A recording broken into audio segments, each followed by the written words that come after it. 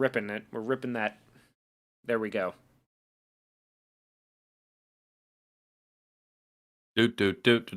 Talking about crime and how we deal with it in the movies in the 1970s. It's Always Sunny in San Francisco. San Francisco and New York in the 70s. Man, it's hard to imagine. And Chicago. a more pleasant place to be. Hello, Doctrine, there in the chat. I hope you're doing well.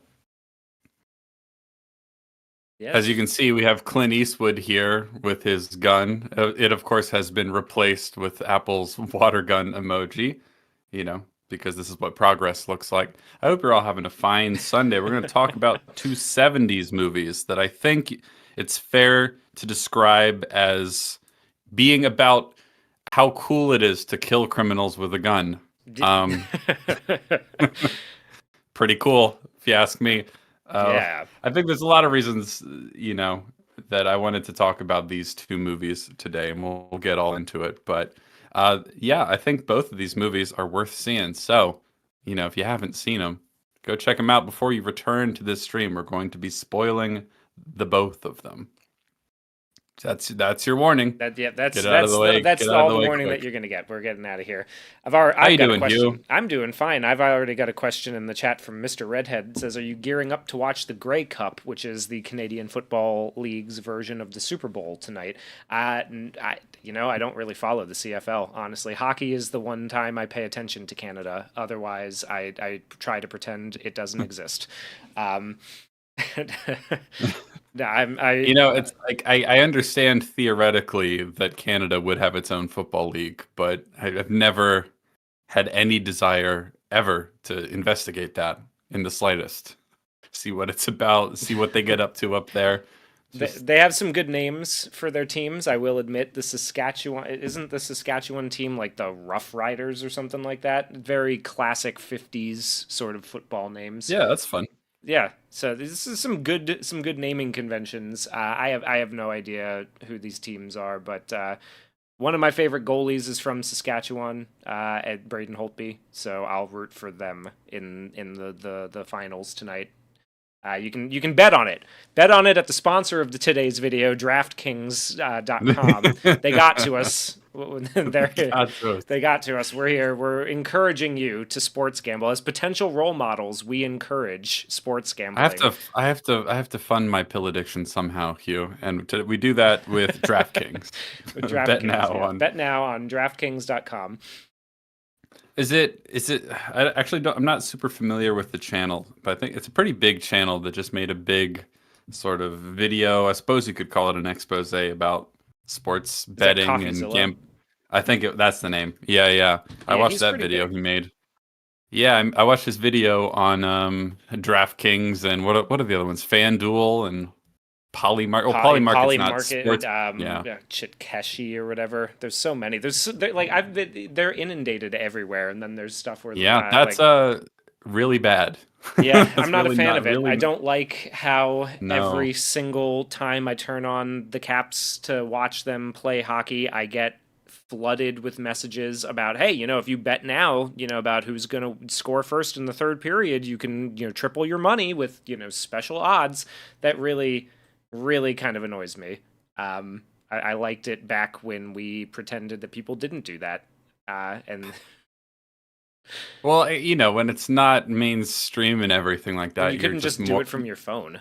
Where you actually had to go and get be a whole bunch of in young person. men just gambling their lives away on it. I think the sort of mainstream and widespread proliferation of sports betting and gambling in general is something of a parasite on the natural male tendency for risk taking, which should be used in much healthier ways to make society better, but instead it's being wasted on sports betting. So, the occasional bet every once in a while, that's fine. You play a little poker with your friends, but I just feel like it's going to do irreparable harm to millions of people. Every now and the way then we're it's doing it fun to now. like when the, playoffs start for the NHL, I like to put about, $5 or $10 down on the worst team in the playoffs to win the whole thing, because if that ever somehow works off out for me, I'm going to make a killing.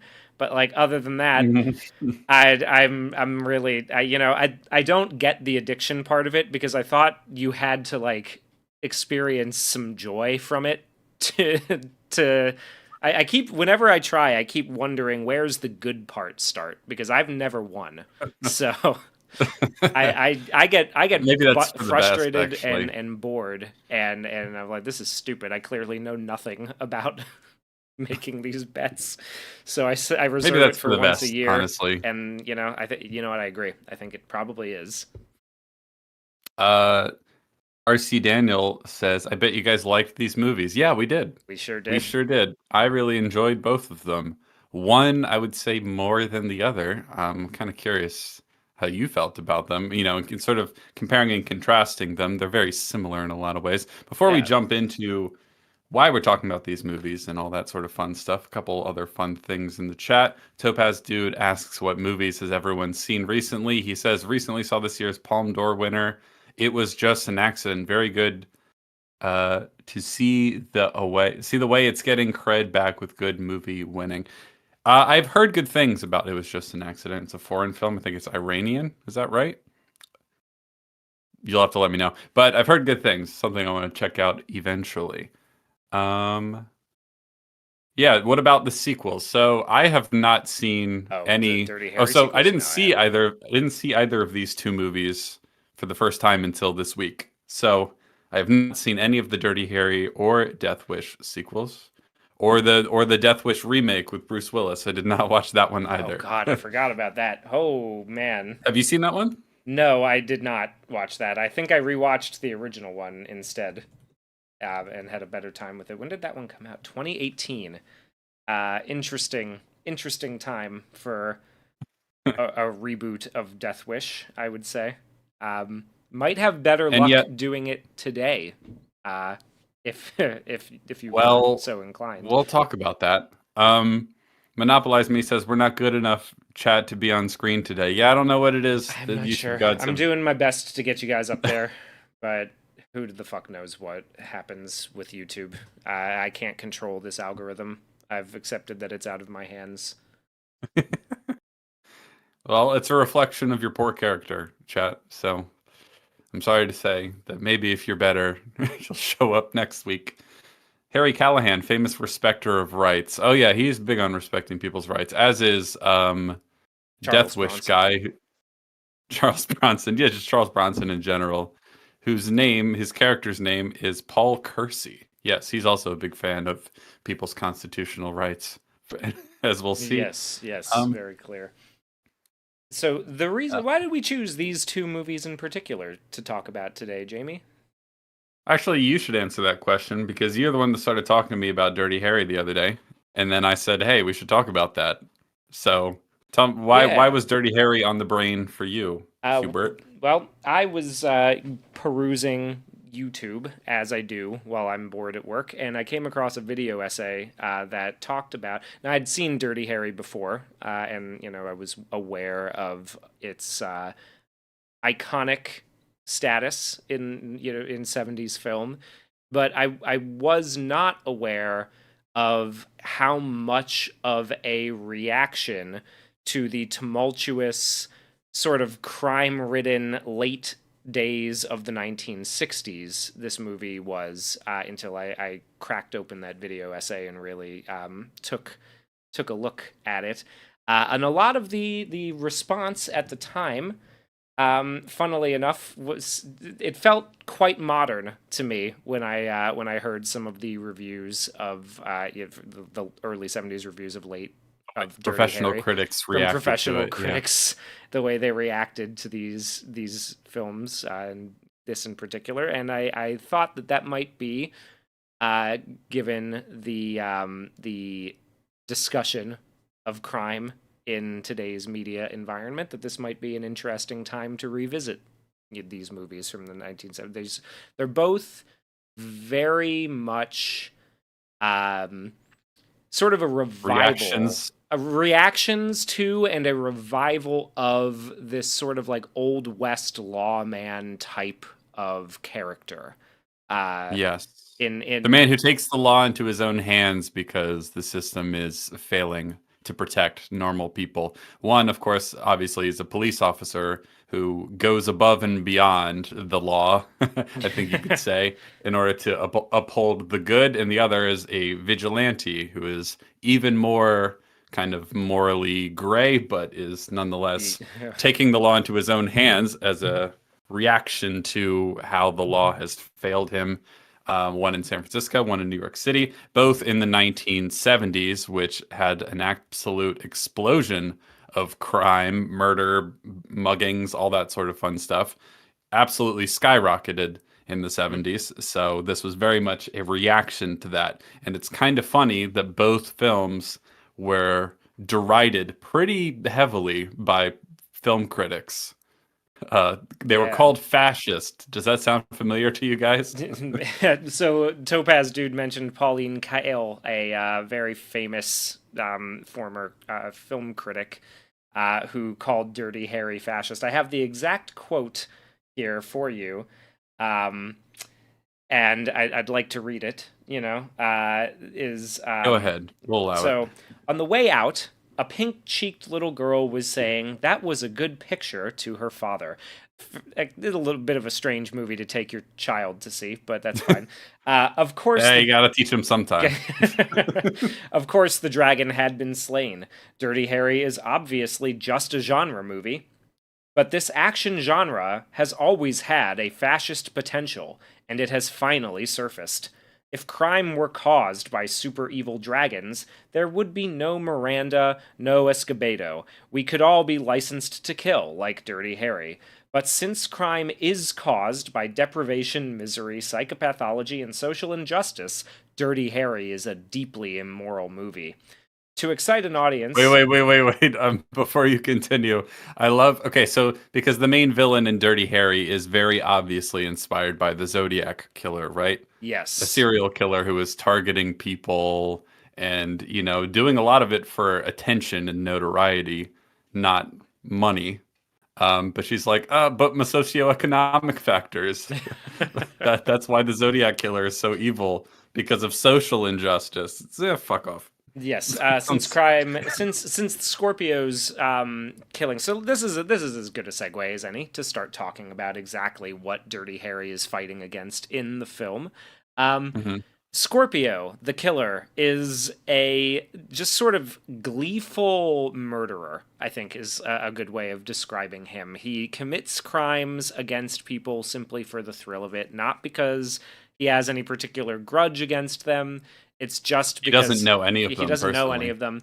He's, attempting to blackmail the San Francisco Police Department into giving him money by threatening, basically threatening, like, hey, if you don't, give me this cash by this point, I'll either kill a Catholic priest or a racial slur. Mentioning that the movie does not really present it as if he really wants the money and that's what he's after, but he just enjoys blackmailing them and seeing if he can get the entire law enforcement establishment to bend to his will.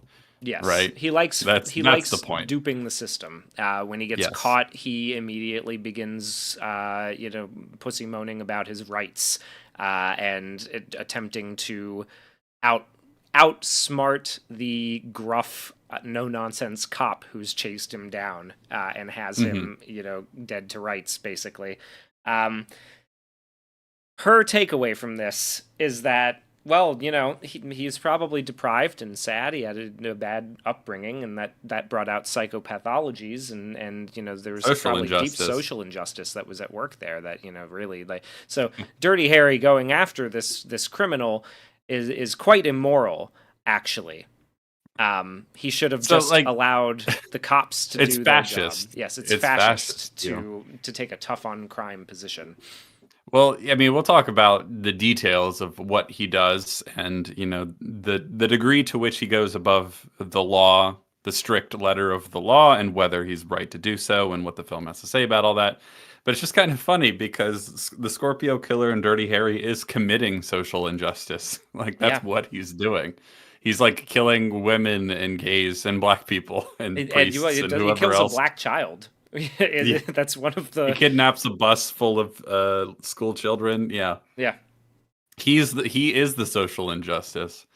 And Dirty Harry, called dirty in the movie not because he's corrupt, but they give him all the dirtiest jobs, right?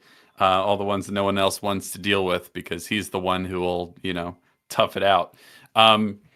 He like is chasing after this guy, and at one point, this kind of a really pivotal moment in the movie is when he catches the guy. He shoots him and incapacitates him, and they're like, "Oh, we actually." A lot of this evidence that you acquired by finding his like where he's living in a like stadium, like in a janitor's sort of like sub basement for a stadium. Like, oh, we didn't have a warrant, so we can't use any of that evidence and things like that. So he broke some of the, the laws and rules that are designed to prevent unlawful search and seizure and all that sort of stuff. But in the context of the movie, everyone watching is like, yeah, but like obviously he was trying to protect this woman. And also you could also quibble about whether that actually matters or whether that would work because he's not living in a house, he's living in a stadium. Yeah. But we could quibble about the details of how the movie presents it. But the movie is quite clearly like, oh, he's going to get off on a technicality. That's unacceptable. So we give the job to a cop who's willing to bend the rules a bit in order to protect the overall good itself, right? And in the movie, there's no denying the guilt of this guy, right? Yes. So now you can say like, oh, well, that's not ideal. We don't want people doing that. We don't want cops doing that. But as we'll see with this and Death Wish, I think to call that instinct fascist is just insane. I think that instinct is like, oh, well, crime is skyrocketing in our cities, and it doesn't seem like the system is doing anything to stop it.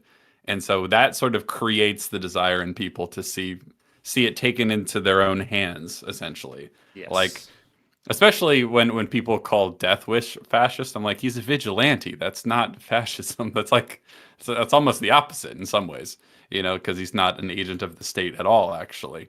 But yeah, some of the reviews for these movies, the reactions at the time are really insane. There's one in particular, one for Death Wish, that I found really interesting. I think it's kind of relevant.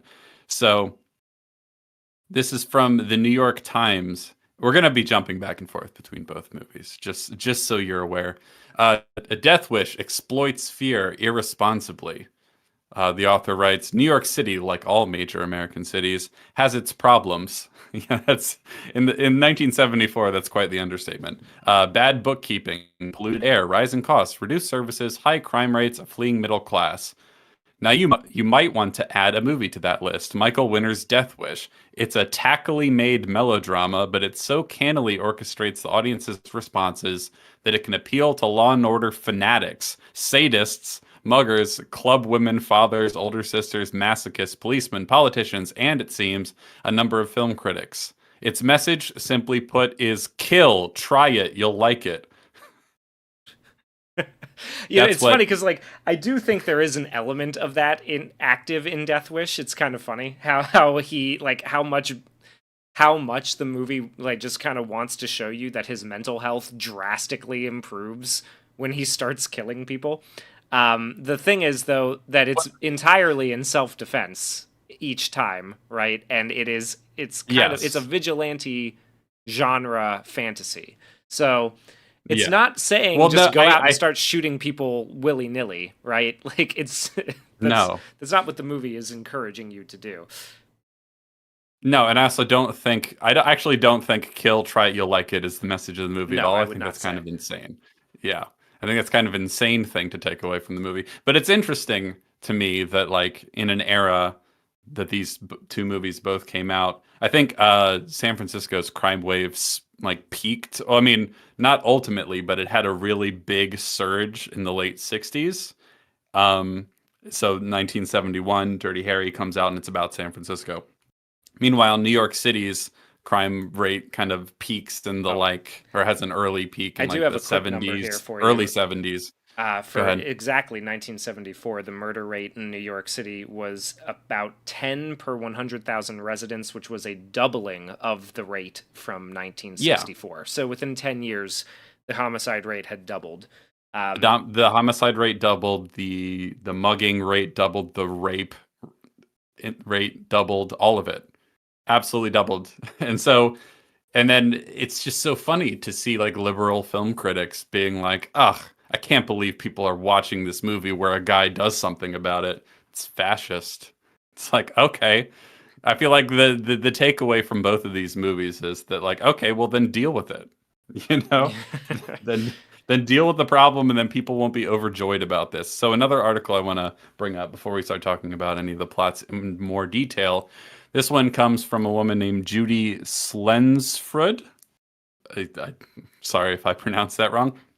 It's called What Do They See in Death Wish? This came out in September 1974 in the New York Times. Death Wish is a highly controversial film about a respectable upper middle class New Yorker who turns vigilante after muggers murder his wife and rape his daughter. That has become the most discussed and debated film in these parts since The Exorcist. Despite its very mixed reviews, 6 vehement yeses, 6 mixed, and 6 vehement no's from the major New York critics, crowds have flocked to the Loews theaters where it is playing, breaking box office records. At the Cine at 86th Street and 3rd Avenue, the first week's gross of 70,000 even topped the previous house record set there by The Godfather. The moviegoers. I didn't know that. This movie did pretty well. I think it had a $3 million budget and it made 20 million domestically. It's hard to find info about how much it made overseas. Yeah. But yeah, that's pretty good. There was an appetite for it, you could say. It continues. The moviegoers who pay $4 to see Death Wish don't just sit in their seats calmly munching popcorn. They applaud and cheer wildly whenever Charles Bronson, playing a wooden-faced, once liberal-minded architect named Paul Kersey, dispatches a mugger with his trusty .32 pistol. And perhaps one of the reasons that no race riots have broken out in the theaters is that Bronson is no racist. The victims of his mission to rid Manhattan of all muggers are black, white, and Puerto Rican.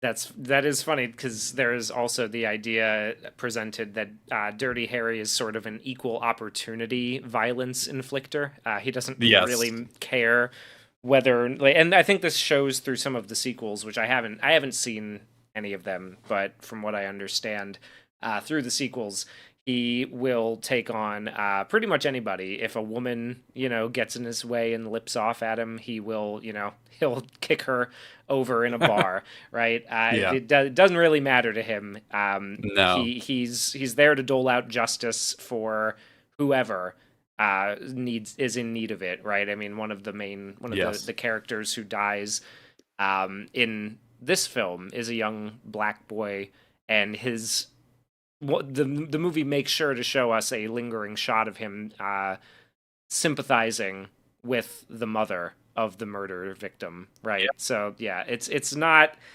There is definitely, as someone in the chat pointed out, the idea that because the main characters are white, the movie must be fascist because, of course, the people who commit, the people who commit crimes tend to be poorer, and poorer people tend, minorities in cities tend to be poorer generally. So there's the idea that this is a sort of it's the same stupid right-wing fantasy, right? It's the same stupid thing that people say about Batman these days, where they're like a non-zero amount of people. The number should be 0, but there are people out there who are like, "Oh, Batman just beats up poor people." It's like, are you fucking kidding me? Like, are you really? That's all he does he? Yeah. It's like, never mind the victim of like the criminals he tends to beat up. Not when it's like petty criminals and not like people like the Joker, for example. It's like, oh, these are all people that are inflicting harm on other poor people. And so he restores order and justice when the law fails to do so. It's interesting that, vigilantes and all that sort of stuff become really popular in the 1970s. There's another reason I was interested in this. I looked it up when we were going to talk about these two movies. So this is a question I'll put to chat. If you already know the answer, please don't answer it. If you had to guess, what was the year that The Punisher made its debut in Marvel Comics? Don't say it if you know the answer, but if you just had to take a wild guess. What era, like what time period, what year do you think The Punisher would have made its debut? See if you can Yeah, guess. see, wow, I wonder, is the theme of today's stream, would it have anything to do with that? We'll give people another second to put their guesses in. The Punisher's another character who I think a lot of liberals today are like really hesitant about, and they're like, "Ooh." I can't remember where I heard this, but someone's talking about like, Joss Whedon talking about working on more comic book movies. It's like if he took over at Marvel, he'd be like, "No, we're not doing the Punisher," because he hates the Punisher because he's there's just a lot of people who can't stomach that sort of character, and it's like, well, then don't create the circumstances from which people want that sort of character. People are guessing the 70s, 73, 75. Ooh, an early one, 66. Someone says 85. The correct answer is the exact same year as Death Wish, 1974. Oh yeah, Imagine there it that. is. Who could have guessed? So I also saw somebody in the chat, Mr. Redhead, mentioning The French Connection, which came out around the same time as Death Wish and Dirty Harry, but gets overwhelming praise. Pauline Kael mentions The French Connection in her review of Dirty Harry. And here's her justification for why that movie is far superior on the moral, it holds the moral high ground. Dirty Harry is not one of those ambivalent, you can read it either way jobs like The French Connection. Inspector Harry Callahan is not a Popeye, pork pie hatted and lewd and boorish. He's soft-spoken Clint Eastwood, 6'4" of lean, tough saint, blue-eyed and shaggy-haired, with a rugged, creased, careworn face that occasionally breaks into a mischief-filled Shirley MacLaine grin. He's the best there is, a Camelot cop, courageous and incorruptible and the protector of women and children, or at least he would be if the law allowed him to be, but the law coddles criminals, it gives them legal rights that cripple the police, and so the only way that Dirty Harry, the dedicated troubleshooter who gets the dirtiest assignments, can protect the women and children of the city is to disobey orders. Another interesting thing that it might be good to point out here, too, by the way, is that the Miranda rights law, when Dirty Harry came out, was rather recent. That didn't start until 1966 at the earliest. Oh, interesting. Yeah. I didn't know that. So that was pretty new. The idea that you had to inform a arrested criminal of his constitutional rights before beginning interrogation. It was decided in the Supreme Court case Miranda v. Arizona. So that this I didn't movie, realize that was so new. That's quite recent. So that you could view this pretty much as a way of the cops sort of looking back and being like, maybe this wasn't a great move. Maybe you've handcuffed us a little bit here. As Tarantino puts it in his book, less fascist, more reactionary. It could be. Yeah, it's literally a reaction to the degradation and the decline in the safety and just nature of society that the system seems to be failing to do anything about. It's interesting that both movies are not, because they're focused on the street level actors, right? The vigilante and the police officer. They don't really go too much in like what sort of like top level policy decisions are resulting in this explosion of crime or other factors, right? It's not really about that. They are literally just normal people reacting to these circumstances. So I think, reactionary is just a better description of what this is. In the same way that like Batman is a reactionary character. Yeah. So basically, the argument, as people are saying, is that the reason that Dirty Harry is bad and The French Connection is good is that Dirty Harry is a nicer person to look at. And he doles he's out. Too likable. He's too likable. Yeah. He's too handsome and too likable. Yeah, because I suppose the argument is that is biasing audiences in favor of the things he does. And it's like, but Topaz Dude is very correct when he points out that Popeye and the French Connection is way more racist. Yeah. Like, he actually is racist. Whereas, like, Dirty Harry's not racist. Like, explicitly not. It just doesn't even come up. Actually, like there's a fun line where he's talking about how he's an equal opportunity bigot, where he just rattles off a bunch of other slurs. It's funny. And then his partner, who is of Hispanic descent, right, asks, "So how does he feel about Mexicans?"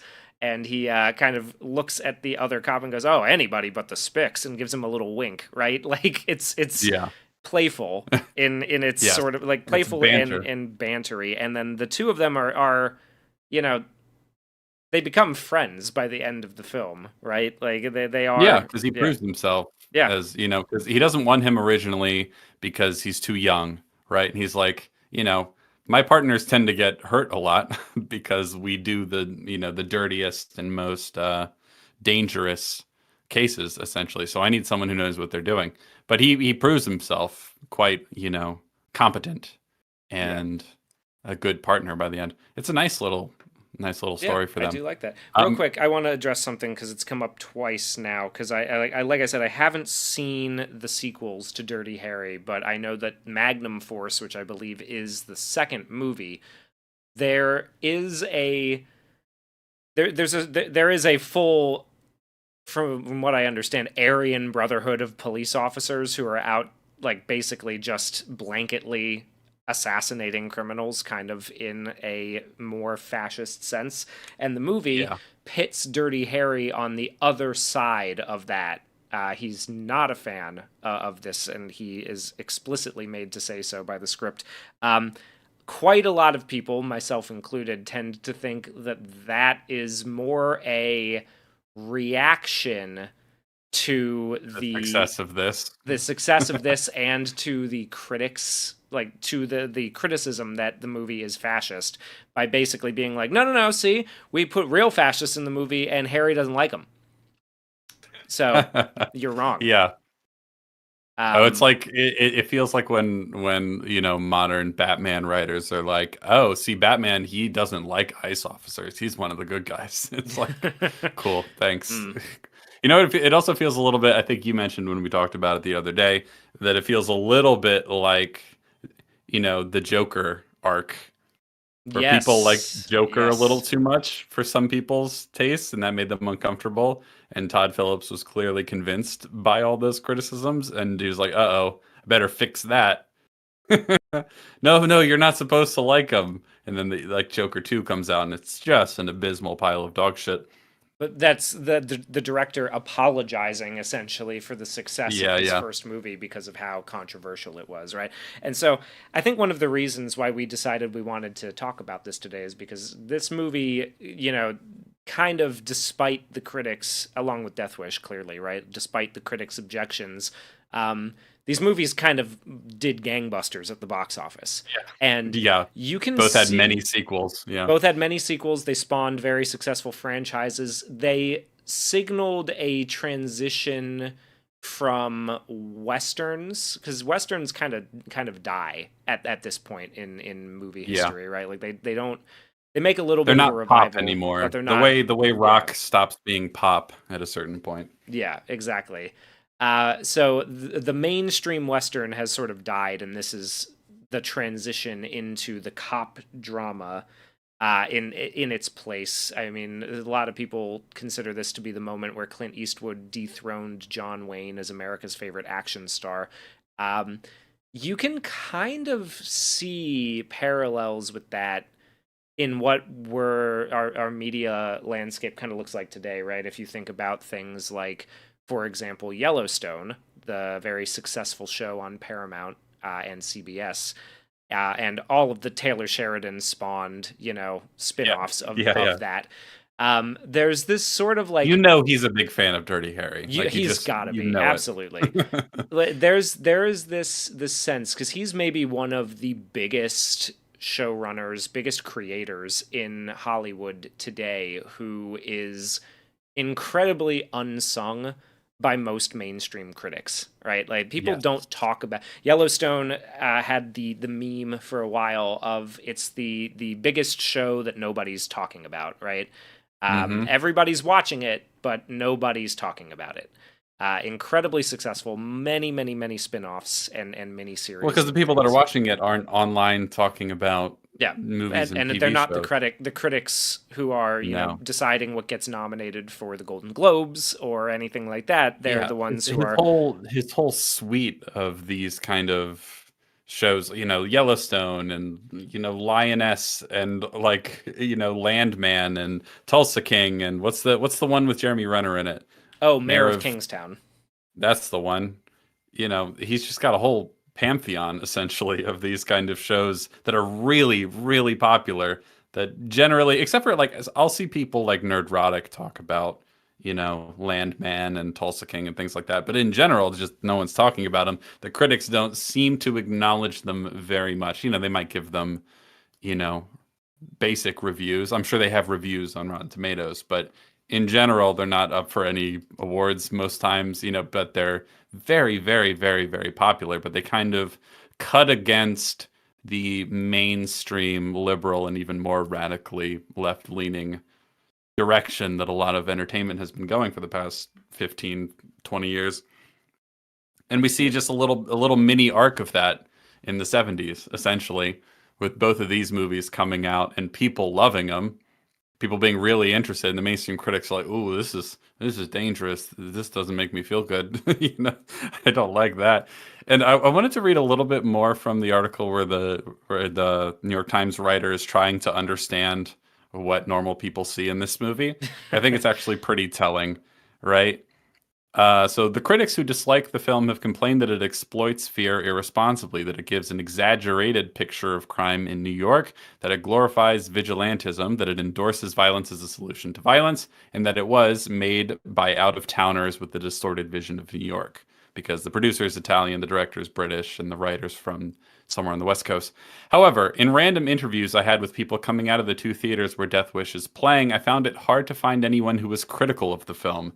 Of the 30 people I talked to, only 4 objected to it. The others loved it. Quote, "It's great. This is the second time I've seen it," says George Flynn, a 47-year-old Manhattanite who describes himself as a poet. "It's very entertaining and very lively and tremendously well done. I don't necessarily agree with the vigilante philosophy, but the movie is so entertaining that I don't bother with the morality." Several of the Nice. moviegoers said they want to see Death Wish only because of Charles Bronson. The crowds at both theaters were a mixture of well-dressed older people and casually dressed youths. The number of moviegoers over 40 seemed to be higher than is usual these days. I think it's lovely. A very comfortable picture, says Ann Mitchell, a white-haired 62-year-old secretary from Queens. That's a crazy thing to say about Death Wish. Yeah, it's a very Is that it's comfy. comfortable. That's my cozy watch. Just like You know what? But you know what I think that means? I think that it's comforting to see a film like take justice seriously. You know what I mean? Like it's Yeah. affirming in that way. That's what makes it comfortable, I think. Um, Two couples who walked out of the Astor Plaza Theater at the same time had wildly differing opinions of the film. Quote, "Not at any time was it racist," said Lorenzo Powell, a black 23-year-old teacher's assistant. Behind them, Joseph Delon, Delon, 30 of Brooklyn, an Oriental who described his occupation as a bum, shouted so people entering the theater could hear, "This is the worst picture I've ever seen in my life. A white man can get away with anything in America. I've never seen so much racism in my life." So some quote unquote Oriental bum was shouting outside the theaters about how racist it was. That's pretty funny. That's fantastic. It's okay. There's one quote I wanted to find really quick. This is someone who's critical of the movie.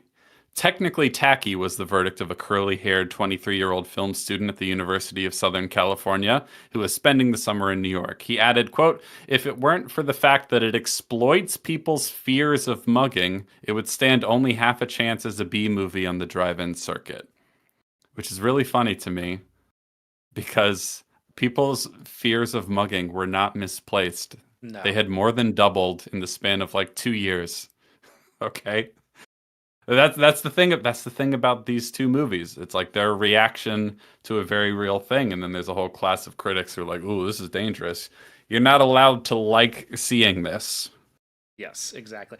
Well, and yeah, there's you're not allowed to enjoy these movies because they are pseudo-fascist propaganda in favor of, you know, the law and order side of things. Now, one of the things that I find very interesting about both of them, and it is that they both kind of take they take lots of cues from the old Western values, you know, Yes. the old Western lawman values, right? So like in Death Wish, for example, a big turning point for Paul's character is that he goes to Tucson, Arizona, and he sees a reenactment of like an old West saloon town shootout, and he's kind of like taken by this, and then he, you know, his latent superpower of being a great shot, despite his conscientious objector status in the military, comes to fruition, and he gets a gun, and, you know, like now he's filled with renewed purpose, right? And then for Dirty Harry, we've literally taken the guy who killed the Western with the Dollars trilogy, you know, like the best, like created maybe the best Western trilogy of all time, right? Not even maybe, definitely the best Western trilogy of all time. And we've just kind of given him the cowboy gun, a big 44 Magnum, and put him in a cop, you know, uniform instead to clean up the streets of San Francisco. So we're taking those values and bringing them back. There's a revival of that Western sort of blasé attitude towards crime in the city. And Taylor Sheridan clearly, I think the reason that I bring up the parallels is because I think Taylor Sheridan clearly taps into that in his work. He's very, like, most of his stuff, his early stuff in particular, like Hell or High Water, which I saw somebody in the chat mention, that's described pretty often as a neo-Western, and I would say that it definitely is, right? Like, it's pretty great, pretty good movie. He has. I would also add that both the fact that both of them have revolvers is Yes. another indication that they're taking a lot from Westerns. Well, yeah, I mean, Charles their Bronson's iconic character guns. is like literally using a gun that he got from a cowboy in the West. So, I love that so much. Yeah. You know, go ahead. No, go ahead. You know, perhaps the most controversial opinion I'm going to have on stream today is that, like, I really like Death Wish. I think Death Wish may be even slightly better of a movie overall. That's my hot take. You know, broadly, I would say that I think Death Wish is actually a better made movie overall, but that the climax of Dirty Harry is better and more satisfying for sure. It ends on a much stronger note. Dirty Harry does, but I really like Death Wish a lot. I think Topaz Dude in the chat said earlier that he thought that, you know, Dirty Harry is a classic, and then Death Wish is kind of a tier or two below that. I'm not really sure it is. I think it's actually a very, very solid movie, and I'm excited to talk more about the details of it. But first, we have a super chat from El Pollo. Thank you very much. Who says, "Hey lads, love the streams from Australia. What are your thoughts on Birdman 2014?" Hugh, you go first. What do you think of Birdman? God, I think I only saw it once. Technically, it's a pretty interesting movie, pretty masterfully done. The way that long cut works, I think everybody, you know, that's kind of the common opinion to have on it. I don't know. Overall, I think the music is really great. The performances are pretty good. The technical aspects of it are fine. I think overall, it just I don't know. It doesn't hit particularly. I wouldn't describe it as one of my favorite movies. But I think it's good. Yeah. You know, I'd be down to revisit it at some point if we decide to do that. But I don't know. Yeah, I like Birdman. I think it's good. I think for the reasons you just mentioned, I think it's I don't want to call it a gimmick, but it's central, you know, thing with the faux one long take that's done very, very, very well. I think a lot of the performances are really, really good across the board. Ultimately, the ending is a little unsatisfying for me, but, you know, it's a technical achievement. Aesthetically, it's quite strong. There's a lot of great performances, and there's a lot of really interesting things going on there in terms of like the role of criticism and what happens to this actor who's done all these superhero movies but wants to be seen as like a real artist now, and all the sort of turmoil involved in that whole debacle. It's a really interesting movie. I thought the ending was a little like, okay, I guess it's over now. But Funnily, this is just a fun thing to talk about real quick. So, as your GM mentions, revolvers were still in common service use in the 1970s. And then the FBI didn't officially switch to semi-autos until the mid-80s. Funnily enough, Dirty Harry actually did kind of have something to do with that, because the Smith & Wesson Model 29 that he uses in this movie was a very popular choice with law enforcement personnel and handgun enthusiasts at the time. Then this movie makes it famous, and after this release and several sequels, retailers could not keep them in stock. People just bought them off the shelves like crazy. And so they started looking for other ways to arm servicemen because of that, because it just became too popular of a gun. Yeah. Tobaz Zoo clarifies that he's talking more about his reputation. Yeah, Dirty Harry is certainly, more popular and more of a cult classic than Death Wish is. I think people are sleeping on Death Wish a bit. That's my general contention. I think more people should be talking about Death Wish. I think it's pretty good. But yeah, let's talk about Dirty Harry. Let's go through let's swap over the story of Dirty Harry.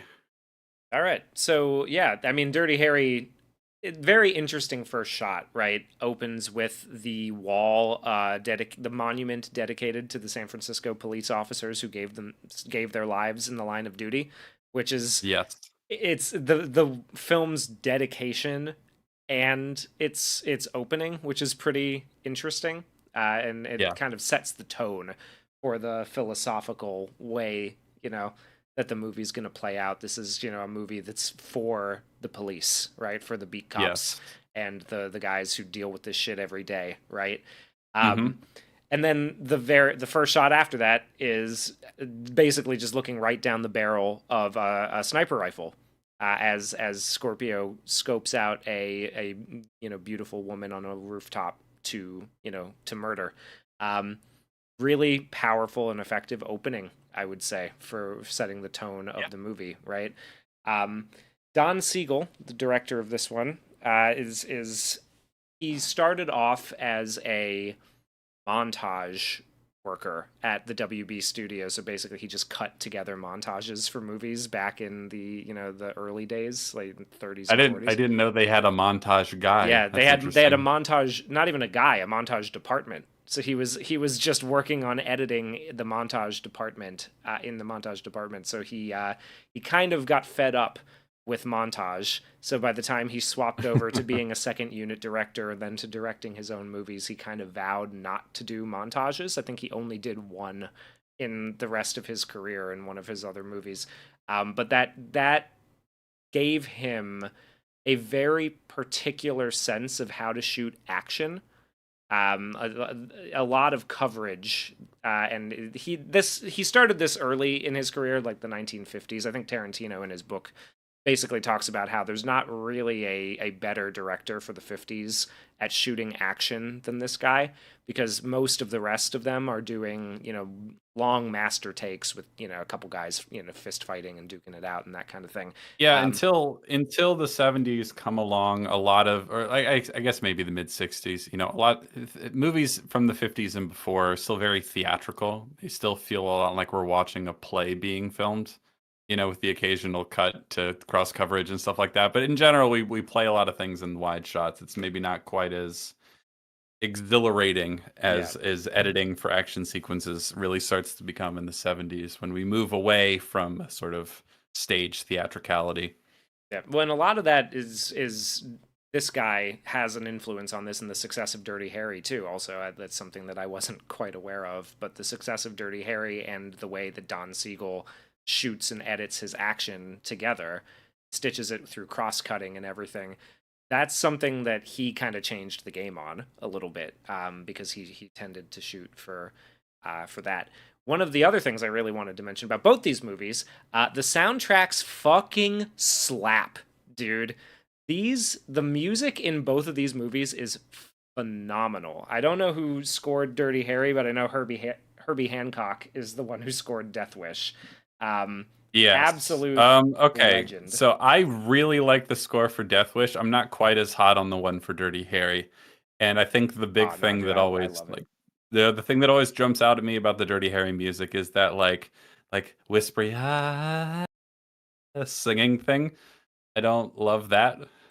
Oh, dude, I love the jazz stuff for Scorpio's scenes. I mean, there's definitely some cool. It's very kind of quintessential '70s funk jazz sort of stuff. But there's like this weird, like eerie female voice thing that shows up a lot. I don't love that. I don't know. I thought I enjoyed it. I like that it's sort of his. You know, and I'm happy you enjoyed it. I'm glad.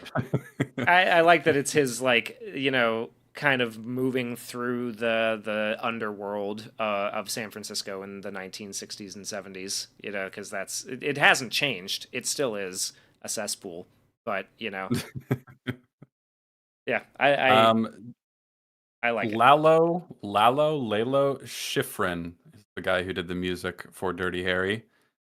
Oh, and he did Rush Hour, the music for the Rush Hour trilogy. So, you know, continuing with his great work. Oh, and he clearly the guy has cop drama on the brain. All right. You know what? That's interesting. He did the Amityville Horror for 1979 as well. And that sort of like female choral thing reminded me a lot of the Haunted sort of way that that makes sense.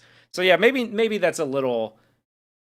Maybe that's a little. I feel like the little haunted female vocal thing is a little. It stands out in a bad way to me. It's a strange thing to do in a cop drama, right? I mean, I guess if it's sort of a horror certainly for a is, serial but it's the killer movie. 70s. We're getting weird with it. Yeah, and, you know, and I'm fine with that. Yeah. So sorry, where was I? We basically just got right. We hadn't even broken into it really. Scorpio shoots a woman in the pool, and Dirty Harry's on scene to. It's pretty brutal. It's fucking like I like the violence in both of these movies quite a bit. It feels very like, oh god, that's hard to watch. You know, like when like the way she sort of writhes around in the pool after being shot. There's also like in Death Wish where the mugger tries to come up behind him and he shoots him. That guy's like writhing around in pain on the ground. It's like, oof. Yeah, that's pretty. Not to say nothing of the brutal rape scene that happens in Death Wish. Yes. But in general, the violence is like, I would say, appropriately difficult to stomach. You know, without being like excessively gory. It's just little details in terms of how it's shot and how the actor dying performs. That like really make it sing, you know? Yeah, that's another thing. It's kind of funny that Tarantino calls out as well. Is like that there is not a better person. Oh, here it is. This is a quote from Neville Brand, who was a star of one of Don Siegel's other movies. He says, Don digs violence and is one of the least violent guys I've ever met. It takes that type of guy to really understand violence. Neville Brand, I think it's probably important to note, is he killed a lot of people in World War II when he was in the military as well. So it's a little bit like Christopher Lee on the set of Lord of the Rings telling Peter Jackson, you know, like I understand what noise a man makes when he gets stabbed in the back. Okay, I've done this before. Tell me. Thank you. Topaz did mentions that he also did the music Lalo Schifrin did for Steve McQueen's Bullet, which is a movie I definitely want to see at some point. I've been meaning to see that for a while. Anyway, so that's on the list of things we got to cover at some point. Absolutely. I love Steve McQueen. Driving a car or doing cool stuff, I assume. I don't know what it's about. But we'll find out. Yeah, fun. Oh, another little fun fact about this movie is that Clint Eastwood took the role, reportedly, because Paul Newman had turned it down due to political considerations. Yes, Paul Newman was like, "No, I'm not gonna be a fascist." I got salad dressing to make. What are we talking? What are we doing here? Yeah, I mean, hey, I like Paul Newman a lot. I think Clint Eastwood's the obviously better choice for this. Yes. If not just because he gives a great performance, but also because his associations, his meta associations with westerns and cowboys, I think that's really important to the movie, actually. Yeah, I think that really drives a lot of why it's such a big success for sure. Yeah.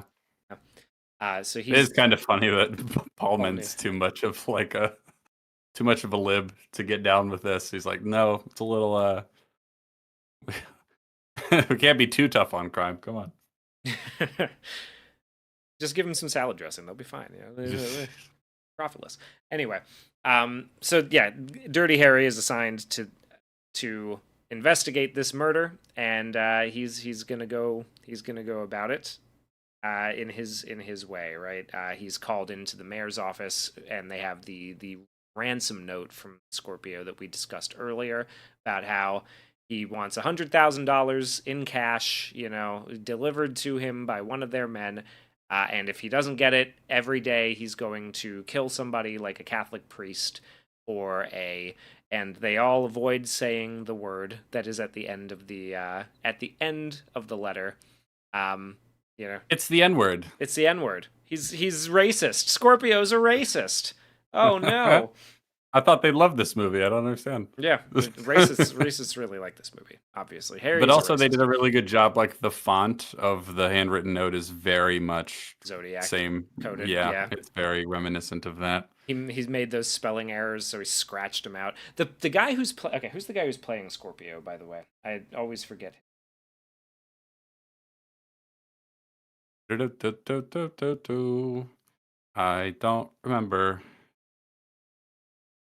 Killer Andrew Robinson. He is such a bizarre looking guy.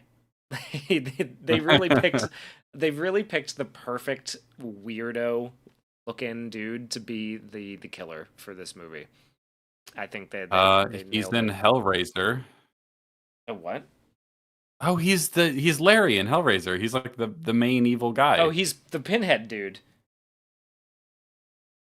No, he's not Pinhead. He's like I guess he's the guy who dies. Oh, okay. No, he's the guy he's the pervert. He's the pervert. Right, he's the dad who gets taken over. Yeah. Oh, that makes sense. Okay. Yeah, because he's fucking weird looking. He's very strange. He's got a little bit of weird look. Someone points out that he was indeed the barber in Child's Play 3. Unfortunately, I do remember that. It's not a good movie. It's also Garak in Deep Space Nine for all you Star Trek nerds out there. Yeah, they picked a great weird looking baddie for this movie. Yeah, he plays the part really well to go against what's her name, Pauline Kael's man crush in Clint Eastwood. Yeah, so he's assigned to the case, and he tries to give some information. I think this is like really where we're introduced to, I guess you could say, the real villains of the movie, who are the bureaucrats, the bosses, the brass, the top cheese. These guys are the ones who are framed as standing in Harry's way the most during the movie. Several times, whenever things are going to go wrong, they're going to essentially just instruct him to, allow the money to be given to the criminal. They're going to tell him, they're the ones who get on him for the torture of the suspect later on, the unlawful search and seizure procedures that he goes through, all of that kind of stuff. And they don't really give a rat's ass what he has to say. They call him in, but he's kept waiting. He's the lead investigator. There's just a great bit of dialogue here. So obviously we're introduced to him at the crime scene, but he's not saying much. He's walking around. We get this whole extended montage with the great music of him going to the other rooftop, finding the casing and all that sort of stuff. But his proper, introduction comes in this scene when he's invited in to talk to the mayor about how what they're gonna be doing about all this. And he has a great bit of dialogue here. So he walks in, he says, "Mr. Mayor," he says, "Inspector Callahan." He says, "All right, let's have it." And, and Dirty Harry says, "Have what?" He says, "Your report. What have you been doing?" It's like, "Well, for the past 3/4 of an hour, I've been sitting on my ass waiting for you." Yep. It's good. It's yeah. good. Good stuff, man. That says a lot about his character in a very short amount of time. It's very efficient character development. I quite like that as like, he really hates having his time wasted. And he views this as like, I could be out there trying to catch him right now, and instead I have to wait for you.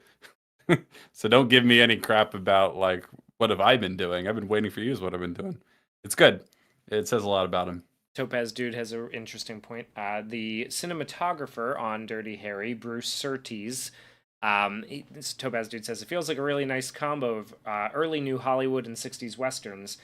He did not shoot any of those, but his cinematography was heavily compared to the Dollars trilogy, which I have a strong suspicion that that's probably why he was chosen for this movie. Yeah. Is that they wanted to get that across. Fun little fact, he also was the cinematographer on Beverly Hills Cop a little over a decade later. I wanted to mention that earlier because like this sort of movie really helped popularize this sort of detective who bends the rules in service of the actual good. You know what I mean? Because that just became so normal that there were like whole comedies with that archetype. You know what I mean? It just became the standard for that whole period, largely because the crime rate didn't really start to go down until like 1990. Like it really surged and stayed high for quite a while in the 70s, 80s, and even some to a lesser extent the early 90s. So like that was just a very, very common and popular trope because that's what people wanted to see. Makes a lot of sense. The other thing I wanted to mention about the cinematography of Dirty Harry, did you know that it was shot in Technicolor? I did not, but it Isn't looks that something? fucking great, doesn't it? Yeah, it says so in the credits, which is really, really interesting to me. There's also like Panavision anamorphic, just it's a very widescreen movie as well. Yeah. It captures the Western feel by doing that, right? Like you've really got these nice wide shots. The colors are very, very saturated, and you got a lot of these great wide shots and stuff like that. It's a pretty well shot movie. I would say there are some night scenes that are like a little dark for my taste, but they only had so much light, and these are anamorphic lenses on this big format. It needs a lot of light, and so there are some scenes that are a little dark, but all the daytime scenes I think look pretty stellar. Absolutely, yeah. So yeah, he's in the mayor's office trying to give them a rundown of the case, and he keeps getting interrupted by other people who are higher up in his chain of command, right? So it's a little bit, it's starting to make you as the audience wonder, like, why the hell is he even here, right? Like, why are they wasting his time with this shit?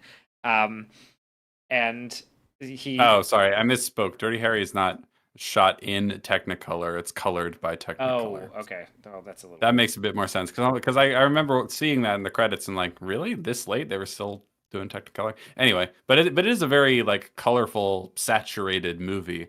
I feel like most people, if they were going to try to make a movie like this, with the subject matter these days, would make it very like grim and desaturated. Not just because that's what everything seems to look like these days, but I do like how colorful this movie is. It's a breath of fresh air. Yeah. So they're getting we get some of the details of what's going on with the crime. He tries to give the details of what the bullet was. It's a 30-06 round, and as he goes into it, basically the other guy is just kind of interrupting and talking over him to be like, oh, this is what you really care about is the political considerations. We're making sure that we do all this right. And they give they decide to give the message to the newspaper, right? There's an argument about whether or not to post, because the requirement that Scorpio put out is if you agree to my terms, put an ad in the newspaper. And they're trying to decide whether or not to do that, and eventually they decide like, oh, it's probably for the best. We should just let's just agree, because if we do, If we don't, we'd end up with, a real bloodbath. We might kill somebody. And he's just kind of like, sure, yeah. And as Harry gets up to leave, the mayor, calls out to him real quick and asks him to avoid any more trouble like he had last year in the Fillmore district. And the trouble, as it turns out, he says, when an adult male is chasing a female with an intent to commit rape, I shoot the bastard. That's my policy.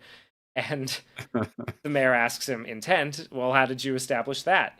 And he says, well, when a naked man is chasing a woman through an alley with a butcher knife and a hard-on, I figure he isn't out collecting for the Red Cross. And he kind of gives his little smirk, and everybody looks around. The captain looks around, or the chief looks around, like, oh my god, I can't believe we said that to the mayor. Oh my goodness, how uncouth of him, right? So we get our character established pretty easily, pretty well on right there.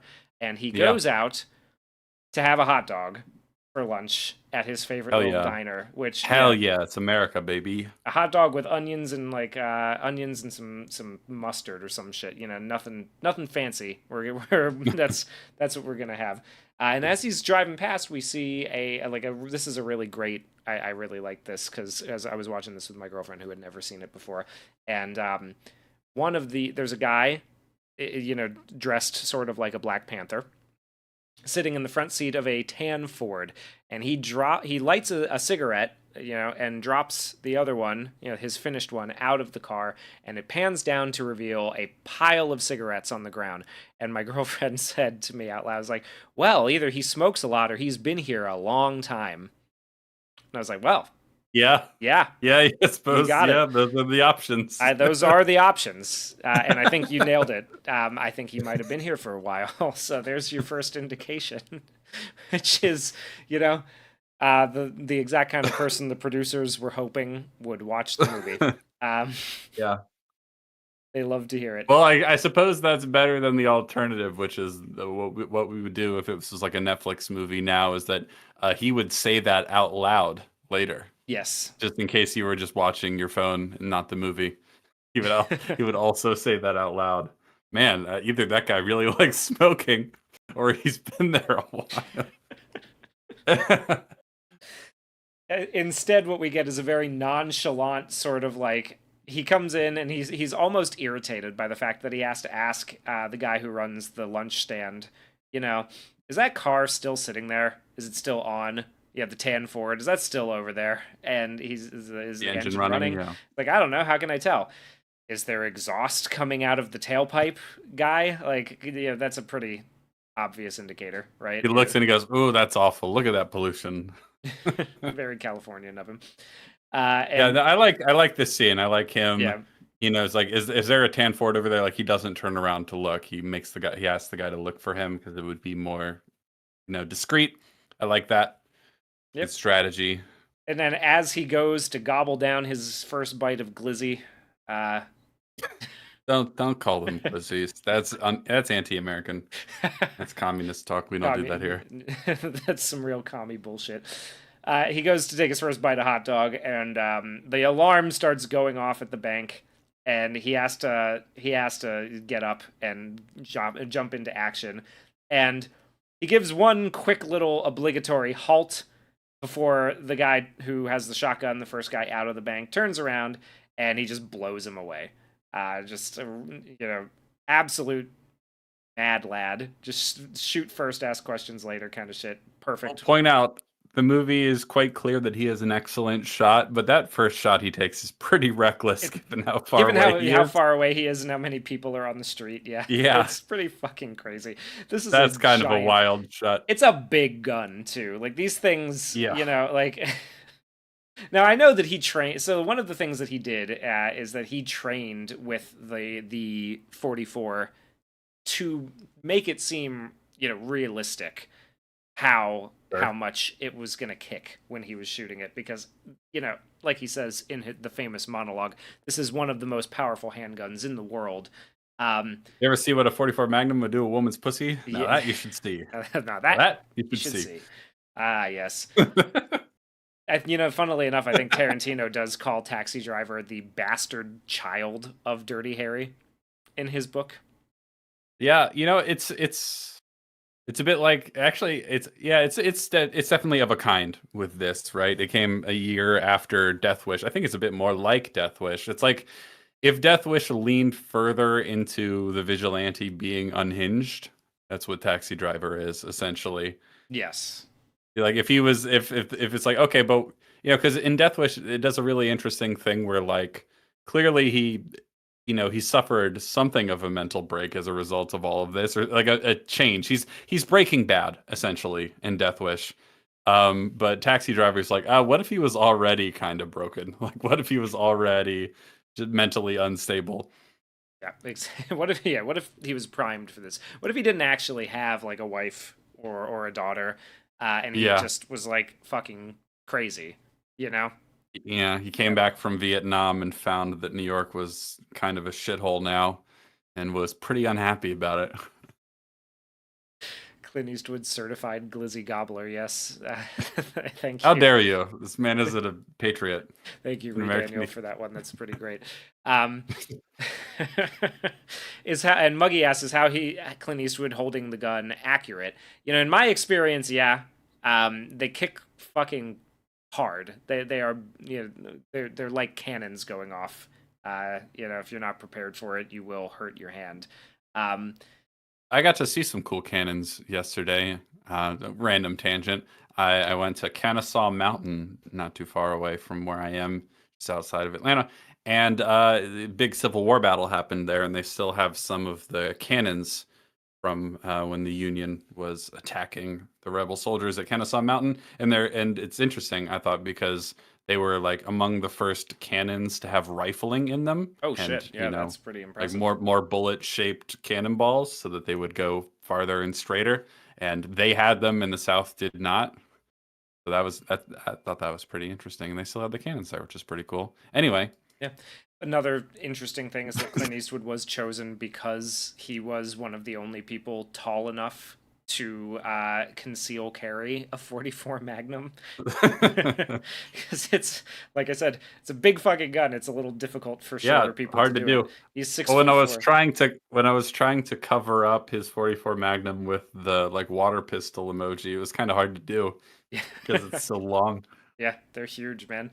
Uh, this isn't exactly like the one that I've got, but it's pretty damn close. What's the one you have again? I got a Ruger Super Blackhawk. I don't know what that means, but it sounds cool. It was one of the, so back in the 40s and 50s when cowboy stuff started getting popular again. The cowboy style revolver started to become really really popular, and people wanted to buy them because they were seeing them on the screen. But Colt and had stopped manufacturing them for quite a bit of time. So Ruger, different company, came along and was like, "Yeah, we'll make you one. We'll make you one. If you'll buy it, we'll put one out there." And so it's a revival of the John Wayne style pistol from the movies. So That's yeah, pretty neat. it's pretty heavy. It's a cool looking gun. I like it a lot. But yeah, I'm excited to talk about when we talk about guns in Death Wish. I really like that scene. It's really yes, really good. Anyway, keep that's going. a really great one. So this is he shoots a couple of the criminals. He knocks over a car by shooting one of them. They run into the I was about to say water fountain. The Fire hydrant. fire hydrant. That's what we call them here. I'm human. Um, they run into the fire hydrant, so there's water everywhere. He's been hit in the leg a little bit, nicked by some shot, and he walks up and he delivers the famous monologue. For the first time, the first of the famous monologue deliveries to the guy who he shot coming out of the bank, the first, and it is, as we all know, I know what you're thinking. Did he fire 6 shots or only 5? Well, in all this confusion, I've forgotten myself. Given this is a 44 Magnum, the most powerful handgun in the world, and it'll blow your head clean off, you got to ask yourself one question: do I feel lucky? Well, do you, punk? And the guy, he blinks in the staring contest, And Harry picks up the shotgun, and the dude says, "Wait, I gots to know." And he turns around and he cocks it, and he goes to fire it, and there's no bullets left. And he gives him that cheeky little smirk, which is pretty great, pretty fucking great, man. It's definitely, if we're comparing these two movies, Dirty Harry is certainly cooler. That's for sure. Yes. The cool factor in Dirty Harry is, it's up there. Pretty solid. I'm going to share with you, Hugh, a really great little shot.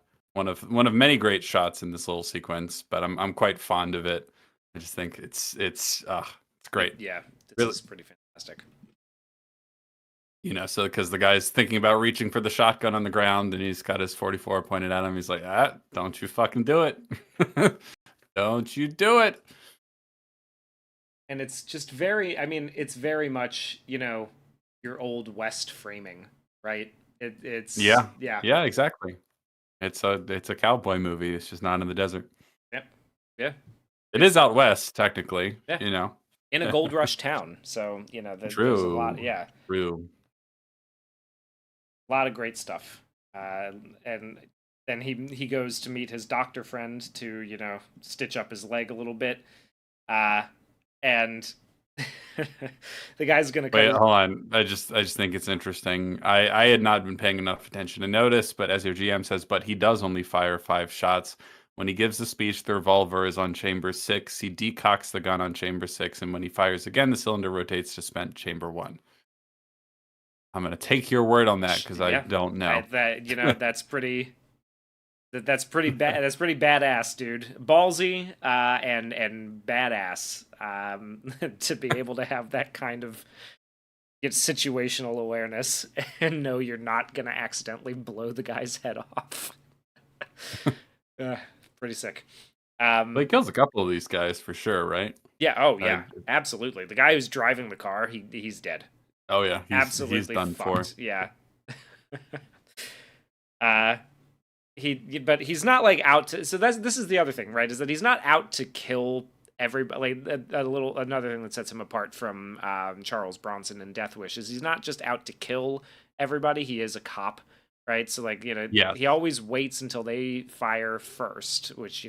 Well, he sees that there's a bank robbery in progress, and then the guys come out. He runs over there. He says halt. They don't, and he pulls the gun on him. The guy turns and shoots. Yes. Yeah, the guy turns and shoots first. So it's like, okay, well in that case, I'm fucking shooting you all. Well, and that's kind of the interesting thing about Death Wish too is that he does kind of wait to see crime in progress first.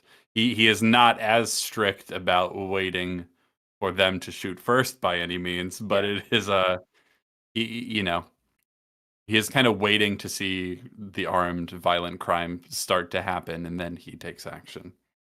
Yeah, I also like the little character detail that we get in the next scene where he goes to visit the police doctor to get his leg stitched up. The guy's about to cut his pants, to get at the wound, and he's like, no, no. I'm gonna take them off. He's like, well, it's gonna hurt. He's like, yeah, these pants were expensive, dude. What you think I'm made of fucking money? No, I can't. I'm not letting you cut these. So the exact line is just fun. So he said, "What are you going to do with those?" He says, "Cut your pants off." He's like, "Oh no, we'll pull them off." He says, "It'll hurt," and he's like, "For $29.50, let it hurt." Yeah, exactly. Me too. Oh, God, man, $29.50 for a pair of pants—that's so expensive. Am I right, fellas? How much was that back in the day? Hold on, $29.50. 1971. Yeah. Let's see. Yeah, that would have been about $230. Yeah. Absolutely not. Yeah, there's some good, like hell you're cutting those things off, dude. Fuck you. He's got nice pants, but he enjoys a nice simple hot dog. He's it's not a he's still eating his hot dog when he's shooting the criminals coming out of the bank. Yeah. That's kind of there's a fun casual nature to that, you know what I mean? You can see how it very much inspires a lot of the sort of maverick characters that come after him, right? Yeah, a lot of copycats. Yeah, well, like basically, Brad Pitt in every movie, like casually eating to make it seem like he's, not quite, he's more, what's the word? Nonchalant. Detached, nonchalant, yeah, and all that. the entirety of Ocean's 11. Yeah, so then we get our Yeah, he has to eat hot dogs because he spent all his money on his pants. True, Trayvon Washington. True. Harry is a He's fashionable man. pants poor. This is another thing about both of these movies that I really like. Right, the '70s fashion is kind of hitting in both of the like. It's at its peak in Yeah, these movies. I would say they look great. Costume design, for a modern period. He's wearing his pretty little good. Yeah, sweaters I and like everything. his It's fantastic. wardrobe in this movie. Yeah. Then he gets his new partner, Chico, and they do the classic new partner ribbing. One of the things that I think a lot of people have pointed out as a response to the racial allegations against Harry in this particular instance is that they roast Chico more for being a college boy than they do for being Latin. That's Yes. that's more of what the movie takes issue with, is that it's a sociology degree from Yeah. Oh, I yeah. love that. First of all, it's that he's young and inexperienced. Obviously, that's a big part of it. But also that he's like, oh, he's a sociology major. So he says, "Did you get your degree?" And he says sociology. And Harry goes, "Oh, sociology. Oh, you'll go far. That's if you live." Yes. You know, just like, oh, you'll fit in right, like you'll fit in perfectly around here. We got a bunch of sociologists pretending to be lawmen, kind of thing. You know what I mean? Yeah. That's the energy of it. Is don't let your college degree get you killed, because I'm liable to get killed along with you. So I'll Yeah. remember that. I It's good. It's the banter. It's really good. I also love, like, when he walks into this room. So this is all done really really well. This shot of him walking Chico down to the apartment. Um, it's Yeah, the all in what, blocking, like, you mean? the blocking is great, right? Like, it's all in one good long shot. They stop outside the door to give a little bit of banter. They get inside. He's immediately like, we're not cutting as they walk through the door. We follow them in so that we're, still continuous, and then we start doing cross cutting as we get into the other conversation. But things are still Sorry. playing out in a long shot. We're doing, Yeah. yeah, there's a lot of great camera motion and work here. It's yeah. I think both of these movies are pretty remarkably well shot and, blocked and edited and all that sort of stuff. They're And it's really pretty. refreshing to see, because, like, if like, we talk about this all the time, but, like, if this was made today, there would be like a million different, like, we'd have a million different cuts. It'd probably be a really bare studio in the back. We wouldn't have Everything's these. medium close-ups. Everything's Everything's medium really close-ups shallow over the depth of shoulder. field. Dirty There's no OTS. Nothing. all the lighting is going to be really soft and not super directional. They're like, I'm looking at some of these shots right now of them just walking around the office. There's a lot of blank white walls and there's like harsh defined shadows that they're Yeah. casting onto the walls. People hate harsh shadows these days. They avoid them like the plague, and it's like, why? Who cares? It looks nice. It looks good. Yeah. Bring back hard shadows. That's what I say. It looks great, dude. And I love how when he walks into this room too, the other cops just It like, oh, looks hey so there, really quick. hero. Sorry, go ahead. Yeah. Hey there, hero. And It's he just goes, it "Oh, looks what's up, fatso?" I love me some fat shaming in old movies. We got to bring that back too. I think that, like, this whole sequence, it looks good without looking like glamorous. Like Yeah, it's a really bland fluorescent lighting, blank walls, white police office. It's not glamorous at all. The location doesn't look good necessarily in any sort of objective beauty sense of the word, but it's well filmed and well choreographed and well lit. So it's nice. I like it because you can make things look really good even if the subject matter is kind of dull and mundane. And I think a lot of people are allergic to that these days. I often think of like Silence of the Lambs, which is one of my favorite movies. A lot of Silence of the Lambs is like, it's winter, so all the trees are dead, and there's helicopter shots over a bunch of, like, not dead, but you know what I mean, bare trees, and this kind of like blank, rather bland, you know, police offices and morgue rooms and stuff like that. It's not glamorous. There's nothing about it that looks pretty, but the film is like really beautifully shot at the same time. yeah. It's and like the way the camera motion accentuates that, right? Is like, you're not getting you're not getting a lot of glamour, and you're not getting a lot of visual interest from the sets behind, right, in the locations. But what you are getting is the camera motion is keeping you engaged by like constantly sort of being by being dynamic, and by having blocking, using blocking to the effect of, pushing the story forward. We're not just constantly intercutting, and then overdoing everything with some kind of like low bit of music so that nothing can breathe, right? You're allowing the audience to absorb the information and, enjoy the visual spectacle of doing it. And it's got like in this, it feels like I'm sure it felt old fashioned, maybe again in a refreshing way, because it's something that happens a lot in, older 50s movies and TV shows. I've gone back and watched, episodes of Bewitched, on Hulu, and you can see a lot of these camera techniques at play even on like things like that, right? Or in the Addams Family episodes from the original show. Yeah. So it's something of a lost art now, I would say. Yeah. Yeah, I think, I mean, this is all going to come down to personal taste, really, but like I think like the 70s, 80s, and 90s as a general era, maybe even the early 2000s to a degree, found a really interesting balance between the sort of more old Hollywood theatricality, which obviously I think is really great, and there's a lot of great movies in that style, but like, there's a lot more sort of dynamism and like a non-theatrical, as in like not like we're filming a stage play approach to shooting things that sort of develops in the 70s and 80s and 90s, where like in that era we had a really nice blend of both.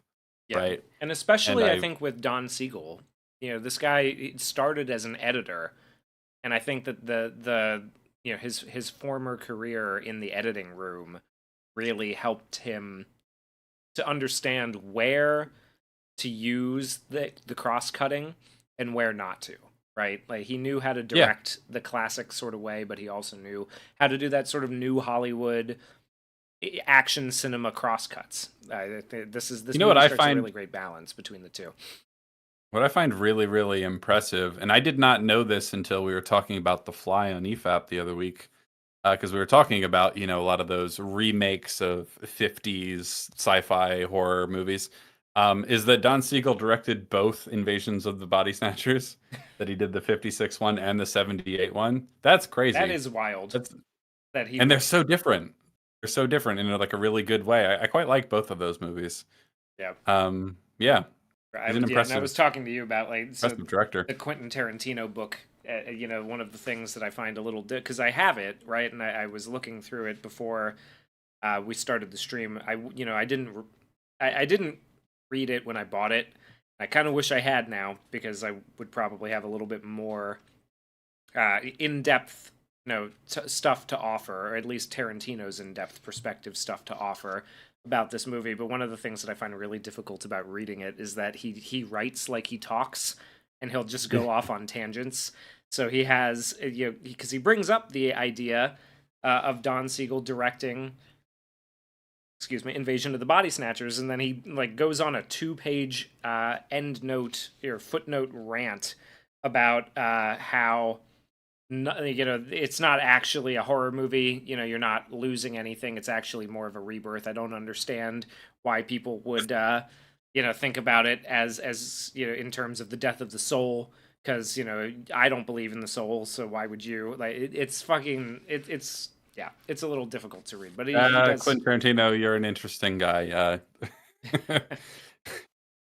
It's really that's there's a really good lesson in Quentin Tarantino, is that he's made like some absolute banger movies, and then some of his opinions are just the stupidest thing you've ever heard in your life, and you're like, the duality of man. Yeah.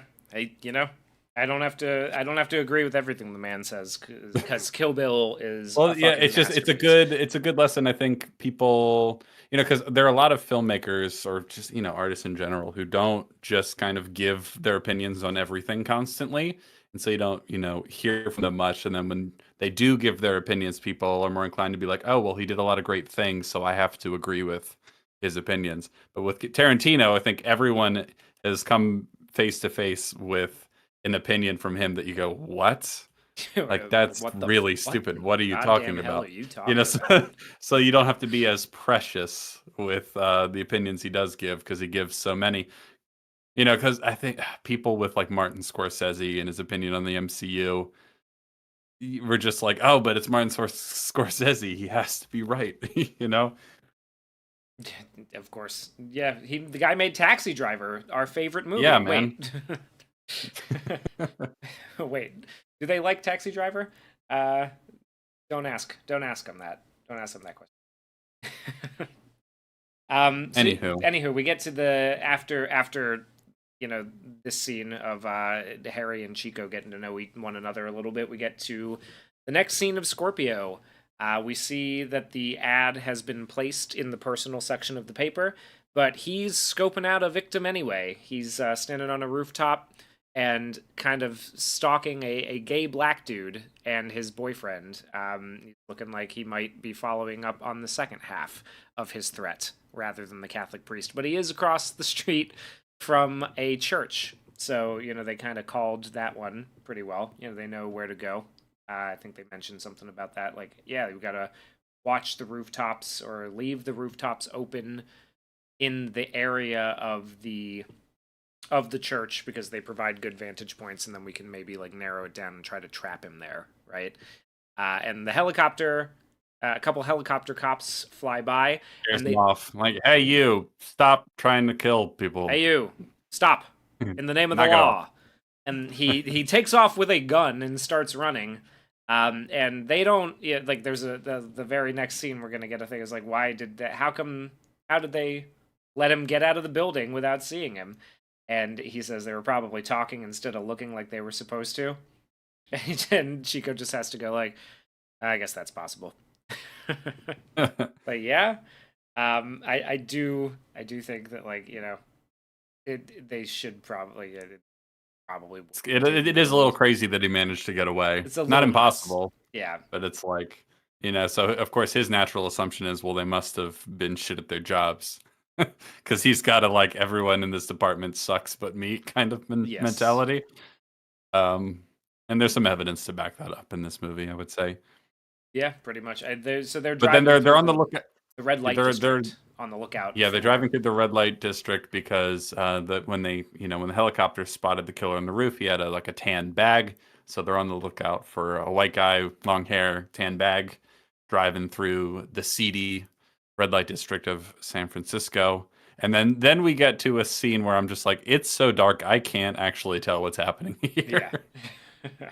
When he runs down an alley. He runs down an alley after a guy that might be the person they're looking for. And it just gets so dark. You're like, what am I looking at? Is this a mistake? What is the app crash? What is happening? And then he finally like stands up on some trash cans to look in a window. I'm like, oh, that's what he's doing. But there's a solid like 5 or 6 seconds where I'm just like, I have no idea what's happening. No idea whatsoever. Yeah, it's pretty dimly lit. It's a little hard to follow. But he's looking through the window of the home where the guy with the tan suitcase has just walked in, right? And the guy, it's kind of a good reveal, right? Because like we're thinking like, oh, could it be Scorpio? Nope, it's Benedict Wong, or at least it's an Asian man. They don't all look alike. My thought was Bobby Lee. He does kind of look like. He kind of looks like Bobby Lee a little bit too. Maybe. Honey, I'm home. Bobby. Bobby. I'm Bobby Mom. I'm Bobby Mom. And so he's like, he gets he falls off the trash can as he's like looking in, as she's pulling off her top, and a bunch of people come up and start beating his ass because they're coming together Death Wish style to protect their neighborhood from peepers and Jeff Goldblum's. Yeah, you got Peeping Tom out here. Come on, fellas. And then all the fellas show up. They're all just hanging out in the alleyway ready to beat up. Yeah, that was a little silly, I thought.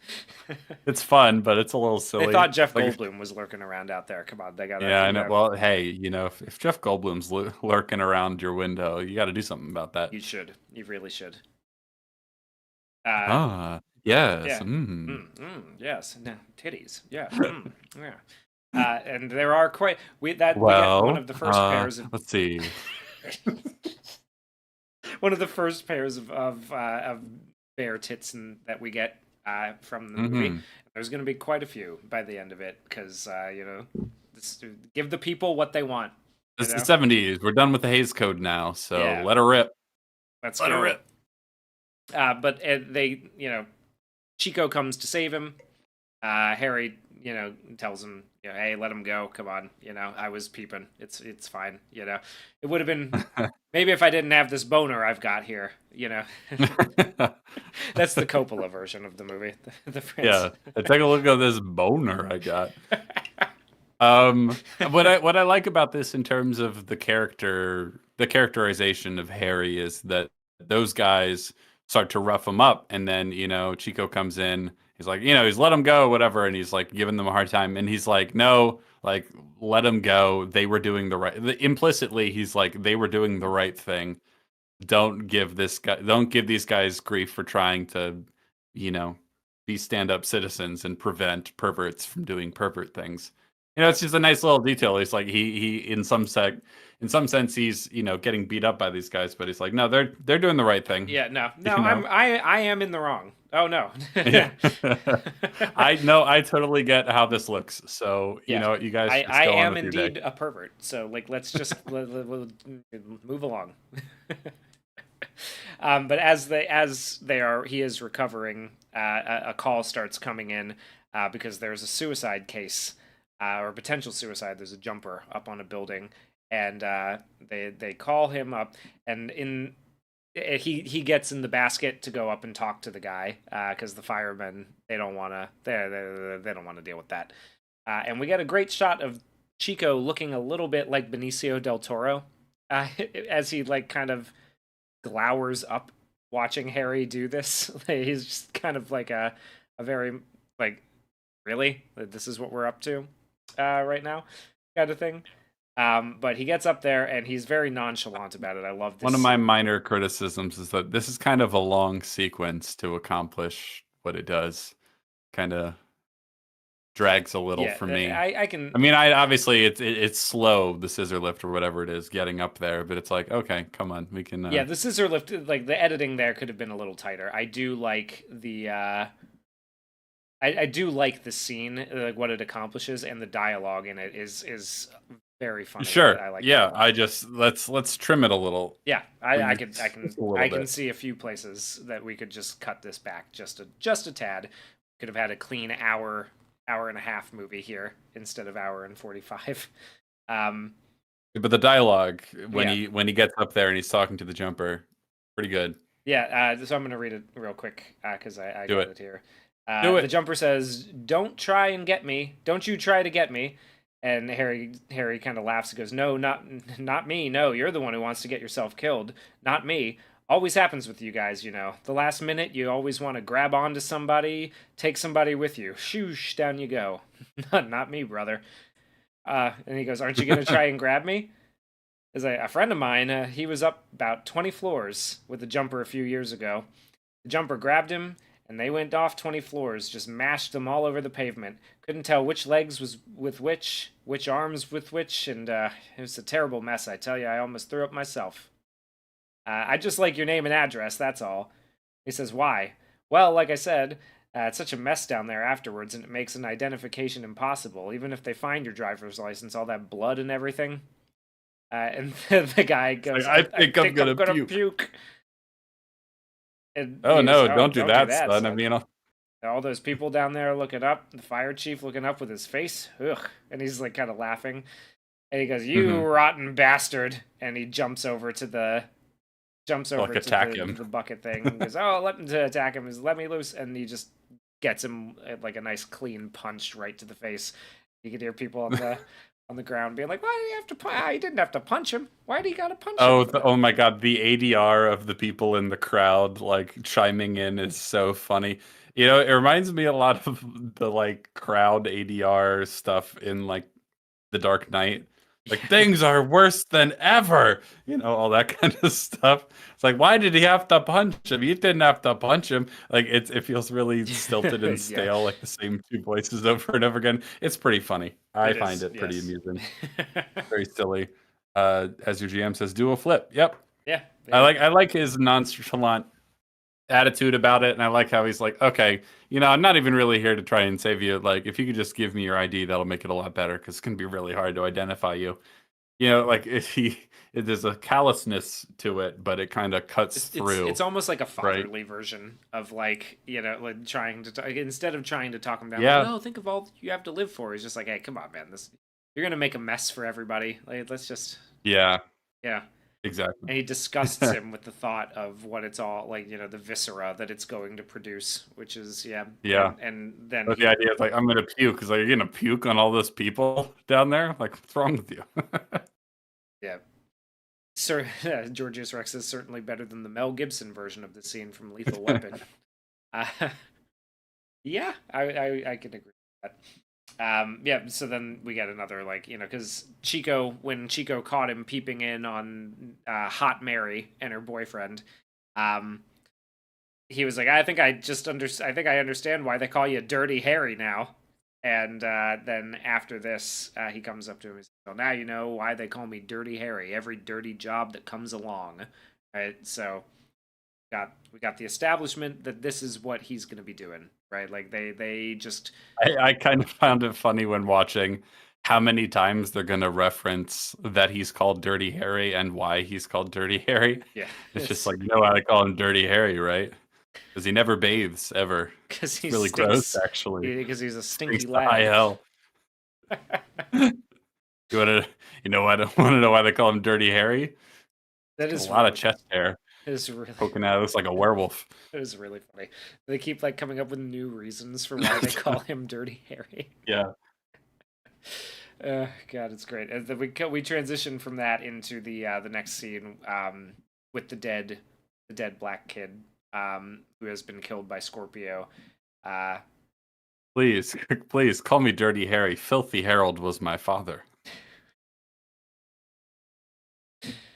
yeah. So they come to examine the victim, and Chico has a bit of a problem. He's not taken well to the homicide. Harry gives him the old classic like welcome to homicide bit. And yeah, so Scorpio has struck again. That is another victim. They managed to get him off the roof, but because they were busy peeping on broads and their Asian boyfriends, they did and stopping jumpers from killing themselves in front of the red light district. They were not able to stop him from killing And Scorpio from striking again. Yes. I quite like the way the actor playing Chico reacts to, because they lift up the thing covering him, and Clint Eastwood sort of grimaces, and the other guy walks up to try and tell him something, then sees it and goes, "Oh Jesus!" Like he plays it really well. It's very believable. Yeah. And relatable. Absolutely, yeah. And so then this is where they start hatching the plan to really like keep all of the rooftops except for the rooftops in this one district in the north end of the city under heavy surveillance, because they're going to try to force him over to this sector because it has a very good view of the church. And Harry's justification for that is that he already fulfilled, one half of his promise. He might just figure he owes himself a priest at this point. So that's their plan. Is they're gonna try to ambush him as he goes to fulfill the next half of his promise. And I like the touch here too about like how the priest of the church knows that he's being set up this way, so he's staying a little bit late and he volunteers for it. Which It's nice. that is nice. That there are good people in the city. I love the Jesus saves neon turning sign with the red and the blue. That's really hip. I like that, the way they're standing under it with their binoculars, like checking out all the different rooftops looking for Scorpio. They're under this thing that has spinning blue and red lights, but like the light that's cast on them is just purple. It's like that's just fun. Yeah. Like, does that really make a lot of logical sense? No, but it looks cool. Instead of shifting from red to blue, it's just purple. It's cool. I like it. Yeah, it's There's a great. lot of fun. There's a lot of fun, colorful lighting in this. This was the scene where I realized. So I had been watching a show, an old '90s anime called Cowboy Bebop, and like I wasn't I've like, heard of that. yeah, it's frequently cited as being one of the best animes of all time. And I story-wise, I feel like the plots are really good, but like some of the dialogue and everything can be a little disjointed at times. I think that probably comes down to translation things. But one of the things that I really love about it is the visual style and aesthetic. And I would say it's pretty clear that Cowboy Bebop took a lot of heavy inspiration from this movie. Both with the way that it uses like funk jazz in its score, with the way the character designs are done, with the way the neon and everything like that, the shots designs. So this scene really like I kind of hit me. I was like, oh, okay, this is why this is what I like in that show. This is where it comes from. I would be willing. It's a really to cool bet. sequence, and they get into a big shootout with Scorpio because they see him, but he's got like an automatic rifle and he's spraying them. So like they get into this pretty big tense shootout with like the neon lights and everything. It's pretty, simple. Like there's not a lot of dialogue to it, but it's a really effective scene. It's got a lot of cool style. Yeah, well, That's and I going think for that it. another thing here, the one of the important driving parts of this, right, is that he's, looking through all the rooftops and everything, and he gets distracted by a, pretty young woman who's inviting, another couple over for an orgy, right? And He kind of looks at them like, oh, kids these days. he Kind does, of but thing. he also goes back, like he peeps on her a little bit, and he's like, "Ah, you owe it to yourself to have a little fun, Harry." And then he keeps watching. Yeah, So yeah. like he's distracted by the overwhelming lesbian sex of San Francisco. So he doesn't see when Scorpio comes out of the door to get started. So he has to scramble a little bit to cover his Yeah. ass. So really, He's a the red-blooded villain, American male. once again, the villain is liberalism. Sexual liberation and Goddamn hippies. yeah, hippies. That's the real villain of this movie. True. If people were just not getting up to weird shit behind closed doors, who knows? Maybe Scorpio never would have. Well, why do you care what's going on in their bedrooms? Because you're distracting good police officers. Because you're Like Harry distracting Dirty Callahan. Harry. Look at this boner he's got. Look at this boner. You apologize.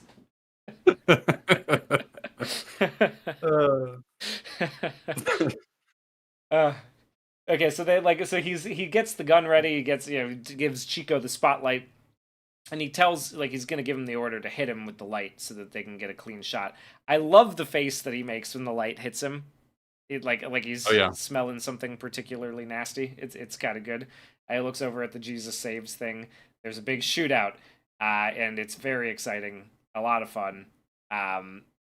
It doesn't go right, but Scorpio ends up just like lighting up the Jesus Saves sign, and on his way out, he shoots a police officer, kills him in an alleyway, and that really he's gotten away. He's escaped, and caused more chaos. So the next Yeah. scene that we get, They get another letter from him. well, they get another letter from him, and they get some photos because he in the process, as this was going on, he kidnapped a 14-year-old girl, and buried her alive, which changes the game, right? Oh, yeah.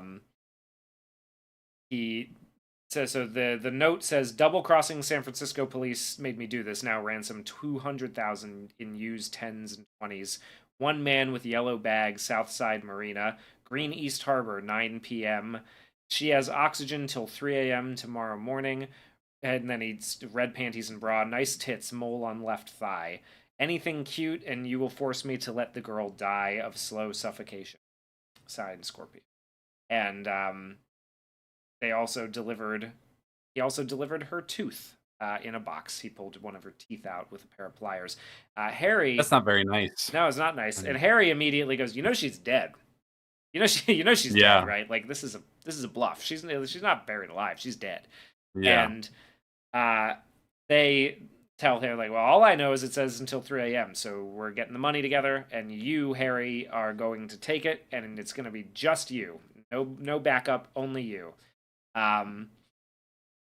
And which then, first of all, I like the detail that he's like, he's not like a professional serial killer profiler yet. That hasn't really come into fashion, or like, that's not widespread knowledge at this point. But his gut instinct is like, no, this guy doesn't want to keep her alive. This guy killed her already. Yeah. And it's just like, ooh, that's interesting. Because of course you have to act like she isn't yet, Yeah.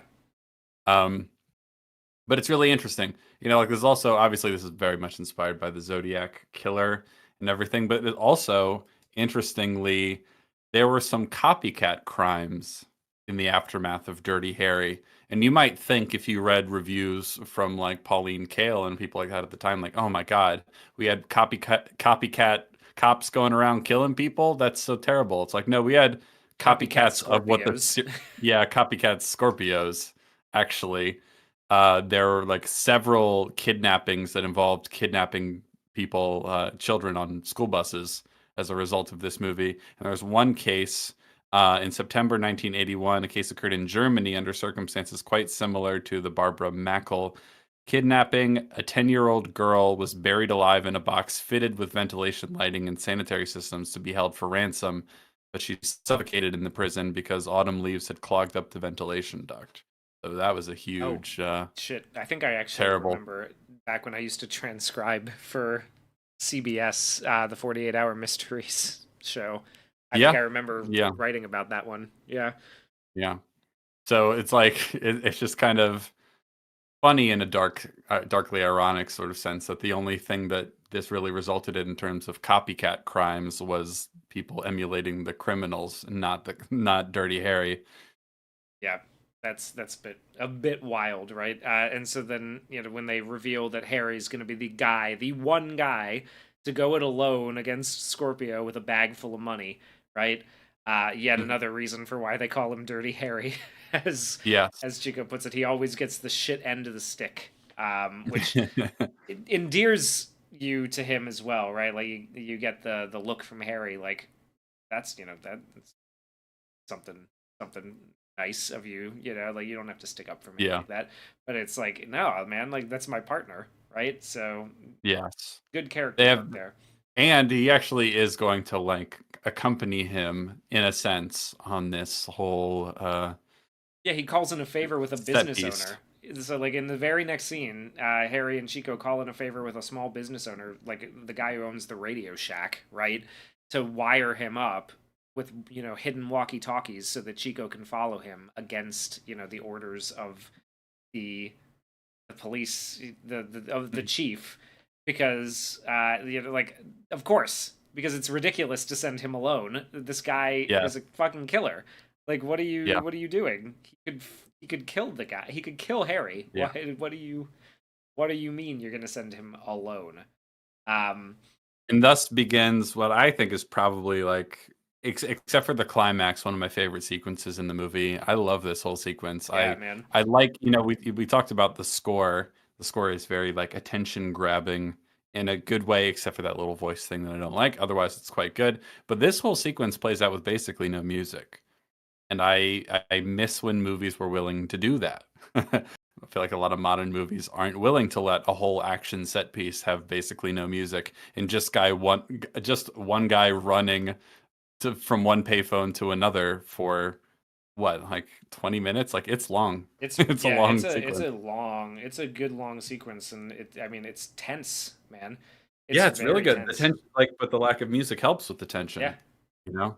Yeah. Because the thing about what music can do in a scene, especially if the music has any sort of steady beat, it can make the time pass faster because you have the steady beat to sort of like got like to carry you through it and carry some momentum through the scene. But if you don't have that, like everything just feels slower. Like, there's nothing to anchor you to in terms of like moving you through the time. So like the sequence feels longer than it probably is. It feels more tense than it actually is because there's no music telling you, first of all, like when the scary bit's going to happen. So the scary bit can happen at any second, and the music's not telling you how long this is going to go on for either. You know what I mean? Yeah. It's really effective. Really, really effective. Yeah, and he has to deal. There's a lot, right? Like, I mean, it's kind of crazy when you think about it, right? Like, you are alone with $200,000 in a single duffel bag on the street at I can night. buy a lot of pants. Yeah, that can buy quite a few pairs of pants, man. A lot of hot dogs. Think about the amount of how much did a hot dog retail for in 1971? Do you think? In San Francisco, not much. I'm gonna say like 50 cents. That's lunch for a decade, at least, right? Um, but yeah, but you think about it, like at night, running from payphone to payphone, like in the 70s, crime-ridden kind of in a crime. Oh, the added little, bit of tension is that, like, if it rings 4 times, and you don't pick up, it's game over. Yeah. So like, and he gives you like just barely. It's like a time trial in a video game, essentially. This whole sequence. Yeah. But like, it's really effective. Yeah, it's really good. And he ends up like there are a couple fuck ups, right? Like he tells him if you talk to anybody on the way, I'll kill her. Like and then you never see her again. Yeah, I'll be watching you. You won't know from where, but not all the time. But I'll never. You won't know from where or when I am watching you. So there's all that kind of tension added on, and he ends up accidentally having to talk. Like he has to talk to an old man who picks up the phone. He has to talk to some guys in a tunnel who try to take the bag from him. Very Death Wish style. They emerge from the shadows and try to steal the money from him. And then he gets up to the park, and there's a gay prostitute who tries to solicit him because he's not sure if it's the dude he's supposed to meet or not. And so there's all this tension that builds up to the point where he gets up to the cross and has his first confrontation, like real confrontation with face to face with Scorpio. And basically he's gonna kill him, right? Like he knocks him unconscious at the cross. He tells him immediately, he's like, I'm just gonna let her die. I changed my mind. I'm gonna let her die. That fuck you. I wanted to let you know before I kill you too. I'm gonna let her die. I got the money. I don't care. And Chico, who's been following, dutifully this whole time, real one that he is, comes to save the day. The switchblade plays a good role. He stabs him in the leg, and that's going to be important. I love the way that blood looks in these old 70s movies too. It's like the bright candy apple red color is just so fun. Yeah, like it's great. I have a good time with that. And he makes it out of the confrontation. The money is dropped. Scorpio has to leave and run away. But Chico's wounded, Harry's wounded, and so now there's an extra level of tension. We don't know. He says he's going to let the girl die, but everybody's still going to be operating under the assumption that they still have time to save her. Which we know they don't. He probably already did kill her. Harry's instinct was probably correct.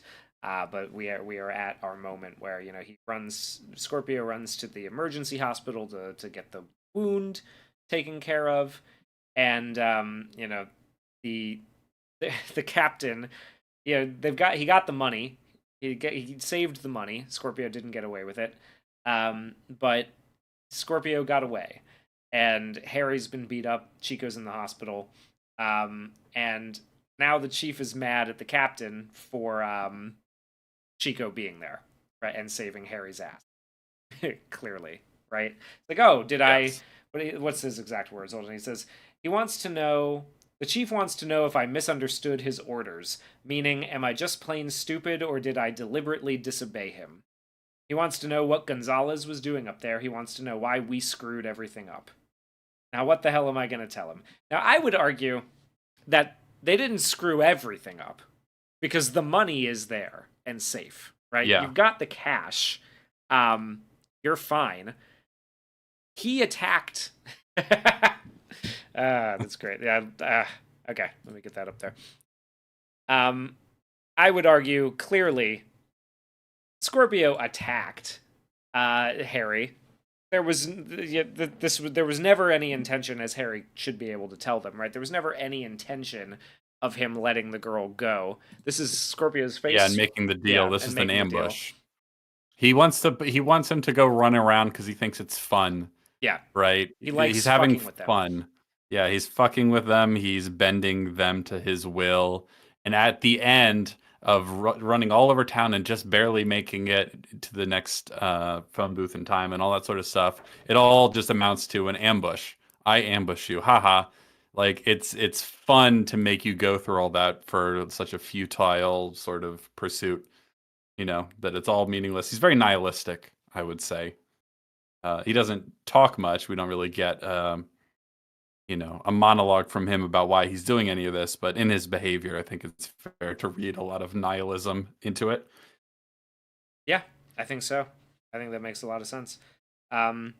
Yeah, so they're not happy with how things have turned out because Harry is alive.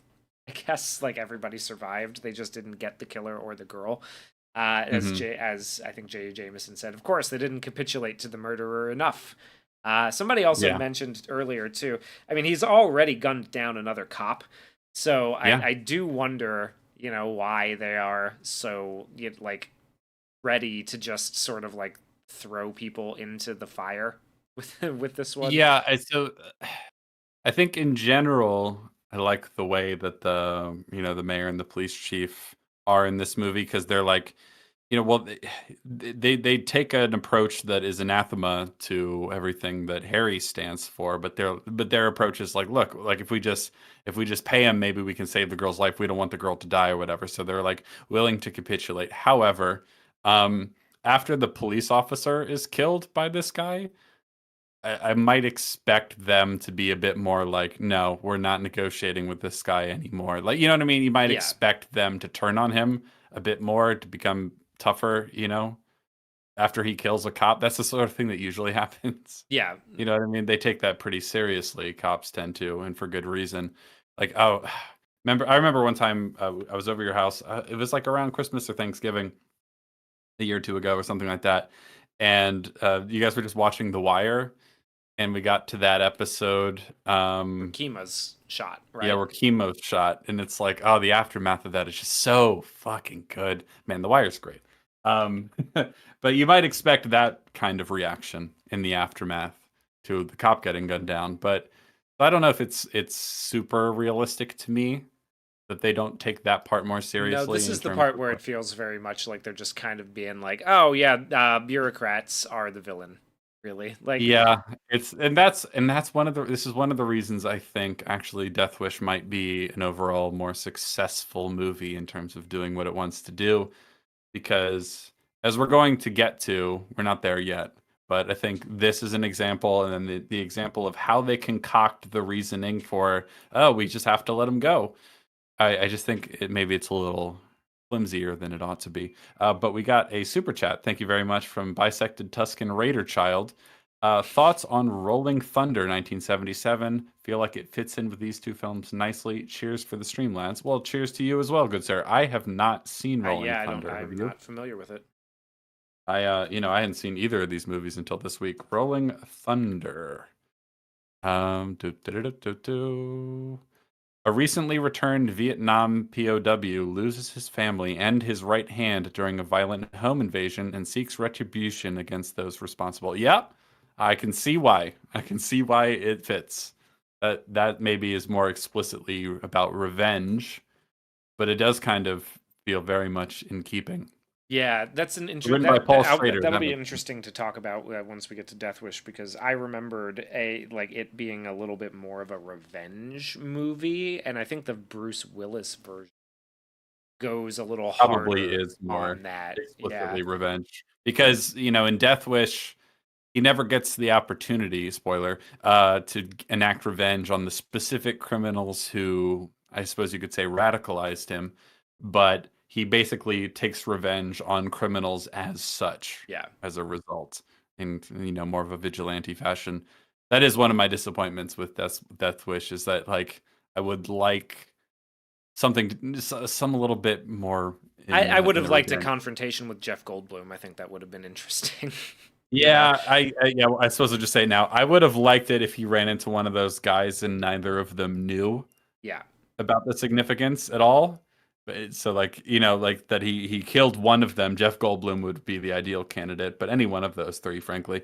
But he didn't even know that was the guy. I think that would be interesting.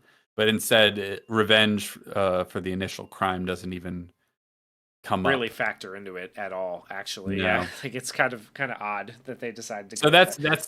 that's Death Wish. I think overall is probably a little bit stronger, but the ending isn't quite as good. The ending's fine, it's good, but the ending for Dirty Harry is amazing. So Yes. it's Yeah. like despite having some missteps along the way.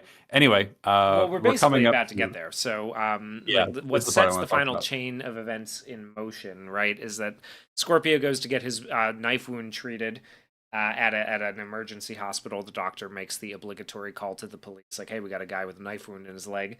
Harry and his new and Fatso, Harry and Fatso come to investigate.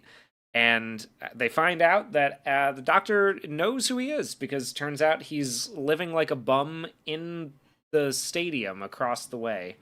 Um, the groundskeeper lets him sleep there, and so That's a little convenient. yeah, a little bit. That's a lot of convenient, actually, that he just happens to learn that way. It's like, oh yeah, no, Uh, I think I know him. I think I've seen that guy before. Oh yeah, he like I'm trying to remember. There's a couple like it's like a couple of scenes of him being like I can't remember. Oh, I'm trying. Oh wait, he lives over here. Um, yeah, just that's how they find him. I mean, ultimately, it's not the thing that leads to the ultimate victory over Scorpio, so it's no, not that consequential. Obviously, it's consequential for the plot, but it's not the thing that ultimately leads to victory over him. So it doesn't bother me too much, but it's a little contrived. a little bit, yeah. And we get a good helicopter shot out of it.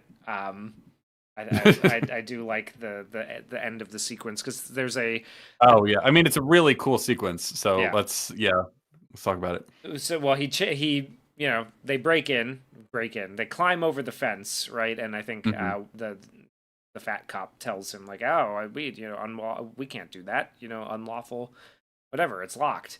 But Harry doesn't give a fuck because Harry's not here for Miranda rights and rules and newfangled ideas like that. Harry's Harry's here because this guy's a creep pedophile, and he's killing people. So we're gonna get him. So he climbs over the fence and he breaks in, and I love the part where he goes to touch the kettle on the stove and finds out it's hot, so he just missed him, right? And they chase him through. He chases him through the stadium, and Scorpio runs out onto the field. Harry catches up with him and shoots him.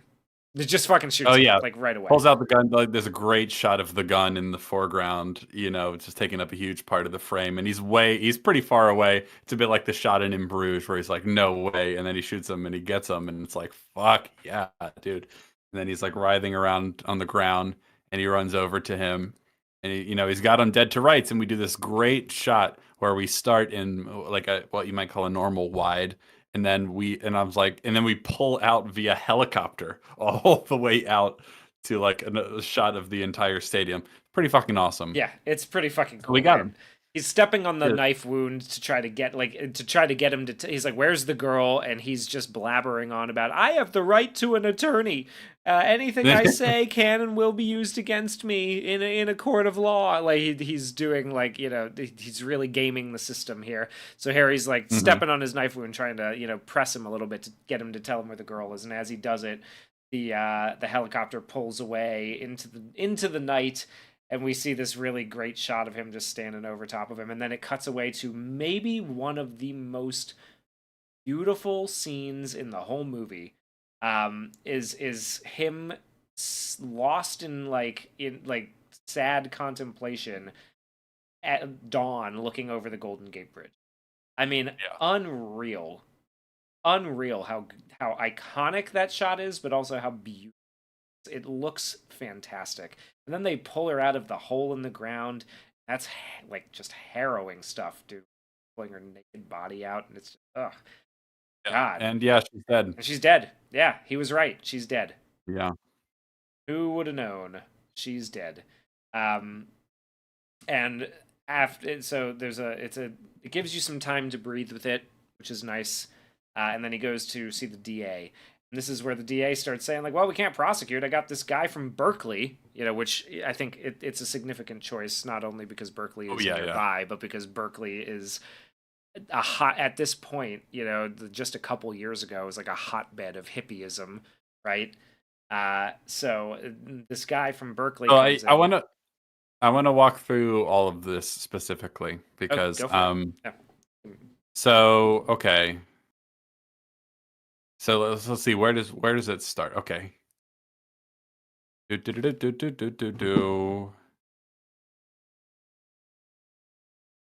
All right, so have a seat. I've just been looking over your arrest report. A very unusual piece of police work. Really amazing. Said, yeah, I had some luck. He says, you're lucky I'm not indicting you for assault with intent to commit murder. That's an extreme reaction, I would say. We'll come back to that. He says, where does it say you've got a right to kick down doors and to torture suspects, deny medical attention and legal counsel? So, I'm going to wait for Hugh to come back because we got to talk about this. But I do wonder if this is unlawful search and seizure in the same way if the guy's not even living in like a real house.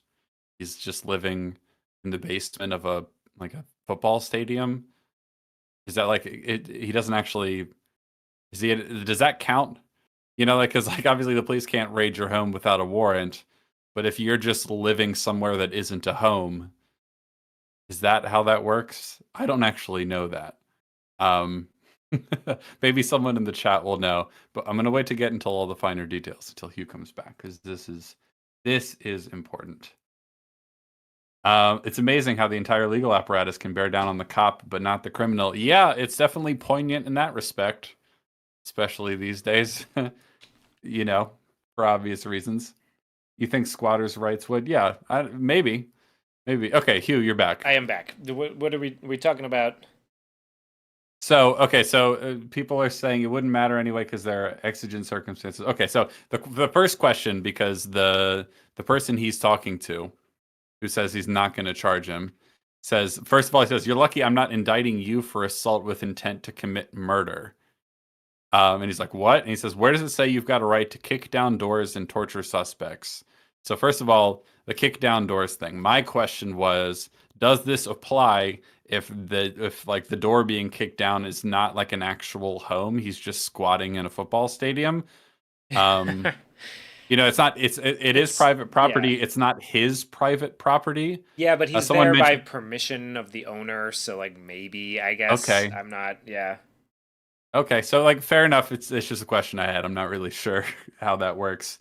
So Trayvon Washington raises the point, it wouldn't matter anyway because there are exigent circumstances with a hostage involved. It's a specific call out. Legally speaking, whether it's public or private would depend on the judge and the state. So the exigent circumstances seem really relevant to me. Yeah. I'm not sure why they're not relevant to the... Is this the DA? Who's he talking to? The DA, yeah. He's talking to the DA and a judge who also sometimes teaches law at Berkeley. Mm-hmm. Yeah. So this is a guy who assaulted him that night, right? And he goes chasing after him. He finds him and he runs after him, and then he shoots him. And with all the exigent circumstances, is it reasonable to assume that guy has a gun? Actually, I don't know. I don't know. But I think okay, so I think that like in California, I wouldn't be surprised if that's something that could get you. It's like, oh well, you didn't see a gun, so like you can't Yeah. just whatever. And like Yeah, even in the 70s. if this was like a place like Florida, I don't know that that would matter, right? Like they do end up finding out because the lead that gets them to where the guy is, with the fact that he has Yes. taken a hostage, that should.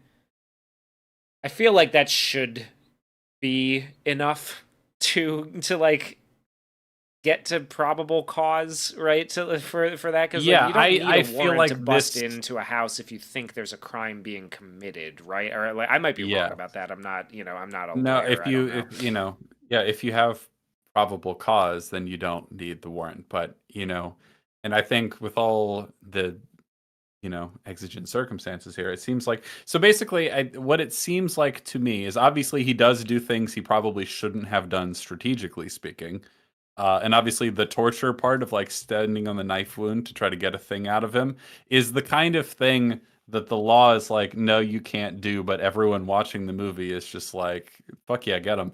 Yeah, exactly. Yeah, So like obviously that's working as intended in the movie for like that's doing exactly what the movie's trying to do. Um but it seems like the kind of thing where if the DA was wanted to, he could absolutely make these charges stick. That you could make the kind of cause, like the case for like probable cause and all that's in the exigent circumstances, blah blah blah. It seems like the kind of thing that he only doesn't do because he doesn't want to. Is that? yeah. Now, like I think that the thing is right. Like it makes sense that he does like he's like, oh no, this is like there's no way I'm gonna be able to make this. He doesn't want to do it. He's making excuses. He's George R. R. Martin, right? He's Yeah. like, Well, I and don't feel obviously like the fact writing that this he's anymore. running away looks bad as well, for Yes. sure. But this is the person who just violently assaulted and tried to kill him earlier. You Yeah. know what I mean? Like I feel like It's also the person who like they've got a gun that can be tied to multiple homicides, and it's also like I assume based on the fact that they found the girl's body in the hole that he told them where it was, right? Like yeah, like that's the other thing. I'm thank you for saying that because I almost forgot it. I feel like the only reason they found that is because he got the information out of him. yeah.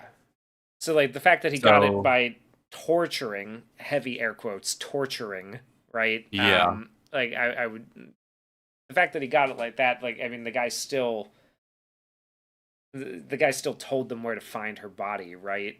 Yeah, so yeah, like so yeah, he confessed. He confessed, and so but the DA is saying that man had rights, and you tortured a confession out of him. It's like, well, I feel like all the other circumstances of this make it yeah. actually not So like like it's he they'd have to breaks some throw out rules. some of the evidence. Uh, the torture is Oh, well, why he makes. I guess what I'm saying is he makes it seem like there's no way he could get these charges to stick, and I'm like, yes, you could.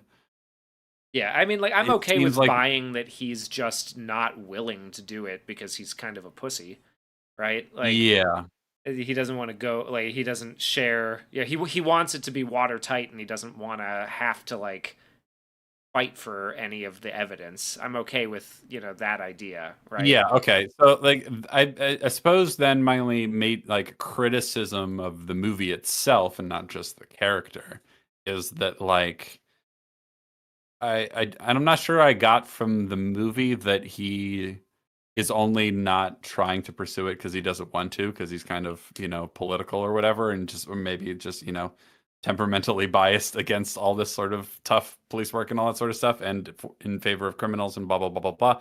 But like he makes it seem like no, there's no way I could get this to stick, there's no way I could win this case, and just like I don't believe that.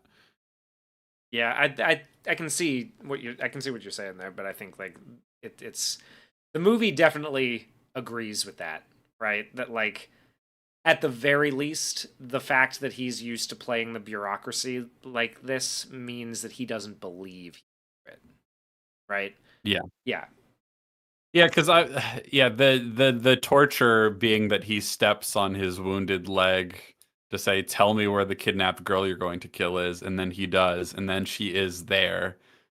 If the defense attorney in the trial is like, "You tortured him," I think most jurors would be like, "Okay, come on now, like, yeah, really, really, we're using the word torture for that? Okay, I mean, maybe, sure, but I mean, like I think, yeah. So I guess what I'm getting at here is that I'm not sure well, I mean, like if the jury, right? Like, just to add to that point, you tell the jury, oh, Harry tortured this cop, Harry Callahan tortured him to get the confession, and then it's just like, the confession of what?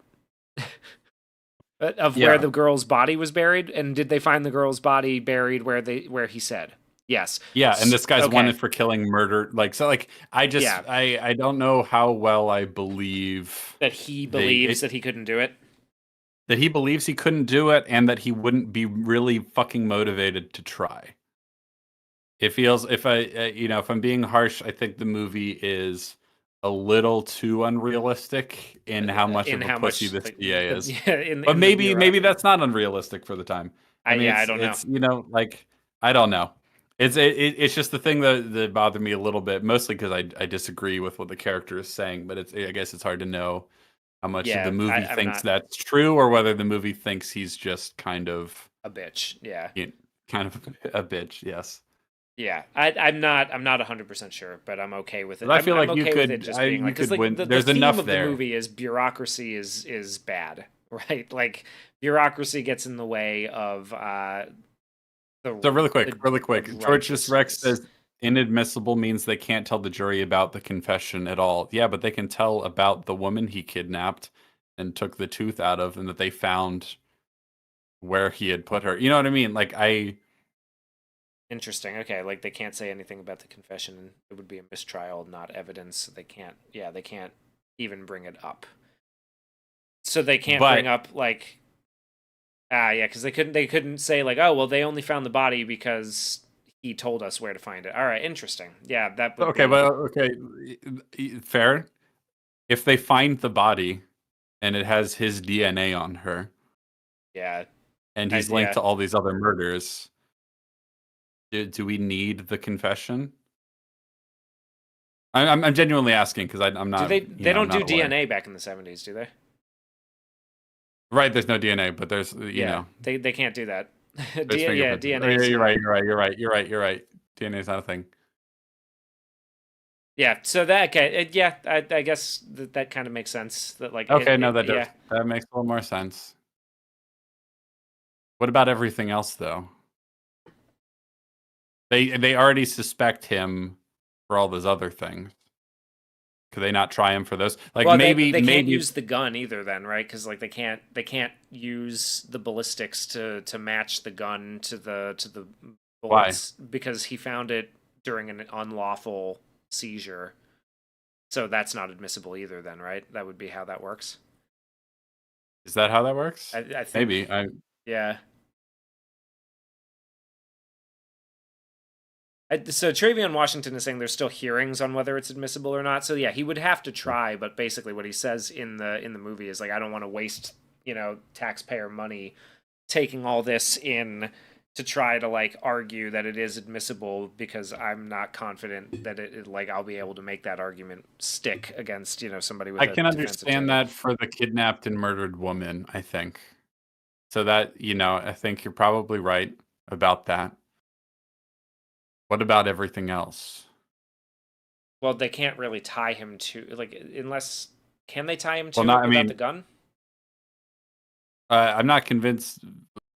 Where does he? How do they Because find the gun again? because he broke in and found it. It was in the house or in the not the house, in the room that he was staying in. So because he had no like because the search was illegal. Yeah, because this is what the judge says, right? He says, um, Okay, yeah, no. your search Okay, was illegal, I'm so anything you yeah. found in there, including the gun, is not admissible. Yeah. Okay, no, okay, you've convinced me. I take it back. I think actually that makes sense. I wasn't thinking it through. Yeah, Yeah. I No, always that get a little confused at the fact that like they just literally like can't bring it in. You know, like if something is inadmissible, that means that like even if like they caught you red-handed, but they did it, you know, without the wrong way yeah, did it the by wrong way breaking a without a rule. warrant or something like that, then like Hmm. they cannot bring it in the Okay, so trial. let's rewind to um okay, so let's say you can't win the argument on the confession because he was standing on his wounded leg to pressure it out of him. Let's say you can't win that, right?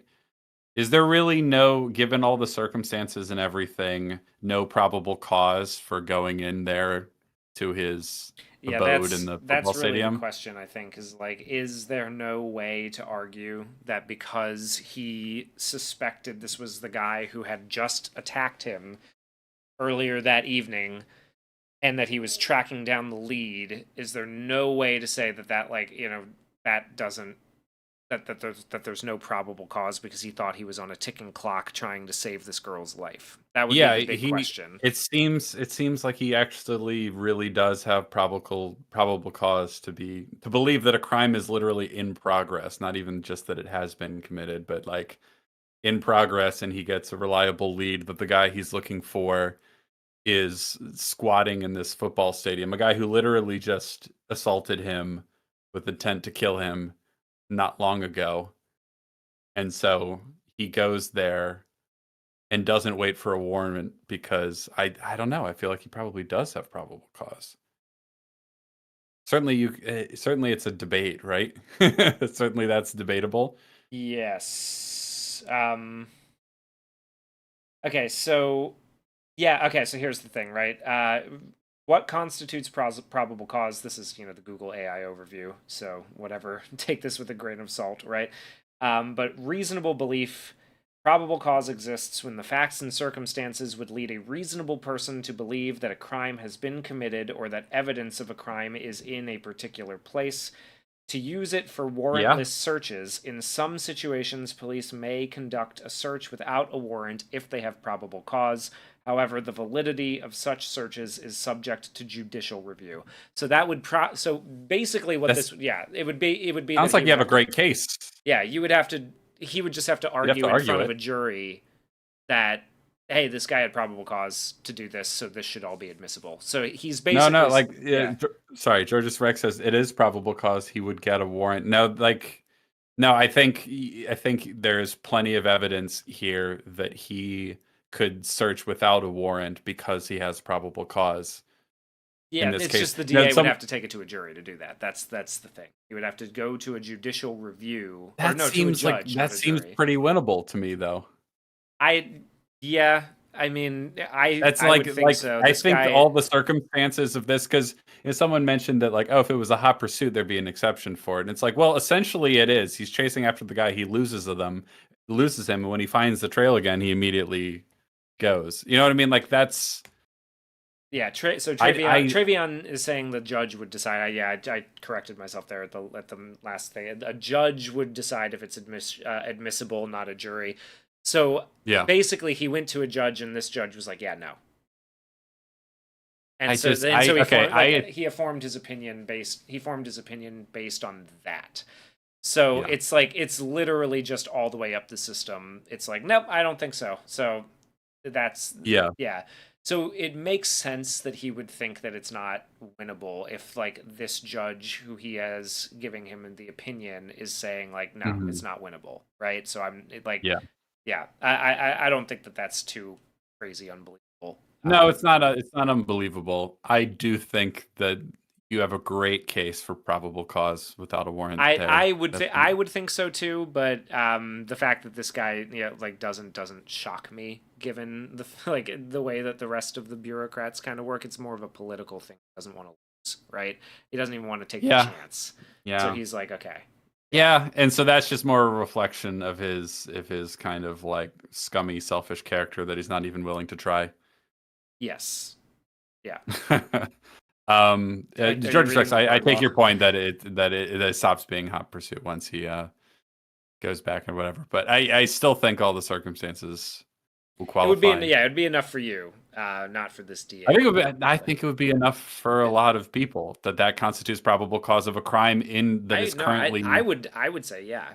I think that's what the movie is kind of banking on, right? Is yeah. that Well, not just that, but also obviously the movie is positing that maybe these rules are actually bad because they prevent, the enforcement of what is obviously just.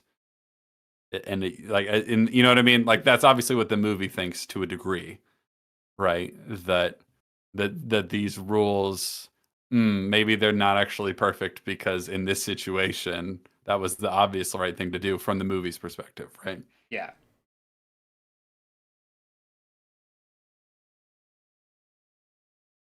Yeah. So yeah, I think that's. I don't think reason it's I was unbelievable that this guy. No, it's not too unbelievable. Yeah, after thinking it through and talking it through, I think it works just fine. Well, actually, no, it works well. I just think, because if you have probable cause, then that gets you the murder weapon. The thing it doesn't get you is the confession of where the body is and all that sort of stuff. But you'd have to prove that with other things. But anyway, so yeah, I take it back. I think that all works. It's all perfect. It works. It's not a flaw in the movie at all. All right, perfect. Yeah, and so this is also like as he's leaving, right? The DA says, "Well, look, I don't want him out there on the streets any more than you do. I got a wife and 3 kids." He says, "Well, he won't be out there long." It's like, "Wow, excuse me, what does that mean?" He says he's gonna kill again. Like, how do you know? Because he likes it, and he just walks out, right? Oh, sorry. Before there's even a line where they acknowledge what we were just talking about that I forgot. So he says, like, you should have gotten a search warrant. And he says, a search warrant. The girl was dying, and he says she was in fact dead according to the medical report. He says, but I didn't know that. The court would have to recognize the police officer's legitimate concern for the girl's life. And so there's an acknowledgement that, like, yes, that actually probably does constitute probable cause. But then he adds, but there's no possible way they can condone police torture. So all evidence concerning, everything that comes from the confession would have to be excluded. Yeah. But they do sort of acknowledge that, like, that there's probable cause there. But then they just go on to say that all physical evidence would have to be excluded. Like, well, the gun wouldn't if probable cause is determined, be valid. Anyway, it's whatever. It doesn't. It would be nice if they tried. It would be nice if they were motivated to try. It sure would. That would be. Harry, couldn't you try? But anyway, so Harry, they have finished their standoff, and Harry leaves. He's like, "Oh, he's gonna kill again because he fucking likes it, idiot." So we'll see what happens. Yeah.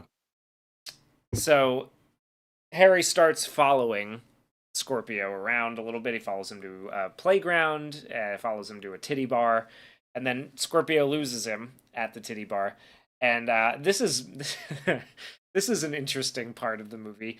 He goes to an abandoned warehouse where there's a black dude hanging out who seemingly has, like, I don't know, like maybe the best job in the world? Question mark. Because Scorpio comes in with a folder full of, or an envelope full of money to pay him $200 to just beat the shit out of him. And it makes me wonder, like, what does this guy do? Like, is that his thing? Like, this is his warehouse? Because he kicks Scorpio out at the end and goes right back in, right? So he just, like, hangs out at this warehouse, and people come up there and pay him to beat them up. I just assumed naturally that he's like a bouncer type.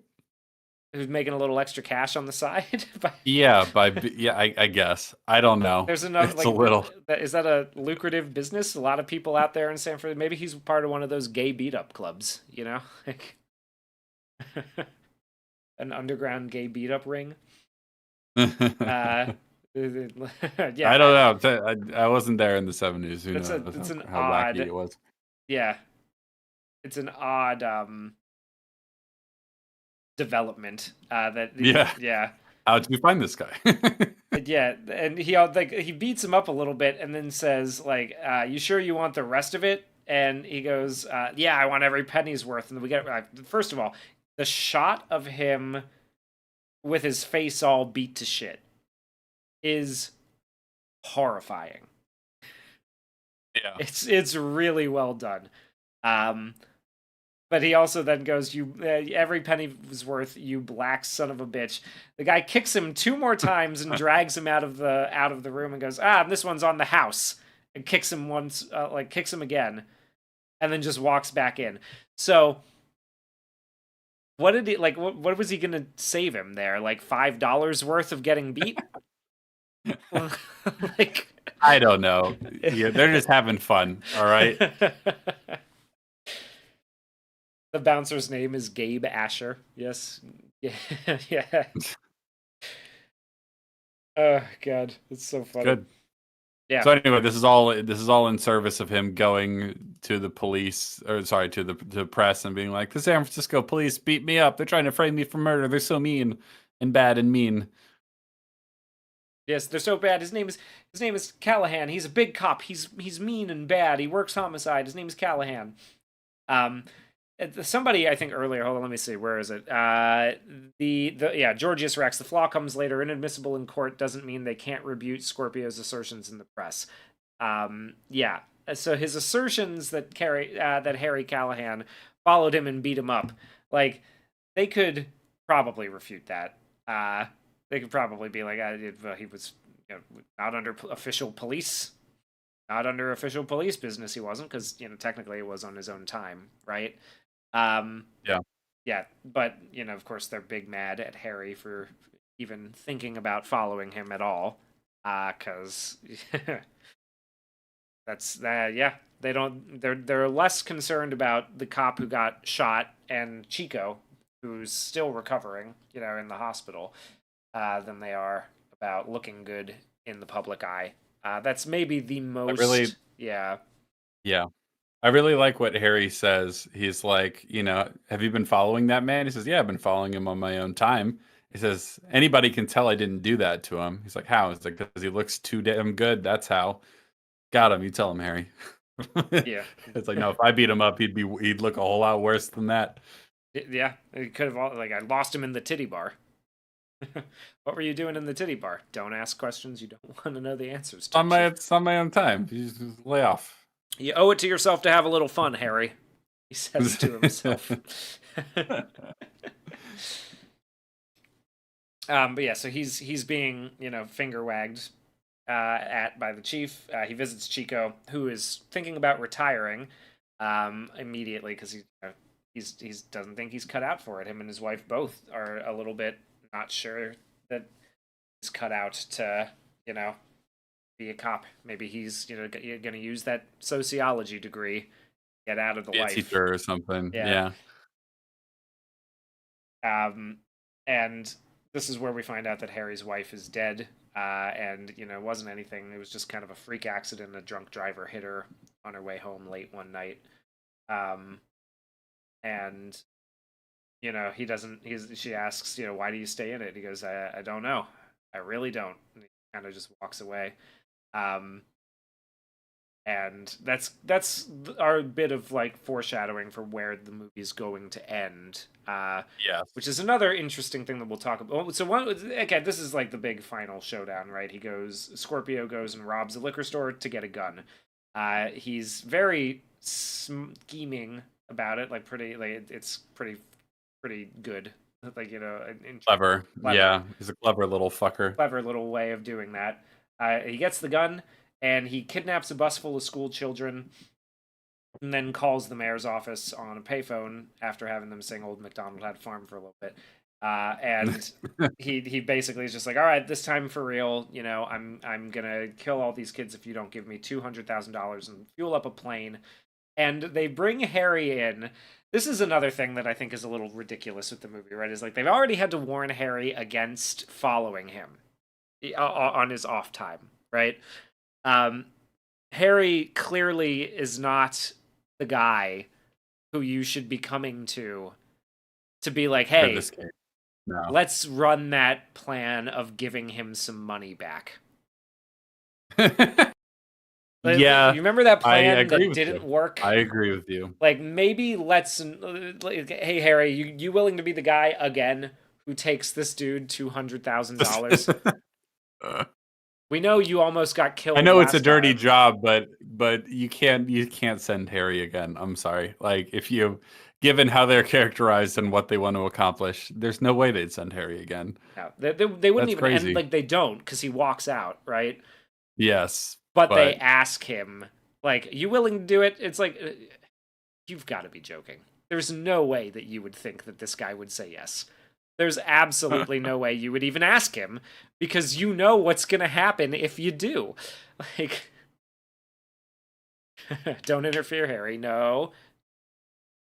Yeah, like that's yeah, that's maybe I think my biggest problem with the movie is that it just doesn't make, like, it makes sense that they would tell him what's going on, but it doesn't make any sense that they would ask him to get back on board with the same plan, right? Like yeah, that's the step that they do.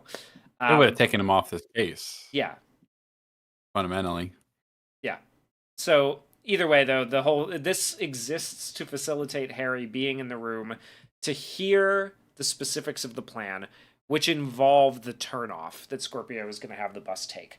This is where I'm going to be at this time, right? And so what ends up happening is Harry, like, they get the bus gets to the turnoff, they go through the rainbow. There's a shot where they go through a tunnel with a rainbow painted on it, which, a bit of a dark irony there, yeah. And as he turns, he sees Harry standing on top of a bridge waiting for him. Oh, it's such a good shot. It's so fucking cool. great. I love it, dude. It is so cool. It is really fucking cool. Harry jumps down onto the roof of the bus, and Jesus, what the hell is he doing up there? he shoots through the roof and misses him a few times.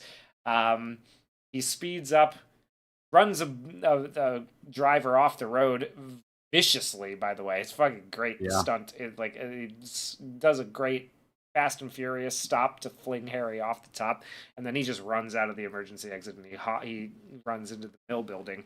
This is where we get our great final sequence, right? Like, all these beautiful angles around the scaffolding around the mill or whatever. It's a factory of some kind of, I don't really know. But like all the great angles as they go through, and they're waiting for each other. Like, he's waiting for Harry to turn the corner and, firing shots. Harry's shooting back at him. It's just phenomenal. It's a great sequence. It's great. Such a great sequence. This is what I mean. Like, it has a great ending. This movie does. It's pretty stellar. This whole final sequence is pretty fucking great. When he's standing on the bridge and he jumps down, it's such a great, like, oh hell yeah, dude. Goddamn right, yeah.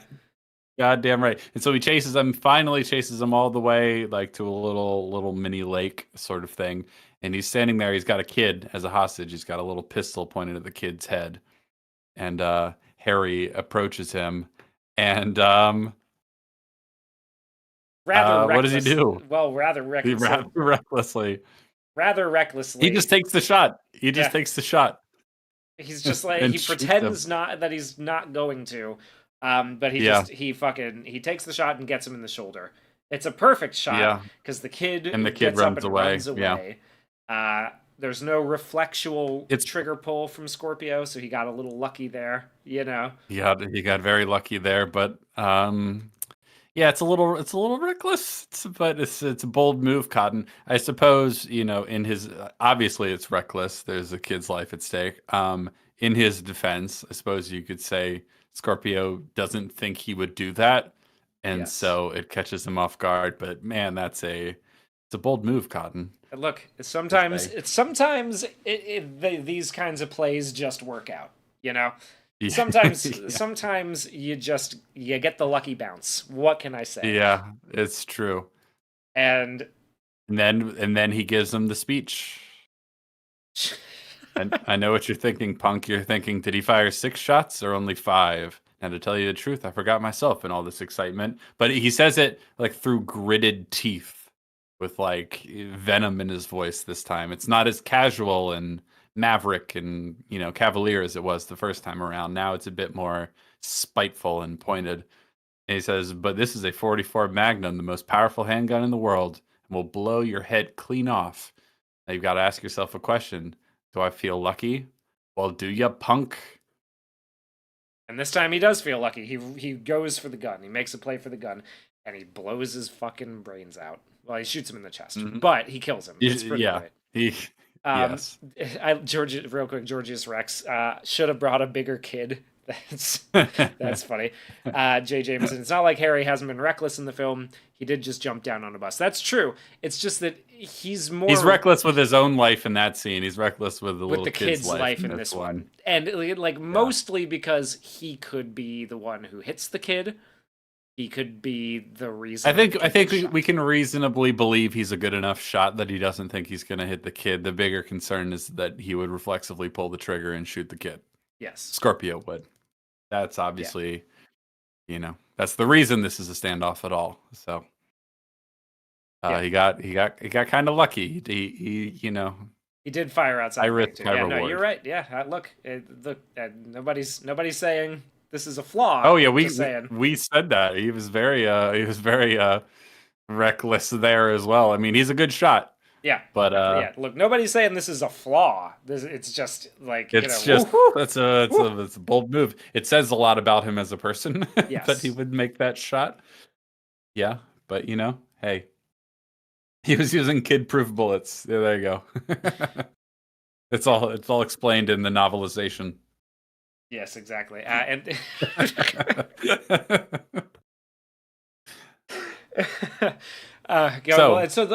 Real quick though, because like I think it's very important. Like he said, he doesn't know why he's still in the business of being a cop, right? At the end, he throws his badge into the lake with Scorpio and walks away. That I think, and just really quick, because the final shot is like an incredible zoom out. Yeah. To go from like what's a normal wide shot to just this expansive landscape shot. And he's just a tiny little ant at the bottom. And then the credits roll over top of that. Great ending. Ending. Continue what you're saying. So basically what I was going to say is like that sort of embodies, like by the end of the movie, he's so frustrated with the bureaucratic processes and the red tape and everything that he has to cut through to be and the cowardice. Yeah, and the cowardice that he has to cut through and deal with to be a professional lawman in this day and age. So he gives it up, right, and walks away. Yeah. After, you know, giving the audience what they want, right? Like he's basically like, no, I'm not going to wear this badge anymore. I'm not a cop anymore. I'm done. Mm-hmm. The next movie, he's just kind of back on the force, from what I understand. Like they're like, he's just back. He's just back. We're fine. Like he's a cop again. I obviously understand why this movie got sequels. It was, you know, very popular. Very popular, very successful, and it is quite good. Yeah. But I don't know that the sequels make a lot of sense with where the character ends at the end of this movie. But then again, I've never seen them, so you know, I don't know. I just think, but that's fine. I just think his story is over here. You know, it's. I mean, there are ways of bringing him back and making it work. I don't know how good those movies are. I haven't seen them, but his story is the story's done. And it's a really interesting story, and I like, not just because it's cathartic, but because it's just a really great piece of writing that it just ends with him killing this guy. Because it's like, well, the fact that he might never face justice for all those other things, like maybe they could get him on this school bus incident if they were willing to handle it appropriately. But he'll never be charged for any of those other things now. Now, partly that's Callahan's fault, but he's just like, oh, well, I can't allow that to go unpunished. Like I know it was him. He, like, everybody knows it was him. Like, you know, the universe demands justice for this guy, and you know, and me, if it means the end of my police career, so be it. I don't want to do this anymore. If I have to be hemmed in by all these rules that place the rules themselves above justice, I think what you could say the complaint is here, right? How successfully the movie makes that argument is something for you to decide as the viewer at home. But ultimately, he's like, I'm just going to take it into my own hands and kill this guy because that's what the universe calls for. Yeah, You know, I think that good. like that's like the perfect way to end this movie, right? Like Absolutely. the conflict between the old Western style of law enforcement and the new, the new, like, Yeah. confined by, the federal government and the laws around, rights and Yeah. everything like that. Basically, the rules and bureaucracy and cowardice have crippled law enforcement and have resulted in putting those things above justice itself from his perspective. Yes. It seems to be the criticism, yeah. Yeah. And yeah, it's a very effective ending. Very, very effective.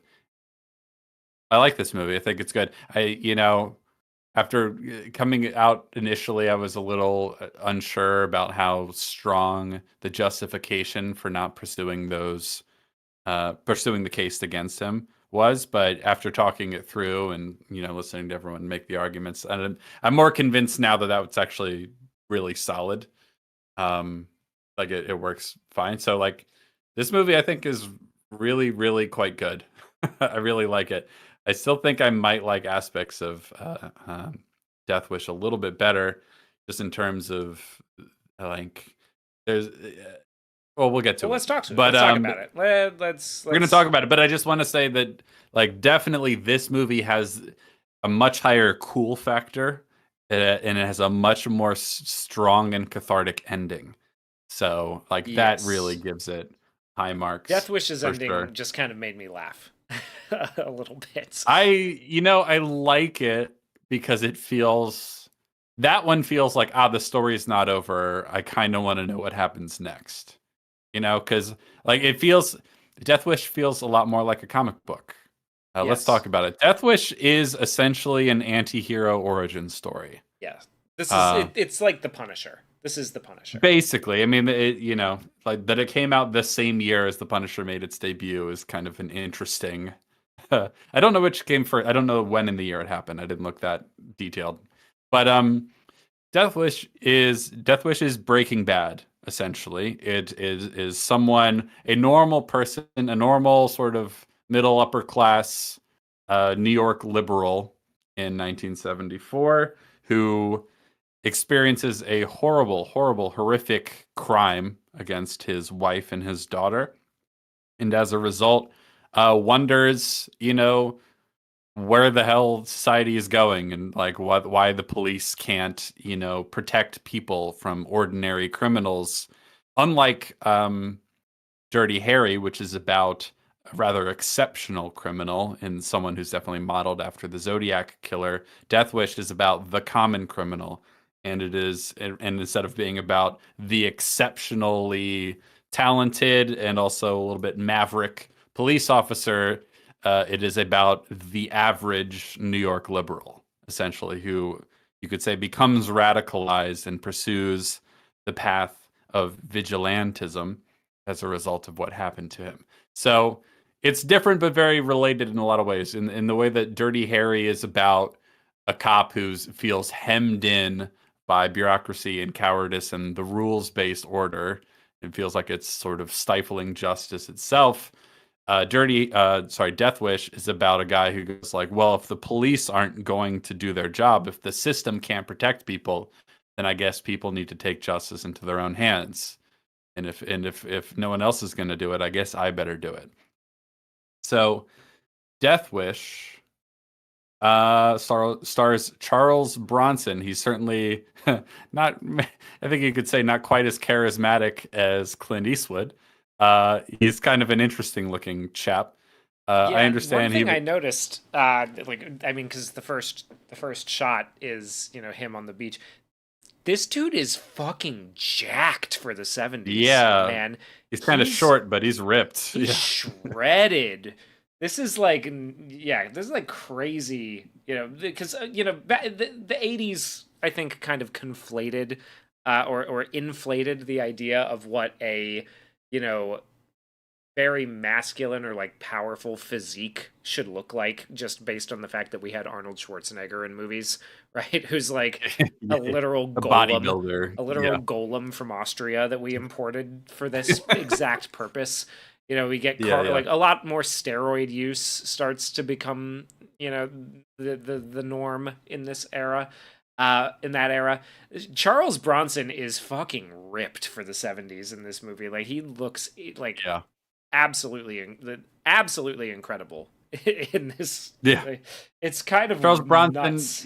doesn't have quite the same level of charisma as someone like Clint Eastwood or Harrison Ford or any of those kind of people, but he's like B movie action star. I think you could call him. He was certainly in a lot of those type of movies before this, but so Death Wish is based on a novel, unlike Dirty Harry. And I think a lot of the sequels to Death Wish, the movie, are not based on any other novels. It's just a continuation of the movie, which is interesting. But basically, Death Wish starts with the idyllic opening of him with his wife. They're on vacation in Honolulu, Hawaii. They're on the beach. But there's a nice little bit of a dialogue here in the very beginning that sort of, it seems just like normal. Look at them. They're happy and they love each other. But there's a little bit of a theme happening here, right? Like they're on the beach and his wife is coming out of the water and he's looking at her and he's admiring her, and he's got pictures of her and she's like, "Oh, you won't show those." He's taking pictures of her and they're like, "You won't show those to anyone, will you?" And he's like, "Why? You've got a prime figure. You really have." And he's like, "Come on." She says, "Do you want to go back to the hotel?" And he's like, "Well, what's wrong with right here?" And she says, "We're too civilized." And he goes, "I remember when we weren't." But we'll go back to the We'll go back to the hotel. There might be a theme at work here. Yes, there certainly is. I think that like the thematic work in this movie is quite strong. Yeah. So then they're on they go to a luau and they're having the pig and everything like that. They're doing the normal Honolulu thing, and then they return home to New York. The blood-red sun over the horizon when Death Wish, the title, pops up over, that's beautiful. That's a really great title card. It hits. I really like the way this movie looks, and I think what you'll see, I don't have as many stills because this Death Wish isn't on Shot Deck, unfortunately, so it's a little harder to find stills of it because this is a movie that people sleep on, but there's a lot of great cinematography in this movie, and I think one of the things you'll realize as we go through the plot and as we look through some of the shots, some of the way this movie is shot, is that this movie is very inspired by A Clockwork Orange. Whereas, Dirty Harry is definitely inspired by a lot of Clint Eastwood westerns. This is like if A Clockwork Orange wasn't in some weird sci-fi future dystopia. Especially, there are a lot of similarities. So he returns home and he's an architect or an engineer, and he's with his team, and he comes back and they tell him like, "Oh, want to know what was happening while you were living up in Maui?" It's like there were 15 murders the first week and 21 last week. And so this is a conversation that comes up a lot in the movie. How they react to it is they say decent people have to live elsewhere. And our hero, Paul Kersey, says, "You mean people who can afford to?" And he says, "Christ, you're such a bleeding heart liberal." He's like, "For the underprivileged? Yeah, the underprivileged are..." Yeah, my heart does bleed a little for the underprivileged. Yeah, exactly. And he's like, "Well, the underprivileged are beating our brains out." And then the other guy, his coworker, is the kind of thing you can't get away with saying in an office anymore, says, "I say stick them in concentration camps."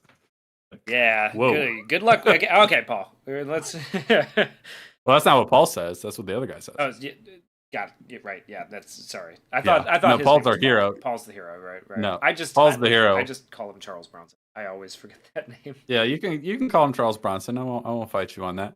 But basically, he's like, yeah, murders are skyrocketing. It's getting really bad out there. and decent people will have to live elsewhere. And he's like, well, people that can afford to it. His sympathy is with the people who can't afford to leave, like who's going to help them, right? Because he's a pretty well-off guy. Charles Bronson's character is in this movie, but he's like, like someone, it's like, yeah, if that makes me a bleeding heart liberal, I guess I am, sort of thing. He's an interesting character. Like the movie is kind of a little bit subversive in terms of how it characterizes people politically in a way that I find really interesting. So then he's told, one of the things we establish is that they're working on a project, a development project in Tucson, Arizona, right? And so that's one thing we're gonna come back to that because he's gonna go to Tucson eventually. Yes. Go ahead.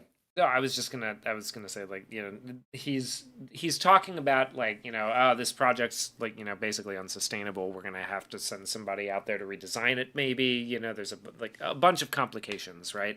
Which is, yeah, he's from New York. He's working from New York. He's talking about this idea of, like, oh, we might have to redesign this entire development that we're working on somewhere else, completely divorced from here, you know. So it's establishing a little bit that we're establishing who he is at the beginning, with he's a little disconnected and sort of like, for lack of a better term, he's got his liberal New World Order mindset on. He's the guy who looks at the statistics, and, well, not the statistics, but he looks at the plans and the numbers, and he doesn't go and feel, what's actually happening on the ground. And forms his opinions based on that, right? Like, that's what we're establishing for him right from the beginning. And then as the movie goes along, when everything is taken from him, basically, when his life is kind of turned upside down, he has to go and reconnect. He's looking for a new identity, and he has to go and reconnect with the world. And they'd be sent to Tucson to do some, like, boots on the ground kind of connection and research, and that's where his sort of, like, awakening comes from, right? He lives in a sort of, like, he has a very comfortable existence. Ivory tower. Thank you, George. That's what I was looking for. He observes the world from his ivory tower. He's very disconnected from it, so he has to go out and go out. Yeah, he has a very comfortable New York liberal existence, and then as the crime rate is skyrocketing, and a lot of other New York liberals around him are either going, "We need to get the hell out of here," or going like, "Oh, it's not really that bad." He has to face the brunt of it and decide whether he's going to pretend like it's not a problem, or whether he's going to run away, or maybe take a third option. So. He's a very, well-to-do, relatively, comfortable New York liberal, upper class, architect guy. Next, we see his wife and his daughter, who are out grocery shopping during the day in New York City. And they see a bunch of hooligans just causing a whole big mess and just knocking things over, throwing the chickens from the meat section around to each other, being, degenerate little pieces of shit. One of them is a very young Jeff Goldblum, 22 years old, who I was not expecting to see in this movie, but he's well cast for the small part he plays in this. He's pretty memorable in this movie, given how little screen time he has. They're causing a commotion. They're being terrible. As they see his wife and daughter leave the grocery store, they see their address written on, like, it's not the bill.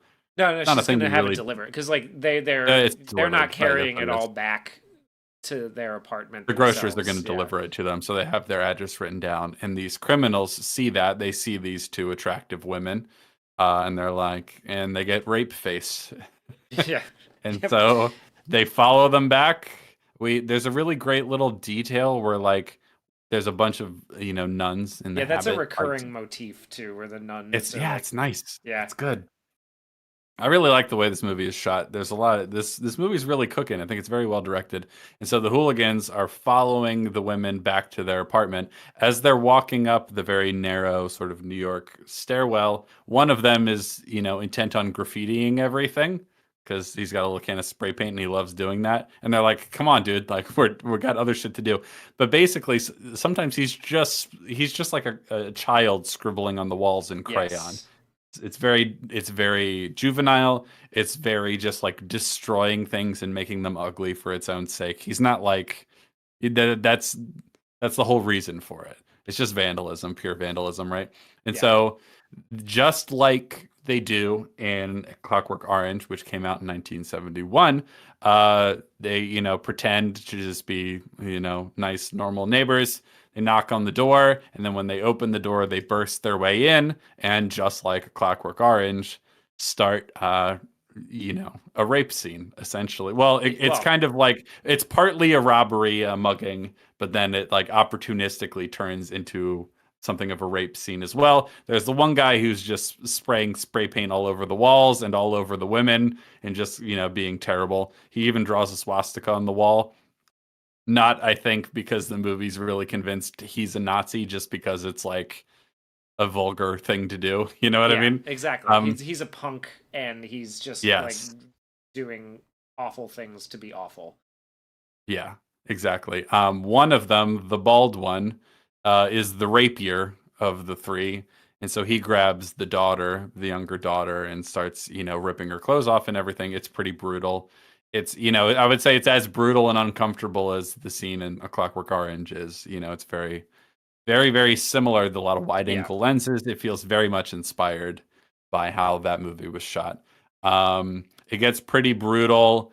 They are, about to actually get into the process of raping the daughter when they hear neighbors or something like that, and they scram. On their way out, the vandal one, the one who isn't Jeff Goldblum, the one who's spray painting everything, kicks the older wife in the face, and then they all run out. Yeah. Right? It's brutal. It's really uncomfortable. It's pretty fucking difficult to watch, but it sets up the stakes for the movie incredibly, incredibly well.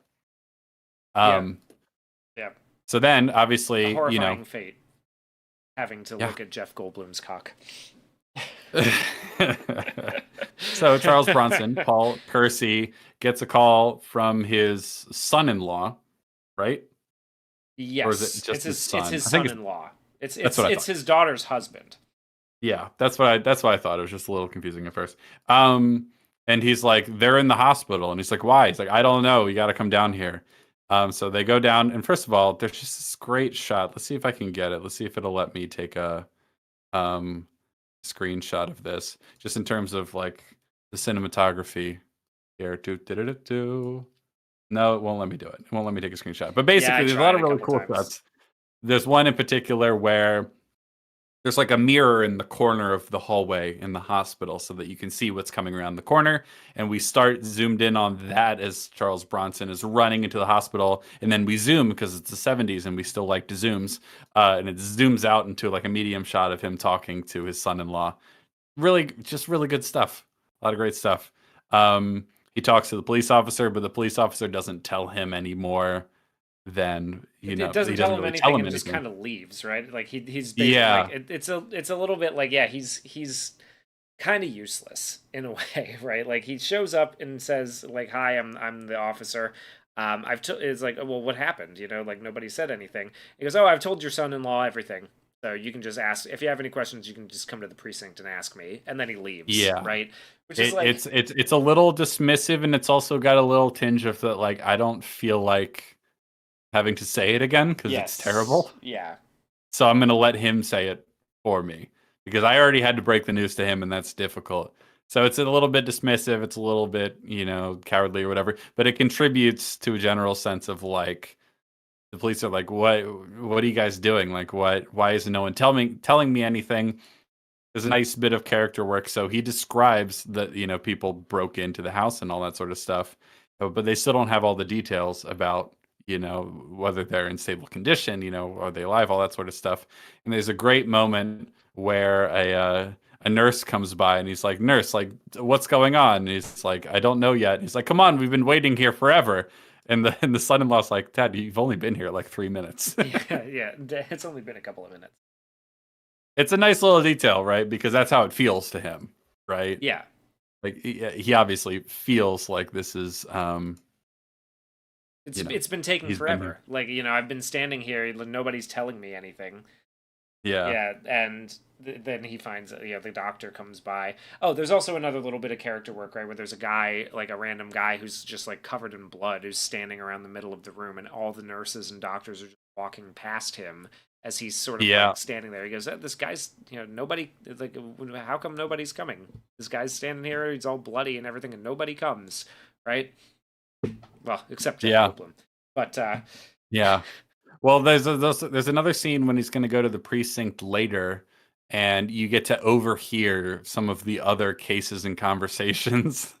There's like one guy freaking out because his dog is missing, and the dog was very important. Oh God, what's that line? Hold on, it's because it's really funny. Dog. Why haven't you found my dog? He's vital to my income. He paints marvelous pictures with his paws.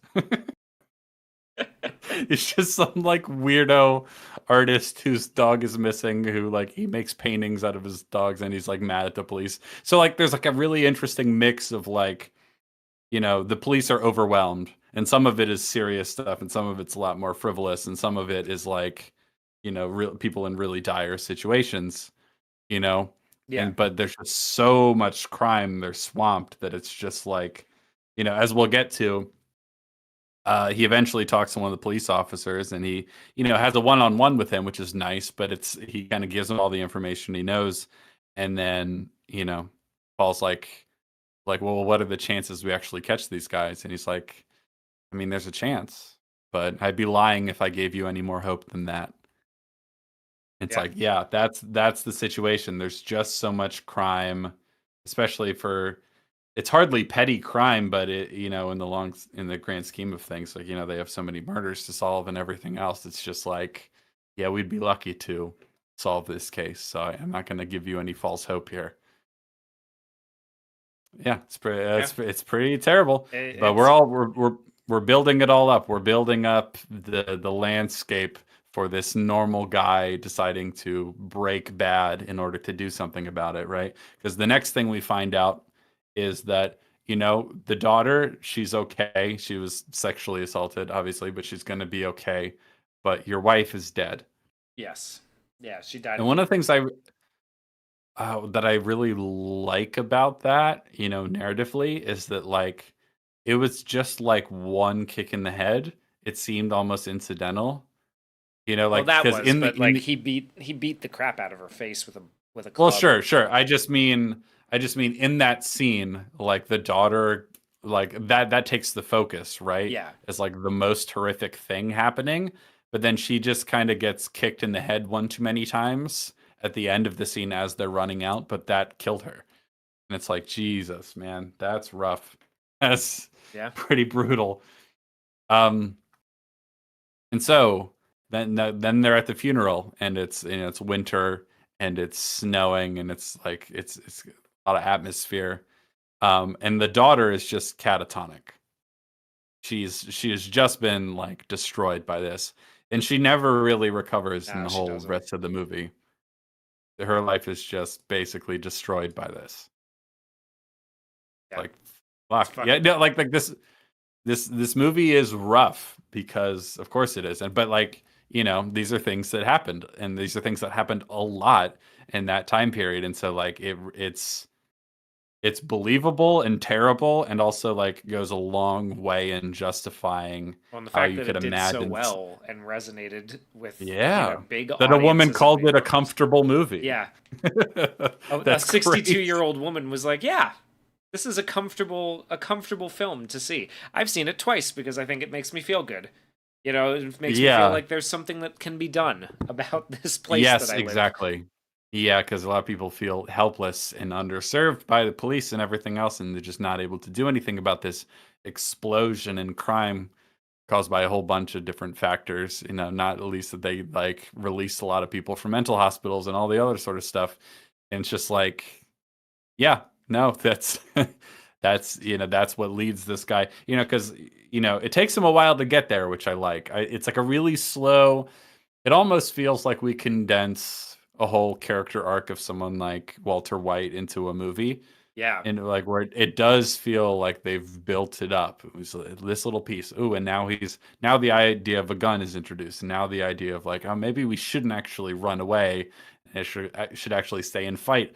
And then as the different people he's enacting his vigilante justice upon, like they ramp up in a way too, where like, oh, this time he gets wounded, or this time someone sees him and lives, and all that sort of stuff. There's a really nice development over the course of the movie. It's very, very natural, and it's got a great pace to it. Yeah. Yeah, the first one is like he's after the funeral, he talks. This is like he talks to the police officer too, who like says like, well, your son-in-law didn't want your daughter to look at the books, the mug books, to see if she could identify any of the suspects. He asked us to wait, but the longer we wait, the less likely it is that she could accurately identify them. So we'd like to, if you could talk to him about that. And that's the scene where he says like, "What's the chance that you catch him?" And he goes like, "I mean, maybe, right?" But he has a moment where he's kind of like he's sitting alone in his house and he sees some people, right outside his street. Like he's starting to become hyper aware of everything that he wasn't before. It's a little bit like Yes. his eyes have been opened up to where he's actually living. Because before he could just pretend Yes. like it's a problem of the underserved that this this stuff doesn't affect people in his position. But now he looks out the window and he sees people smashing open the windows of a parked car to get inside, right? And he's like, God damn, Yes. like they can do that here. Like, wow, this is wow. And so his first thought is he goes to. It's kind of funny because he's watching a ad on the TV that's like it's an ad for a bank that's like, are you feeling? Hold on, let me get the phrase correct, because it's funny how like unhelpful it is for somebody in his situation. Are you getting the most out of life? Are you satisfied, fulfilled, and happy?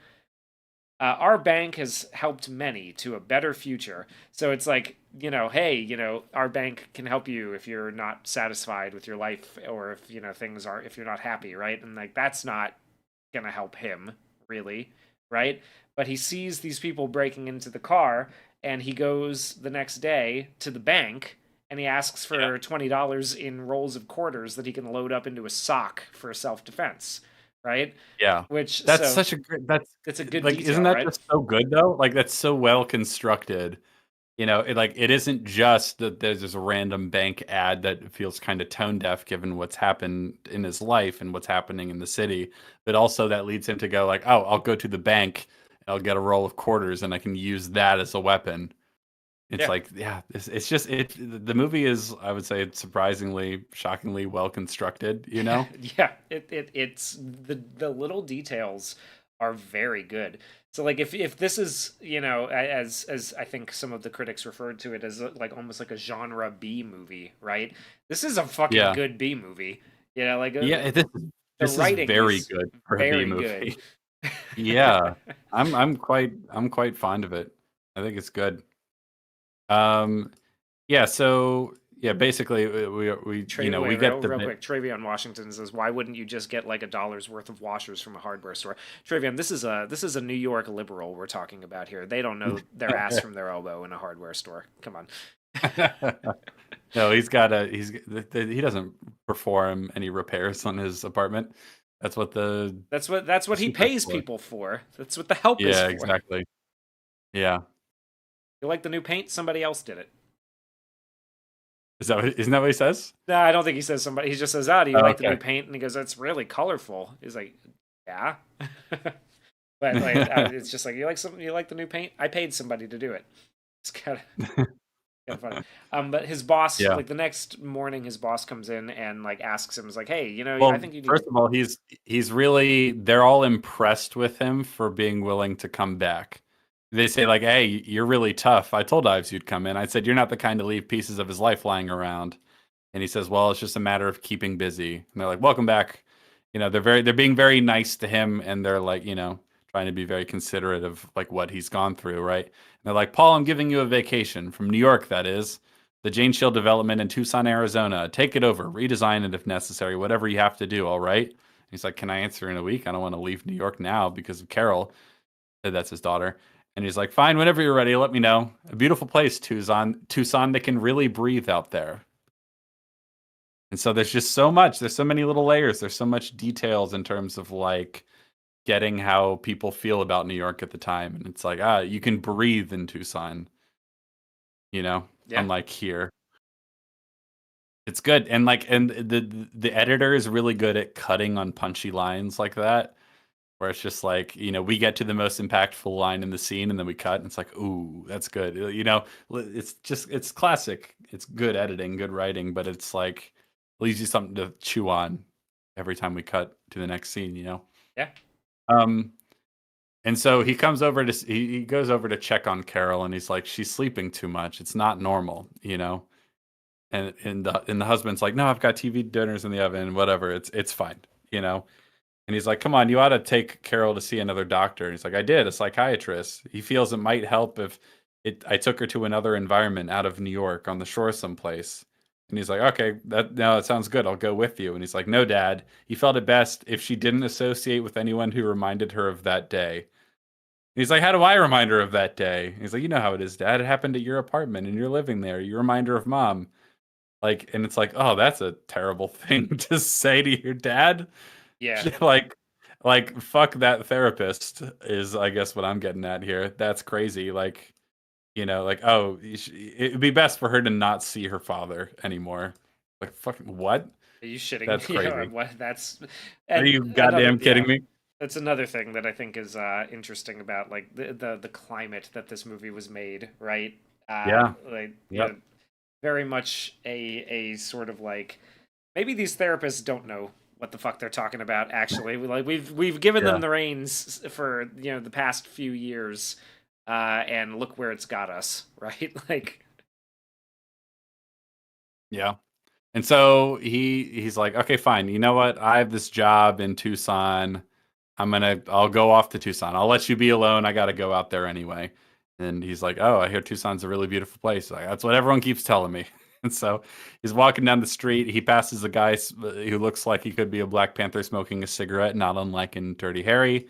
And, he thinks he's being, so he, and then another guy, a random guy, a white guy this time. There's a lot, yeah, a lot of, okay, so a lot of the random criminals too, the hats that they're wearing are very distinctive. And strange. Like, this is almost like a fucking pilgrim hat that this guy is wearing. Almost, yeah. It's a little wacky. It's got a belt in it either way. I don't know. It almost looks like a woman's hat. Yeah, it's odd.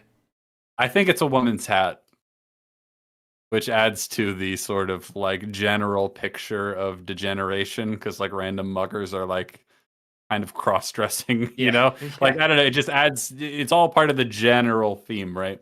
And so this guy, he's like, "All right, you son of a bitch, give me the money." And Charles Bronson just turns around and punches him in the face. No, he swings the roll of quarters at him. No, he doesn't. He punches him in the face. He doesn't have time to grab the quarters. He just punches him in the face.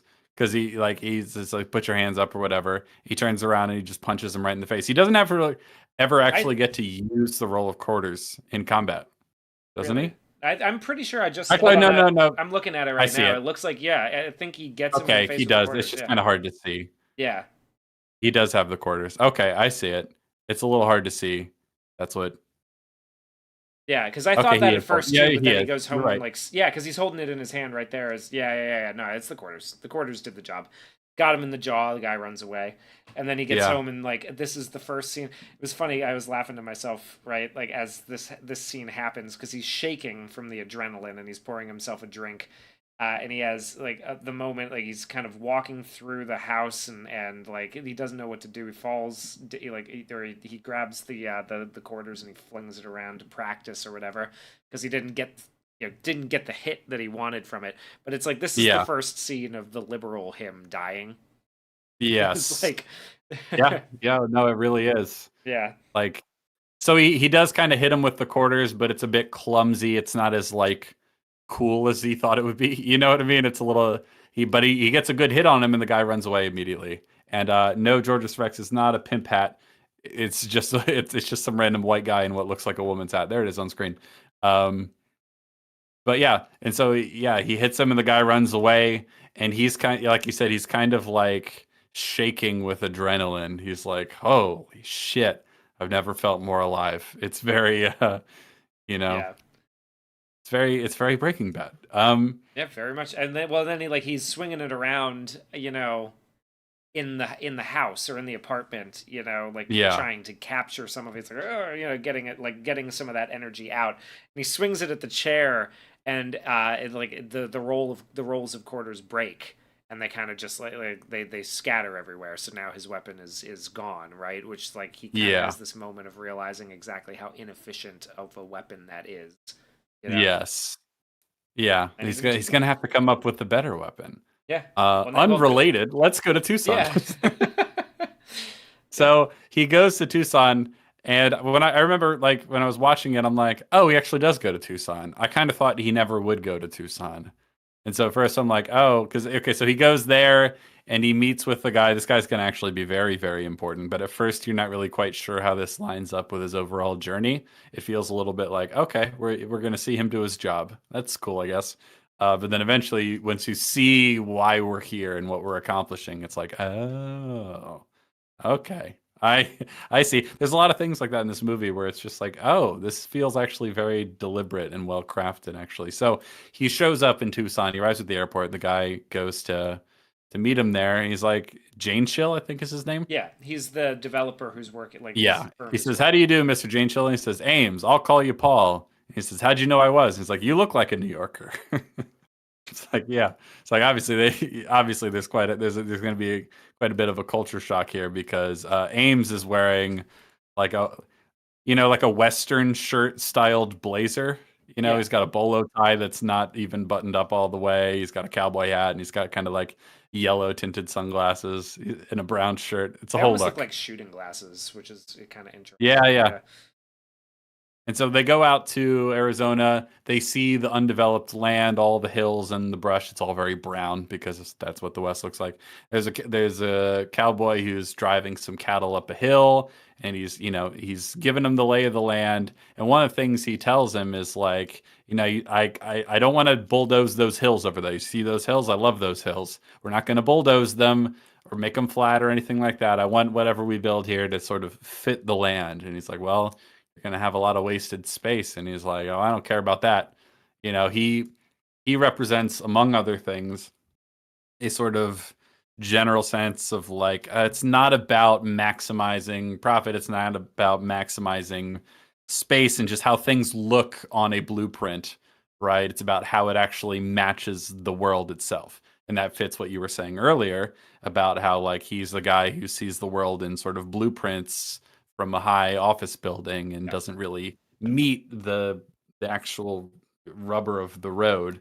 And now he's starting to do that, and he meets this guy who's going to be something of like the wise sage for him. Yeah, essentially. To provide him with his weapon and lead him on this journey of self-fulfillment or whatever in a dark sort of way. But this guy is just a perfectly nice, wholesome dude, and he's more embodied, right? He's more in tune with the two sides of himself, I suppose you could say.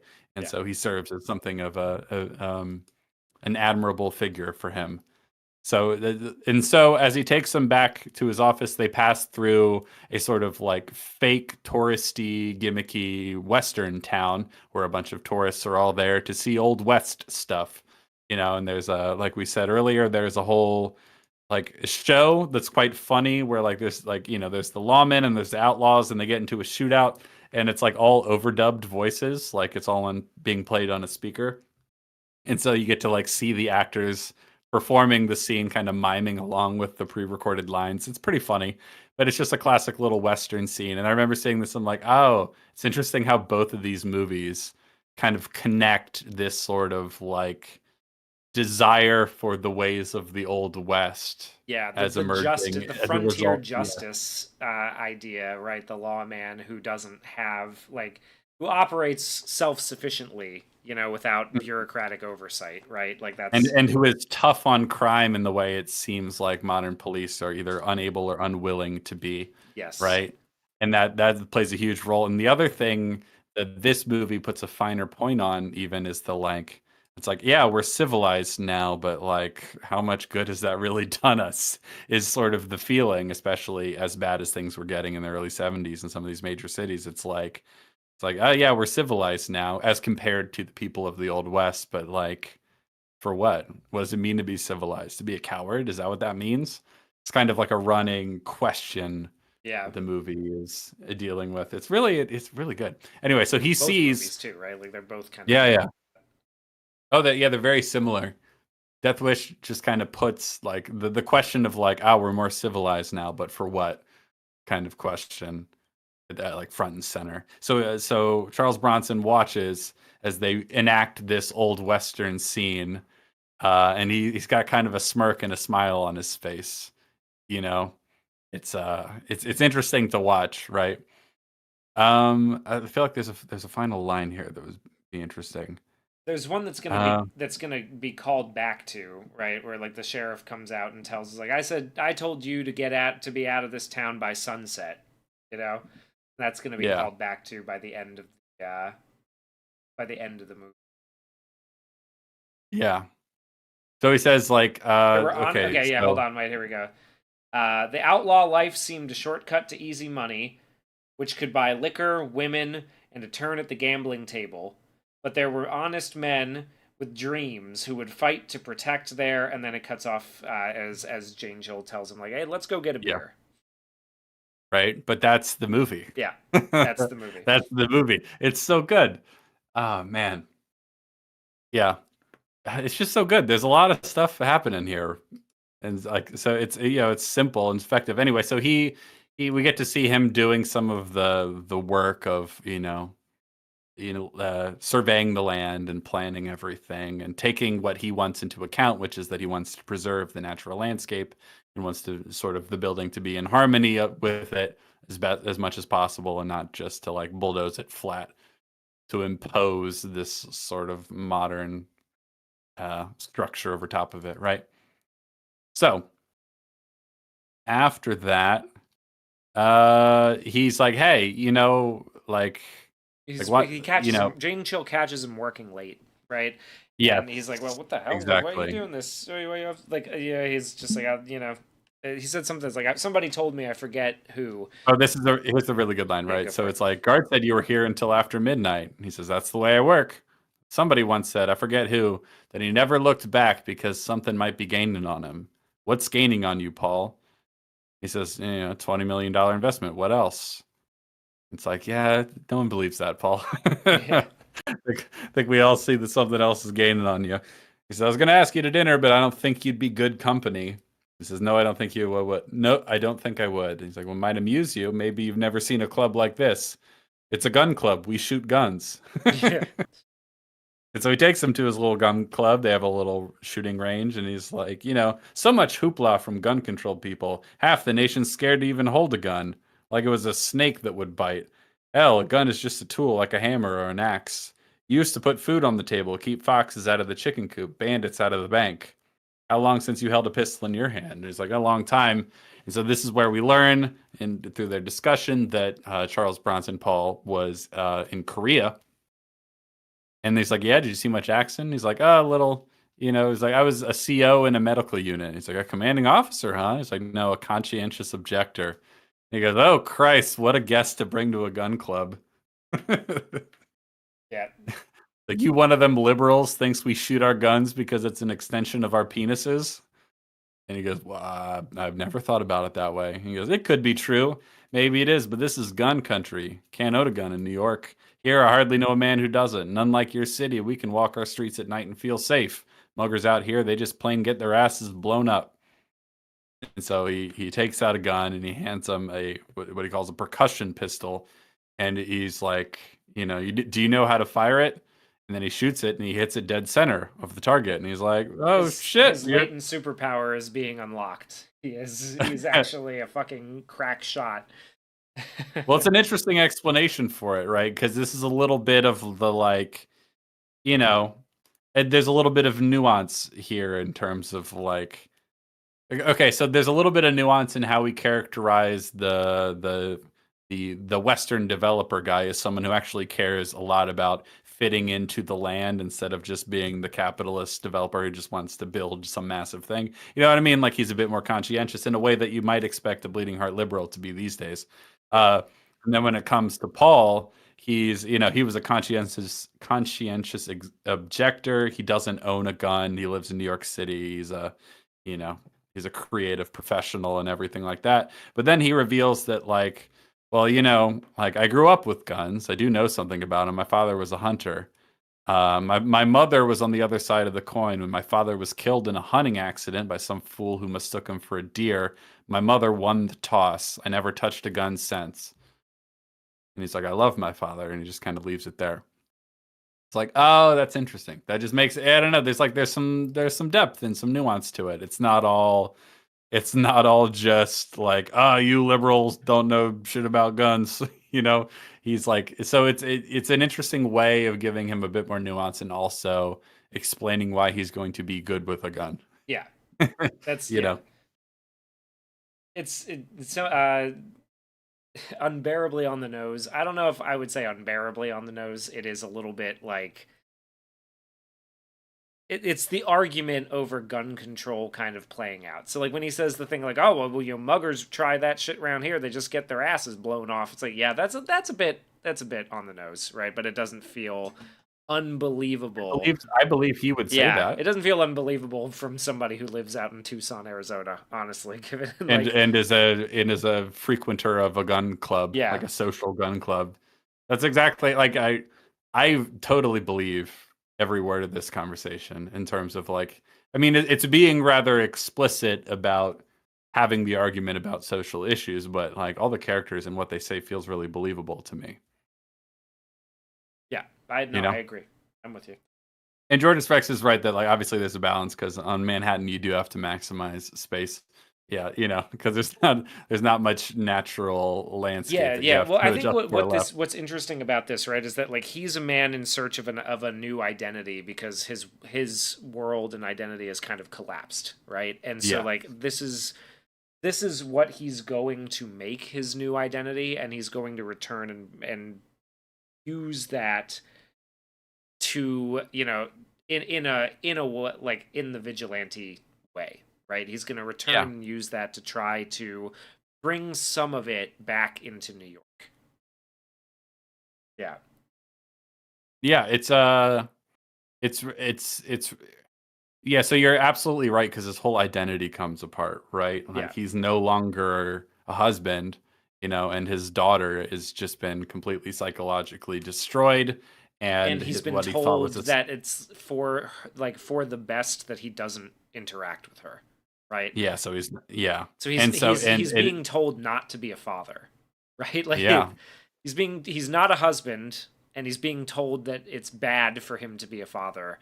And so now like he doesn't have anything else, and so this is where he's rebuilding himself, Yeah, and he's also connecting with his father, which is a part of him that he has not connected with for a long time. So he's sort of, he's rescuing his father from the belly of the whale, thanks, Jordan Peterson.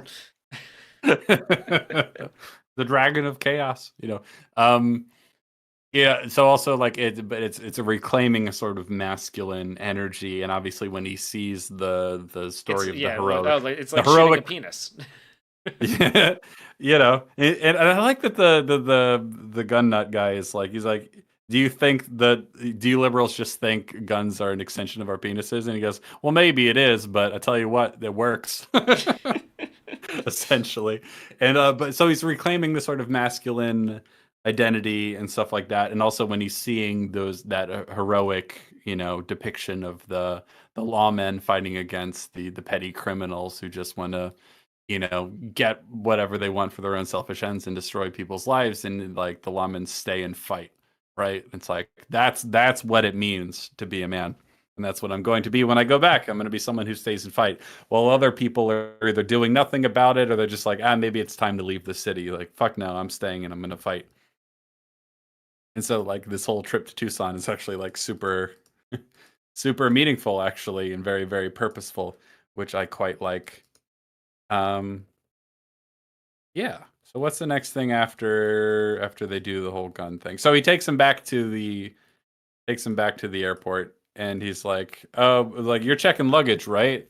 And he's like, "Yeah, why?" Like, I gave you a little gift. He just put a gun. Just put some fucking like gun in his like bag. A Christmas bag. Here's a parting gift. Use it wisely. Yeah.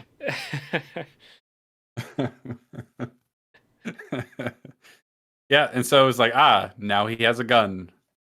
That makes sense. I feel like it's character driven. It follows from everything.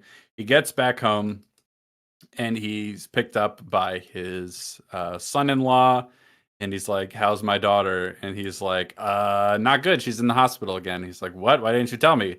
Like, I didn't want to bother you. It's not like you could do anything anyway. So it's just like, oh, now it's another example of him being shut out of his daughter's life. And also it's like, oh, well, you wouldn't be able to do anything anyway. It's another sort of like dig at his general impotence, right? To affect change in his life. See, there's a great little line here. Oh, so he's talking about how, she's not doing well. She's catatonic. She might even have some sort of passive schizoid paranoia. This feels a little bit like psychology mumbo jumbo, only because he rattles off a bunch of things that I don't know if they all fit together, but it's fine. He says it boils down to this: she's had an experience she can't face, and she's running away from it inside herself. And because he's starting to develop a little bit more of a spine and a backbone in terms of saying what he wants and confronting problems, he tells his son, he's like, "You didn't handle it right." Yeah. And it's like, oh, and he's like, "Oh, Christ, Dad." And he's like, "I'll get other doctors." Like, "Who are these doctors you have?" He's like, "They're good doctors." He's like, "She's almost a goddamn vegetable." And then he's told basically, like, if you don't sign the papers, they'll keep her in this hospital until the insurance runs out. And if she do sign the papers, she'll be committed, to a psychiatric institution. He's like, "Is that a one-way thing?" He's like, "No one knows, Dad." Yeah. Like, I don't know. So it's like that. Those are the options at this point, and things are not looking good. And then the conversation comes up again. He's talking with his son. He says, "You want to know what they are? Statistics on a police blotter, Mom and Carol, along with thousands of other people. And there's nothing we can do to stop it." And then, he doesn't like that answer. Paul doesn't. He says, "Nothing but cut and run." Yeah. Yeah. Nothing but cut and run. And so now we're on to the next scene where he's going to... He gets the pictures in the developed photos, because I forgot that was something you used to have to do. Send the film away to somebody to develop them for you. He gets the developed photos of his vacation with his wife as he sits down. He's kind of like allowed himself to forget about it for a little while. But this comes back up, and then as he does that, he opens up his luggage, and there's a beautiful little revolver, just a white mother of pearl handle. It's a gorgeous little piece of work that he's got in what a surprise in his bag. And he goes out. Before he goes out, Very Serious Media asks, "Are you guys going to do a stream on the new Frankenstein movie? It seems like the type of movie you would review." It does feel like the kind of movie we would review. I haven't seen it yet, but I do intend to watch it. Yeah, me too. I'm very curious about it. You have not seen it either, is that right? Nope. Where is it? It's on Netflix? It's on Netflix. Yeah, I canceled my Netflix subscription. Yeah, so did I, but I might have to get it back to see this, because I do want to see it. It had such a limited release that it wasn't even in theaters around me, really, which is unfortunate. That's unusual. When does Stranger Things season 5 come out? Because Thanksgiving-ish, okay. And then it comes out not all at once, and then I think the last part comes out at New Year's. So from Thanksgiving to New Year's. I guess that's probably the best time to because I am curious about Stranger Things season 5, not because I expect it to be good, but I have to know. I have to know. Because it feels like the capstone of an era, of Yes. like the glut of streaming content era. Um, I'm very curious to see how it all ends. Yeah, it's on Netflix now. I just haven't seen it yet. Frankenstein, that is. I want to watch it, and so when I do watch it, I can't imagine I won't have things to say about it. So we probably will when I talk about it eventually. So you can expect that soon, in the next month or so. Anyway, so he goes out with his gun, and he's walking around, just kind of looking for trouble, looking for anyone to make a move on him. So he's walking alone. He's down by, it looks like, the river. Um, and some guy comes up to him and he pulls a gun on him. He's like, "Give me all your money," all that sort of stuff. And he sort of turns around very casually, like he's already got the gun out. He doesn't really make any sudden movements to like catch the guy off guard. And he shoots him. Yeah. He shoots him with a gun. He Shoots him shoots him dead. dead. And it's a pretty brutal little scene where he gets him, Yeah. Yeah. Oh, yeah, and you can see the hesitation. He's writhing around on the ground. And so, like, I don't know much about Charles Bronson. I can gather from reviews and stuff like that that people don't have the highest opinion of him as an actor necessarily, outside of like being a good B movie action guy. But I think he's really good in this movie. I like the way when he shoots him, he's kind of like stares at him and he's kind of like stone faced and stoic at first, and but he's kind of like frozen, right? And then when he starts to walk away, the guy just keeps writhing on the ground because he didn't die quickly enough. He didn't die as quickly as he expected him to, and eventually he starts to walk away, and then he starts to jog away, and then he runs away, right? Yeah. He's just like, oh shit, because he wasn't really ready for that. He thought he was, but then like he comes home and immediately he just vomits on the floor. Yeah. It's like, yeah. Now that's the scene where the liberal in him is officially dead. Yeah, he vomited it out. Yeah. He's yeah, removed the it's poison. a very effective scene, and it's like I think as comparisons to Dirty Harry goes, like the violence in this the violence in Dirty Harry can be pretty brutal too, for sure. Yeah. But usually when the hero kills someone in Dirty Harry, it's a bit more like cool and satisfying to a degree. This is a lot more like, oh god, it's satisfying. Like certainly the people in 1974 were like hooping and cheering in the seats because they were tired of living that every day. So seeing someone do that was a thrill ride. But just watching it by myself now, I'm like, oof, that's it's presented very bluntly, very matter of factly, in a way that's like it's cathartic for emotional reasons, but it's not like cool violence, if that makes sense. You know what I mean? Yeah. It's just like, oh, there it is. He killed him. Oh god, and he didn't die quickly either. You know what I mean? Yeah. Just writhes around on the ground. It's good. The vomit is the liberalism leaving his body. That's exactly right. So then we cut to enter the police, right? Because they arrive at the crime scene and they're what do they say? Because I like the cops in this movie are interesting. Yes. So they're like we found this. So found this guy. The dead man, Thomas Leroy Marston. He had a parole card, served 42 months of a 5-year hitch for grand larceny. Hold on a second. Let me just double check that. Yeah, so he only served 3.5 years for a 5-year sentence. That's another thing that really annoys the fuck out of me personally. Is when people are convicted of violent crimes and given like 20-year sentences and then only end up serving 10. What? Because they behaved well in prison? It's like, but you killed someone. Like, I don't give a fuck how well you behaved in prison. Sorry, I don't need to get on my. I don't need to get riled up about it, but it fucking annoys me. It's like, oh, I feel like if you give them a 20-year sentence, they should serve a 20-year sentence. Am I crazy? I feel like I'm not crazy. Anyway, so in this case, for grand larceny, he's he's serving 5 years in prison, only ends up serving about 3.5. It says he's a drug addict, probably popping smack again. Probably popping smack again. tongue twister.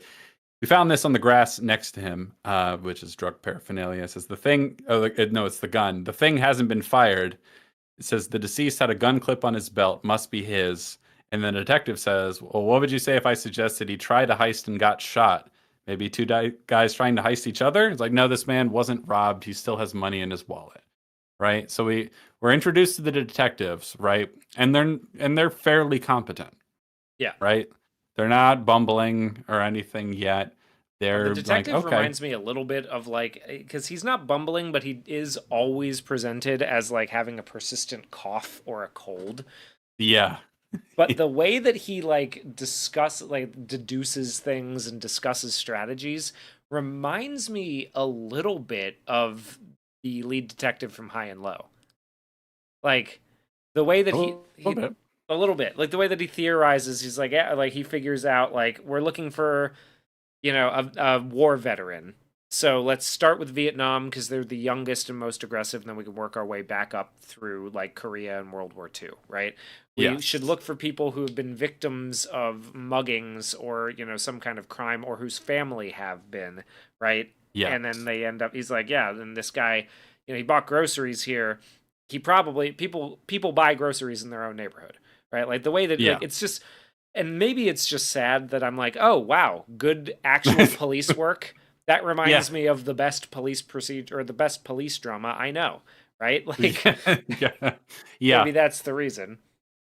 I think my issue with a lot of police and crime dramas now is that they kind of gloss over all the actual police work, or at worst, it's really shoddy police work, and you're expected to think it's good. Yes. Like this, like the police work in this is just like, yeah, that makes sense. That's the logical thing you would do.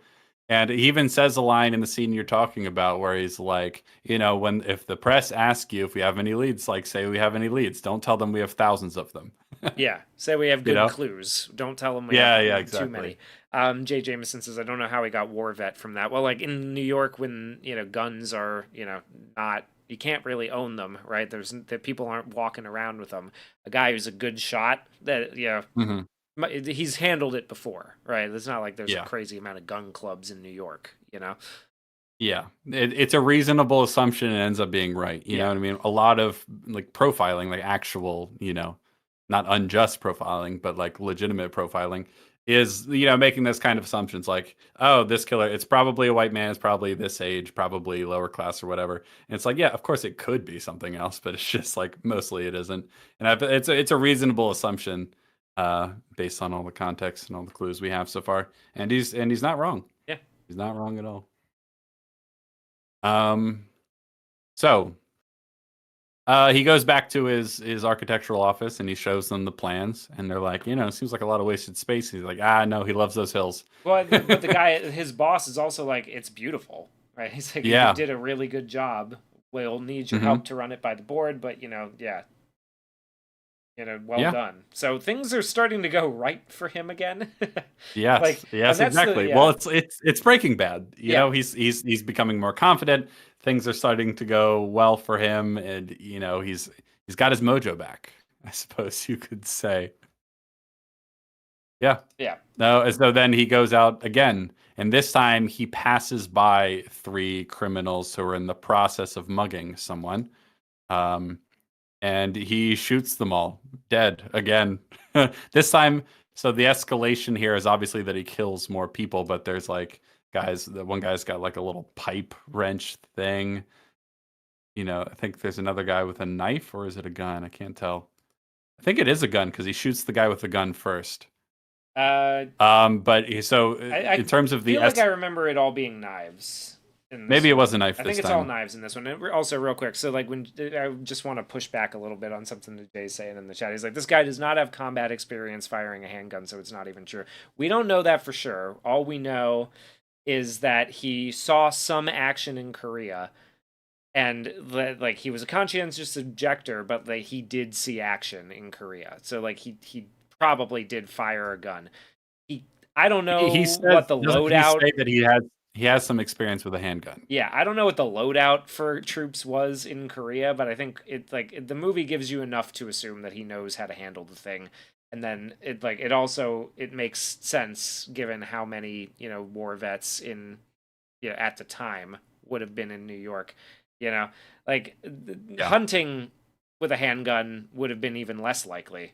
Yeah, like hunting, if he's from a rural area, hunting is not a better indicator for who got somebody with a revolver, really. Like, you don't go hunting with one of those. So, yeah, I don't know. Yeah. Not for this crime. For this crime, it's like, okay, it was a handgun and it seemed to be someone who was being robbed and managed to shoot the guy. He's probably cool under pressure. He probably knows what he's doing with a gun. If he legally has a gun and he's not a mugger or whatever, it's probably someone who's maybe either in law enforcement or he's in the military. You know what I mean? It's like those are fair enough assumptions. Yeah, I You think I know? think they're fair. I don't think it's like a crazy leap. At least No. it's I think what the worst you could say is like, it's a little flimsy, but it is literally all they have to go on. So that's what they're going to start by doing. Yeah. Yeah. Because otherwise you have to search through literally anyone who's been involved in a recent crime of like mugging. You know what I mean? So it's like this helps narrows it down. It's a good place to start. Um, so so this time, like I said, there's three guys. They're mugging someone. They're beating him up. They're punching him. He happens to walk by and he sees them. There's a guy with a pipe. There's a guy. Oh, yeah, it's a knife. Yeah, I see it now. And so he shoots the guy with the knife. He shoots the guy with the pipe. The other guy runs and he shoots him anyway. So that's an escalation as well. That guy is not an obvious threat, but it's not really about that. It's about whether they're degenerate, awful, violent criminals and they deserve to pay in his mind. So he shoots that guy as well. He shoots him and he like manages to like scramble away to like almost climb over a fence, and Charles Bronson runs after him and makes sure he's killed. Right. So there we're escalating, right? And then he runs away, but there's a victim who was left alive. Later that night, the police detective comes by and he tries talking to him, and the guy's like swears he didn't identify the guy. And it seems to me that the initial detective talking to him is like really trying to press it out of him, and then the detective who always has a cold, that guy who's sort of leading the case, is like give it a rest, let me talk to him. And he's like, so you didn't get any idea of who he was? And he's like, you're so full of shit, and he leaves because his assumption is basically like that guy saved your life, so you're not going to tell us. Yeah. Yeah. And which is another fair assumption. He's a fairly competent detective, you know what I mean, all things considered. And I like his sort of like he knows what's happening here more than some of the other detectives do. He's just like, oh, yeah, you wouldn't tell us who he was, would you? Yeah. So we visit the daughter at now she's committed to a psychiatric institution. It looks like a nice place, but she's still catatonic. Surrounded by nuns, Yeah, she's surrounded by nuns who run this sort of, mental hospital and all that sort of stuff. So then he's talking to his son-in-law again, and his son-in-law says, if we had the brains to live in the country, we wouldn't be here for the reason we are today. We'd be going into the city to work. Mom and Carol would be safe at home waiting for us. Right? So like they come out, because they have to drive out to the country to this mental hospital, and they're like, if we had done the right thing and left before this happened to us, we wouldn't be in this situation at all. Yeah. But Paul Kersey's on his Breaking Bad arc now, so he doesn't like that answer, and he's like, oh, it's a cut and run. He's like, what else? He's like, what about the old American social custom of self-defense? If the police don't defend us, maybe we ought to do it ourselves. Right? So there you go. That's the general. That's the movie. And he says, we're not pioneers anymore, Dad. He says, what are we, Jack? He's like, what do you mean? He's like, well, if we're not pioneers, what have we become? What do you call people who, when faced with the condition of fear, do nothing about it? They just run and hide. And the son says, civilized? And he goes, no. And then we cut. Right? Yeah. That's a great little scene. It sure is. I like that scene a lot. I think someone mentioned earlier that they didn't think the dialogue was quite as strong as in this as it is in Dirty Harry. I don't know, man. I think the dialogue's pretty good. I like the like we're not pioneers anymore, Dad. We're civilized. And he's like, oh, yeah, are we? Are we really? Is this what is being a coward what being civilized means? I don't think so. good. It's good stuff. I like it.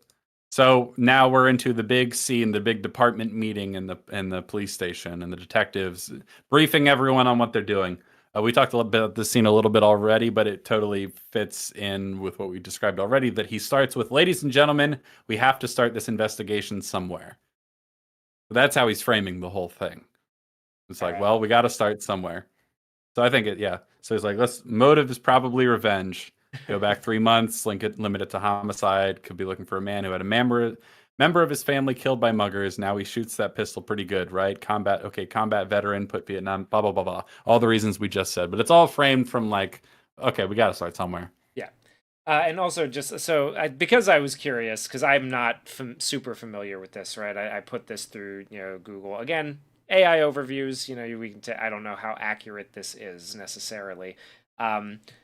So according to this, yes, medics in the Korean War were generally issued and learned to shoot standard service weapons during basic training, as they were still considered soldiers first. Under the Geneva Conventions, medical personnel are often considered non-combatant, or are considered non-combatants, and are protected from being targeted if they are unarmed and display a clear protective insignia like the Red Cross.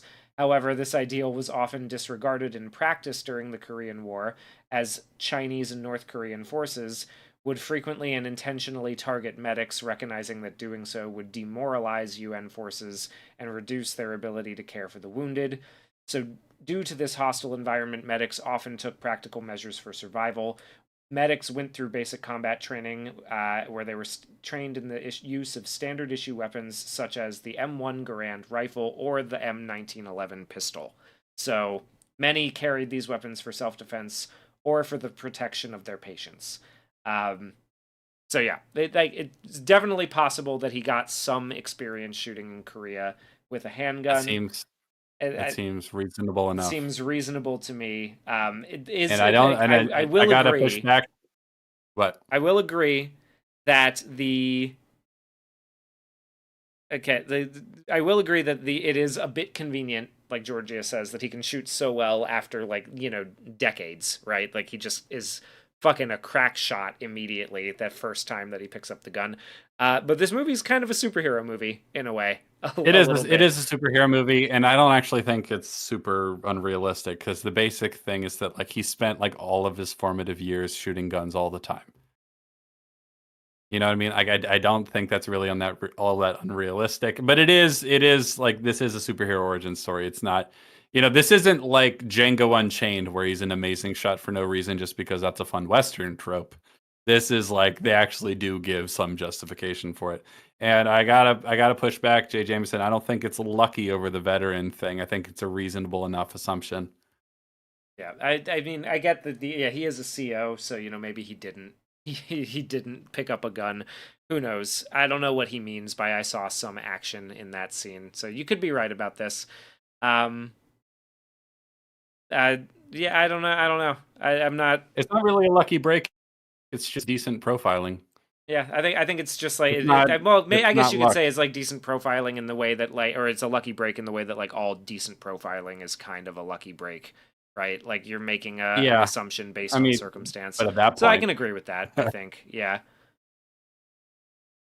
So yeah, we already talked about basically the things he says here. Okay, so when the media demands to know what we're doing, we tell them we have definite clues. Okay, we don't tell them that we have thousands of definite clues. So yes, okay, that's all that covered. So then we're on a train and we're following two criminals as they move from train car to train car, looking for a mark, essentially. They go from there's somewhere there's a bunch of people in the train car. They move past that one to the next one. They eventually come to a train car where there's one homeless guy in the back, and then there's a black couple in the front who are about to get off at the next stop, and that leaves only Mr. Paul Kersey himself alone reading the newspaper. And so these thugs look at him and go, "All right, that's our guy." And so when they're going on to when the train starts moving again, they run up to him, and the guy pulls out a knife and cuts through his newspaper as a threat. right? And he's like, give me your money, give me all you got. But underneath the newspaper, unbeknownst to this mugger, he has his gun drawn and he shoots him through it, which is a nice little detail. I like that. And then the other guy's like, holy shit, fuck. And then he shoots that guy too. And he kind of unloads into that guy. He unloads into both of them actually to make sure they're all dead. And then the train arrives at the next platform, and the next people start coming into the train. And you hear the screams as he's walking away, which is a nice little detail. But the escalation here, obviously, is that a policeman hears all the commotion, comes running into the train car, sees everything, and then the police go running after him. They don't catch him, but they do chase after him. Yeah, they look the wrong way. Yeah. I forgot too. Yeah, so it's like they're coming closer. They're getting closer. Like, he's getting a little bit more reckless. Obviously, like that one he wasn't looking for in the same way, but it was like a riskier move of him to do, is that it risks him getting caught. Yeah, I did forget that at one point the detective says, like, he finds out that he was a conscientious objector, and he goes like, well, okay, that makes the profile more unlikely. Like, he kind of admits that to himself, right? So yeah, fair enough. I take your point, but yeah. I still don't see how it's a good point, but that's fine. Well, that it's kind of a luck that, well, I mean, it's a good observation, but it is sort of lucky that it turns out that he happened also to, because it could have been like, yeah. That's not what ultimately leads them to him, though. So it's not even that. Yeah, good. Yeah, controversial. Educated guess, you could call it. It's a good educated guess. Yeah. Okay, so we're in Commissioner Dreyer's office waiting for a press conference. So we hear like the camera is sort of like tracking down a staircase where they're preparing for a press conference, and there's a bunch of different reporters all giving, their reports in different languages, which is a nice little detail. And then we eventually settle on the press conference itself. Last night there was another killing, which appears to be the work of the person the media has dubbed the vigilante. This is the first official statement from the commissioner. He says, "Good morning. With me now is Inspector Frank Ocho, whatever his name is. Been placed in command of a police detail assigned to what we've been calling the vigilante murders. Not the most creative name, as they far just as call him the vigilante. It's fine. I think maybe we could have come up with something a bit more fun than that. Personally, the Punisher it's fine. Could work. Honestly, if they called him the Punisher, that would be pretty good. It's been confirmed by the ballistics laboratory that it's the same gun, a .32 pistol, used in the previous homicides.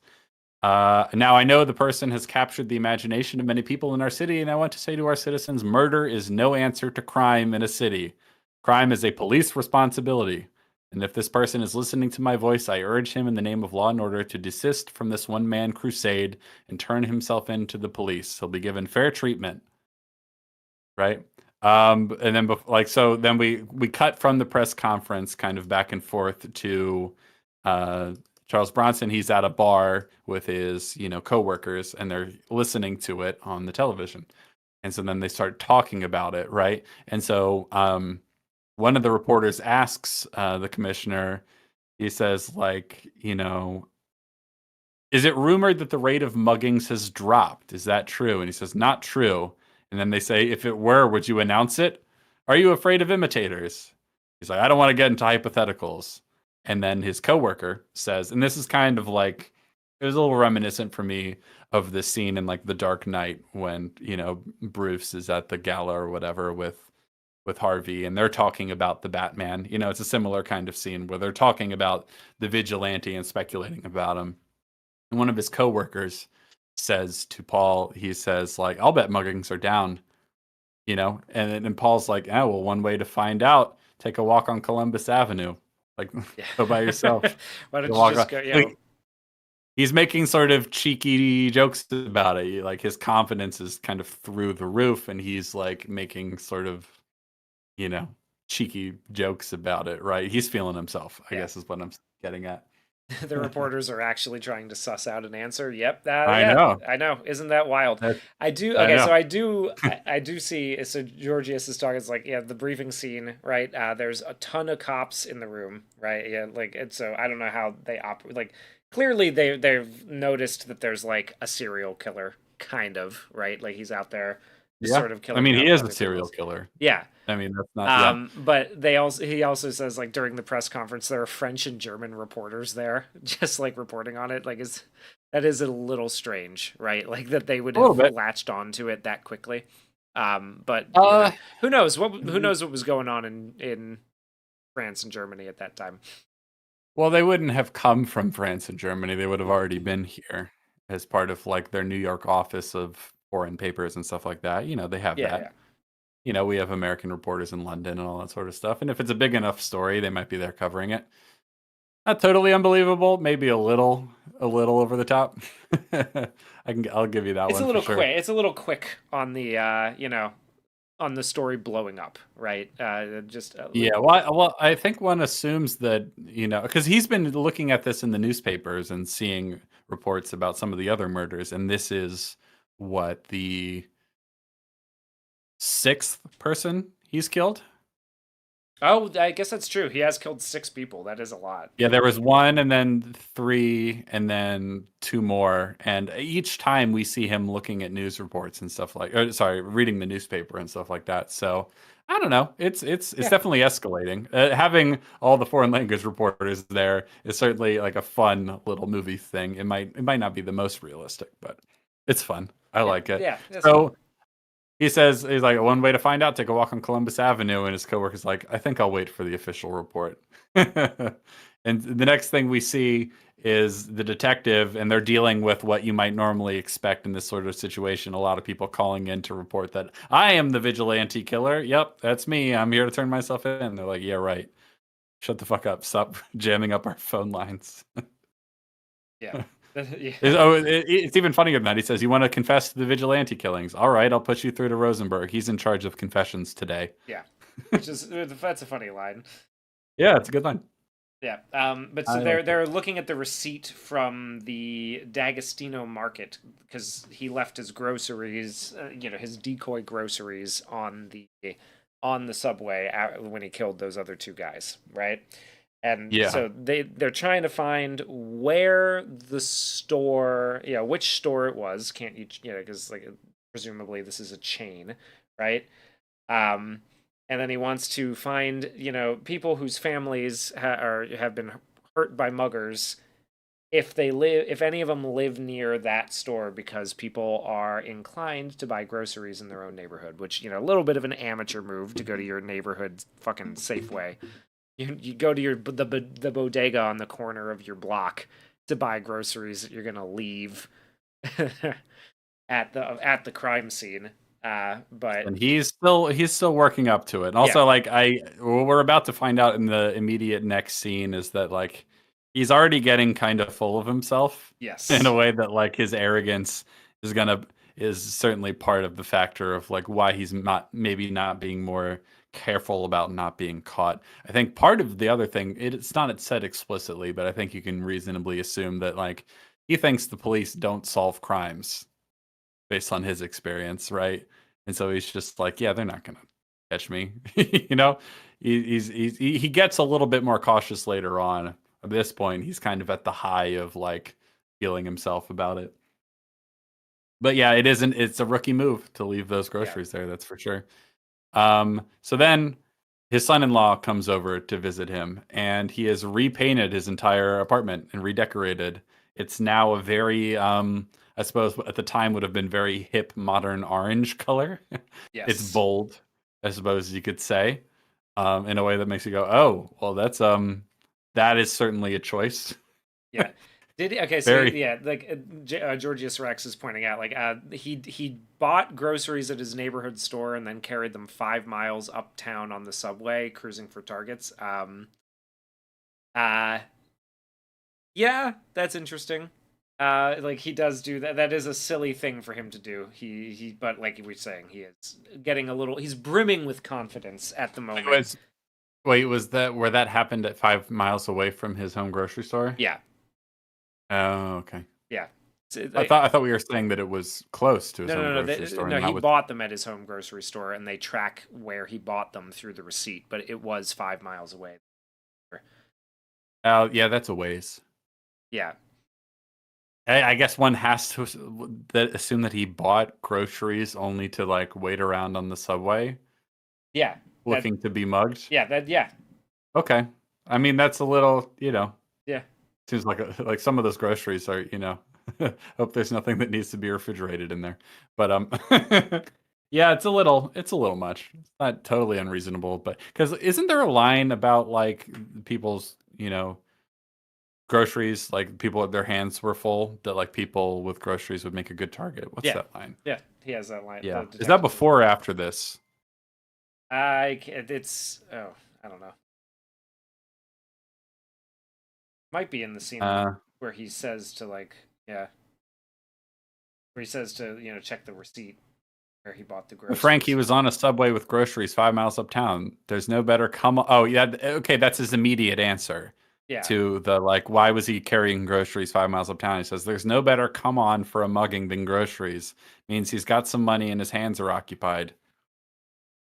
So that's the movie's logic. Yeah. That the vigilante is deliberate, is making himself the target on purpose because he's just waiting for people to make a move, and so I guess he's just cruising the subway, hoping that will happen. It's so if he's doing that intentionally, that's not the smartest move at all to do it on a subway. No. That's actually pretty stupid. Though it's not totally unbelievable that he would just escalate in terms of his confidence and everything. But it's not the wisest move there, Paul. Yeah. No, maybe I don't know. I'm not yeah, so he's repainted his apartment and he's just absolutely brimming with confidence, and his son-in-law is a little bit like, what the hell, dude? Like, why are you so happy? Like, your daughter's still practically a vegetable, why? Yeah. What's going on here? What do you think of the new paint? He's like, it's a little hard on the eyes. On the eyes, it's cheerful. And then he goes to turn, there's a really loud music playing from a record, and the son-in-law goes to turn it down. He's like, no, turn it up, I can't hear. So he turns it up loud again. And this is kind of like great. This is very common in the 70s and 80s especially, and only really in recent things and stuff like Uncut Gems and Good Time, where like people are like arguing and talking over each other and there's loud music playing. It's like noisy and chaotic and stressful.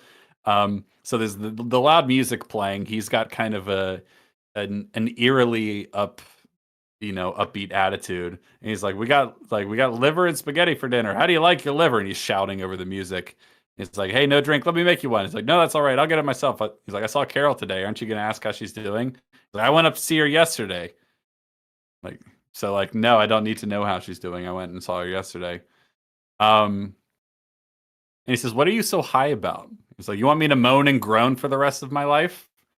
Like, okay, he's starting to get a little worked up here. It's getting a little touchy. Yeah. He says, like, how do you want your liver? Medium? Medium. I'll make it medium. He's like, okay. He's cut. So like, if the peak was a few scenes ago, now he's starting to deteriorate a bit. He's getting a little precocious. And it's sort of like fracturing his relationship with his son, which is already not great because of everything that happened, but now he's turning into a little bit of an asshole, I suppose you could say. And so he's out at a restaurant and he sees a bunch of women dressed like hookers. Presumably they're hookers. Yeah, I'm sort of pretty sure they're also some divey place. Real quick, I just saw the thing. Wasserman asked, why not Sudden Impact as a pair for Death Wish? Because we went with the first Dirty Harry film, not the last, or not the fourth. That's how many are there?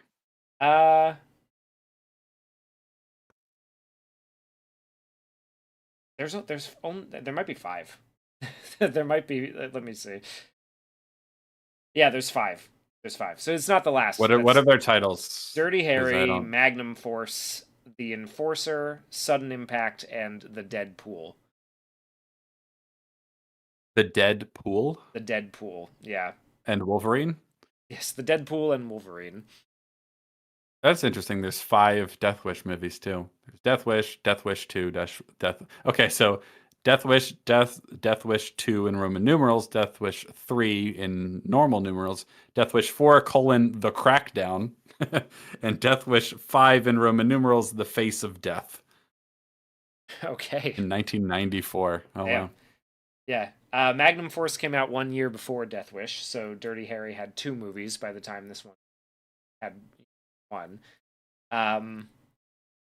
Oh, apparently the movie The Deadpool is where the comic book is where Deadpool got his name. Oh, that makes sense. That's interesting. That, Yeah, very cool. Liam Neeson is in that movie, and that's neat. To so see the pool? Is he the pool? No, I think Jim Carrey's the pool because Jim Carrey's also in the movie.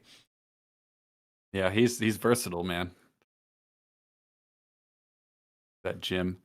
So anyway, he leaves the sort of like divey restaurant cafe he was in, and he's followed by some criminals who follow him into this like subway area before they actually get down to the subway tracks. And 2 guys confront him, one on each side, and he manages to shoot both of them before they can stab him and mug him. But one of them gets a good stab in on him. He has like a gash across his shoulder now. So this, I like how consistently we escalate things. And so there's always something being escalated. Either it's the number of people, how close the police are, whether he left a witness alive, or whether he left. In this case, he leaves a perpetrator witness alive, and he gets wounded at the same time. So we're always doing that. We're always like finding ways to up the ante, right? Which I like. I think it's good. I think it's good. I think the way that they do it, right? Like, he also gets to see in the aftermath of this because he sits down in his silk bathrobe, to like with a drink to watch the news. He gets to see the effects of his actions on the city. And there's the woman who defended herself from a mugging with her hat pin because she didn't have a gun like the vigilante, but she attacked her muggers with a pin to keep her hat on and fought them off. And she's just absolutely insanely proud of herself for doing this. Yeah. Which he's inspiring other people to take matters into their own hands to protect themselves. And so this is going to potentially spiral out of control for police if they don't do something about it. Yeah. Yeah, I like the woman who's like really proud of herself for fighting off of her attackers with a hat pin. It's such a funny weapon to choose. Yeah. She says, "Everybody better look out for me from now on, because I've been robbed too many times and I've had enough." Which, there you go. And then they talk about more reports like the men building this skyscraper made a citizen's arrest today. Andrew McCabe, a foreman, will tell you. He's like, "We'll tell you. Me and my crew was working down in the hole. One of the boys yelled out, 'There's a mugging!' So we came out and we caught this guy and roughed him up a bit before the police came. The hospital reports the man had broken arms and cracked ribs." And he goes, "Oh, no kidding. Geez, the poor guy, he must have fell down." It's like a little cheesy but funny. It feels very comic book movie-y. That feels like a scene out of a Spider-Man movie where like the native New Yorkers are like, being like that about it. Oh, geez, he must have fell down some stairs. So he's inspiring other people to take matters into their own hands. So that's obviously a problem for the police and the mayor and the DA and all that sort of stuff. So we get to another conference scene. So they're going over all the stuff they have, and eventually they sort of narrow down a few people. Basically, if they look at all the people that have within a certain block radius of where the groceries were found and where all the other crimes have been committed, and people who have, had male members of their family where they served in either Vietnam, Korea, or World War II, and someone in their family was a victim of a violent crime, they've narrowed it down to about 14 people. Yeah, which is pretty good. And I like what he says here in response to that. Right, he says it's a wild shot. It's a real wild shot. So the fact is that the vigilante plugged his first victim in Riverside Park, which is exactly 2.5 blocks from that D'Agostino market. And even if all 5 of these guys are clean, we can't ignore that coincidence. So our friend lives in that neighborhood. Uh, but Frank, he was on a subway with groceries 5 miles uptown. That's when he says there's no better come on for him. So yeah, Yep. that's like he does, and in the same scene, right? He's saying things like, "Well, it's a wild shot, but like I'm pretty convinced." So Yeah. yeah. This is the best we got. And then we get to what is probably one of my favorite scenes in the entire movie, because it's just something that you could and people would like it, but they would never put in a scene today, right? So we're out at a party full of other, New York liberal socialites and professionals and all that sort of stuff. And so everyone is talking about the vigilante. He's on the tip of everyone's tongue, right? Um, and they're like, it's probably having as much effect on crime as a band-aid on a leper. And another guy says, "Oh, I don't know. A mugger will think twice about who he hits." And the other guy says, "Sure, they'll hit more old ladies." All right, so that's one little conversation, right? People talking about what the effects of this will be, whether criminals will just go after more, um, you know, vulnerable targets, or whether this is actually, reducing the instances of violent crime, especially mugging. We'll actually get an answer to that later, which is interesting. But for now, we don't know, so people are speculating. And then someone says, "Paul, how you doing? Let me get you a drink." And they pass 2 people, a man and a woman. And the man, the shitlib, says, "This guy's a racist. He kills more blacks than whites." And then the woman says, "Well, more blacks are muggers. Do you want to up the proportion of white muggers to have racial equality among muggers? Really?" Like, that's great. That's really funny. It's pretty good. I like it. I feel like if we were going to be slightly more realistic, I feel like we might reverse those gender roles in that conversation. But nonetheless, I like that the movie has the balls to say true things. That's nice. This guy's a racist. He kills more black people than white people. It's like, well, he's just killing muggers. He's And there's more killing of them. muggers. So like I don't know what to tell you, dude. Like,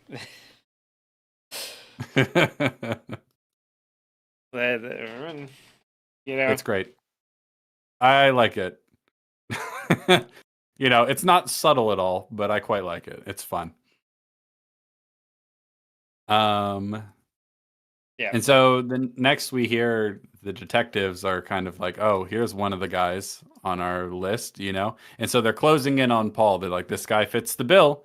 He fits the pattern, except for the conscientious objector part." That's the part where it's like, that doesn't really fit the pattern, but maybe we'll keep an eye on him just in case, essentially, right? So they're going to follow him and all that sort of stuff. He doesn't have a police record. They sort of go over all the details about him, and they follow him. They find out where he lives and everything. And then one guy follows him while they break into his apartment, essentially. So they're actually kind of more like Dirty Harry in that sense. Yeah. In that they don't have a warrant, do they? We don't see him get one. So yeah, we don't see them get one or mention it, as far as I understand. So they just kind of break in there just to see if there's anything there. They don't find anything. They don't find the weapon. They don't find any sign that this guy is the killer, right? But they're on to him, and they're watching him. And then the police chief is brought in to talk to the mayor, right? And Yes. this is an important scene. Commissioner says, "You have a good suspect." He's like, "Well, he fits the bill in some respects. We got a blood sample from the knife you've used on him in the subway, and checked it against the sample I found in his apartment. It narrows it down, but like they don't have DNA evidence yet, as we established earlier when I forgot." Yeah, they have blood type. They have blood type, and so that won't narrow it down too much, right? He's like, "But he could be the man. He could be." And he says, "Well, suppose this Paul Chrissy is the vigilante." He goes, "All right, let's say that. We don't want him." Okay. He's like, "Inspector, on my desk, I have a statistic red hot out of the computer. Mugging has gone down." Like, "By how much, sir?" "From about 950 a week to 470 reported last week." He goes, "Now, not too many people know that." And he says, "You wanted to keep it that way." He's like, "No, we have to keep it that way, or the city would explode. We'd have vigilantes killing anybody who looked greasy. You can see that." we want this man to quit and to desist, to go away, to stop. He's like, so the mugging rate can go up. Why not arrest him? He's like, I don't want a martyr on my hands. And that is essentially the message he gets from the mayor, which is a really interesting one. It kind of it depicts the mayor as like he's got his priorities wrong. Yes. Obviously. But he's practical enough to know that like this is working. If people find out this is working, this could actually create a lot of other real problems. As if this isn't a problem of its own, right? But like you could have an explosion of this. But if we arrest him, we'll make a martyr out of him, and that will look really, really bad. He's very much aware of the optics here. And so he's like, we maybe scare him off. You know, maybe just scare him into not doing this anymore. I'm like, I just think that's really interesting. Yeah, I do too. I think that's cool. It's a nice touch for the story, right? Like that it's building something a little bit more than like to a big shootout, but because like one of the way that this easily could have gone, right, is like he's still trying to lure people into mugging him, but a cop approaches him, a cop who's following him approaches, and he shoots that guy, instead, and like then that's that's one way that it could have gone, right? But this the way that they build to it is like it's nice for the future of the franchise, and it's an interesting way to like work with the morality of the movie, right? That like it is working, but like it would be chaos if it got out exactly how effective it is, Yes. Yeah, and because I mean, obviously, what he's doing is morally dubious, to say the least. A lot of the people he's killing, he like are engaged in active, like aggravated assaults and robberies with the threat of physical violence, like give me your money or I'll kill you. And so a lot of them are kind of self-defense. Some of them are not. Some of them he shoots when people are running away and all that sort of stuff. And he's lurking and trolling for them, essentially. But it's like, and one of the things he says is like, like you'll have, if this gets out, you could have an explosion of vigilantism, and you have people killing anyone who looks greasy, right? And it's like that would be a disaster, right? And I think that makes a lot of sense, and it's interesting. Yeah. So he gets a call on the phone from, and then Paul Kersey does. He says like, "Hello, this is Paul Kersey. Yes, who's this?" And he's like, "Well, you're under police surveillance. You're being watched." And then he just hangs up the phone. Yeah, and then but then there's a fun is to try to scare him off of doing what he's doing, right? And so he's trying to be like, "Look, the police, you're being surveilled. You can't get away with this. The police will catch you." Hoping that'll scare him off. Well, not really hoping, because we get this little moment after he hangs up the phone where the police guy's like, scare him off. He like chuckles at the idea that this will work, which is a nice little character detail for him, that he's like, yeah, this isn't going to scare him off. Yeah. Because I think what he's thinking, because he's smart and he assumes the vigilante is smart too, is that like, why would they be telling you this if they were actually closing in on you? You know what I mean? Yeah. Like it kind of reveals their hand, essentially. And so basically he is being surveilled. They stop him at one point. Basically they come up with a flimsy excuse to be like, "Oh, sorry, we were looking for someone else." But this is really just another effort to like kind of scare him off, quote unquote. Yeah. And so he they're upping the ante a little bit, but eventually he like realizes he's being surveilled and is sneaky and sneaks out the sort of back basement of his apartment complex right under their noses, so he can go on and keep doing his thing. And the police are like, "Oh fuck, shit, we lost him." So they're chasing after him. They're like one step away. We eventually come to a big staircase. I think I know where this is, but I can't put to find a point on it, but it looks very familiar. Anyway, this big stone staircase, and there's two guys at the bottom of the hill with guns and everything. Or sorry, no, they don't have guns. They have the guy at the top has a gun. the guy at the top has a gun, so he's surrounded, and so he gets into a shootout again. This time he gets shot, and he doesn't manage to kill the last guy, and he has to go chasing after him, right? And so this is when, so we're nearing the very end of the movie now, and up until this point, I think everything's pretty much cooking with gas. I'm really into it.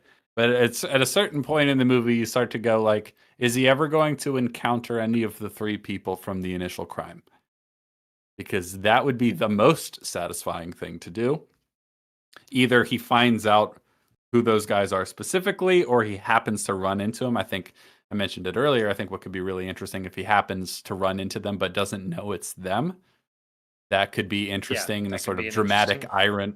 Yeah, be dramatic irony for the audience. He would just be killing them because they're the common criminal, essentially. He doesn't even know that those are the ones, right? Or it could be just one of them. That could also be interesting. But that doesn't happen. This is the final, shootout, right?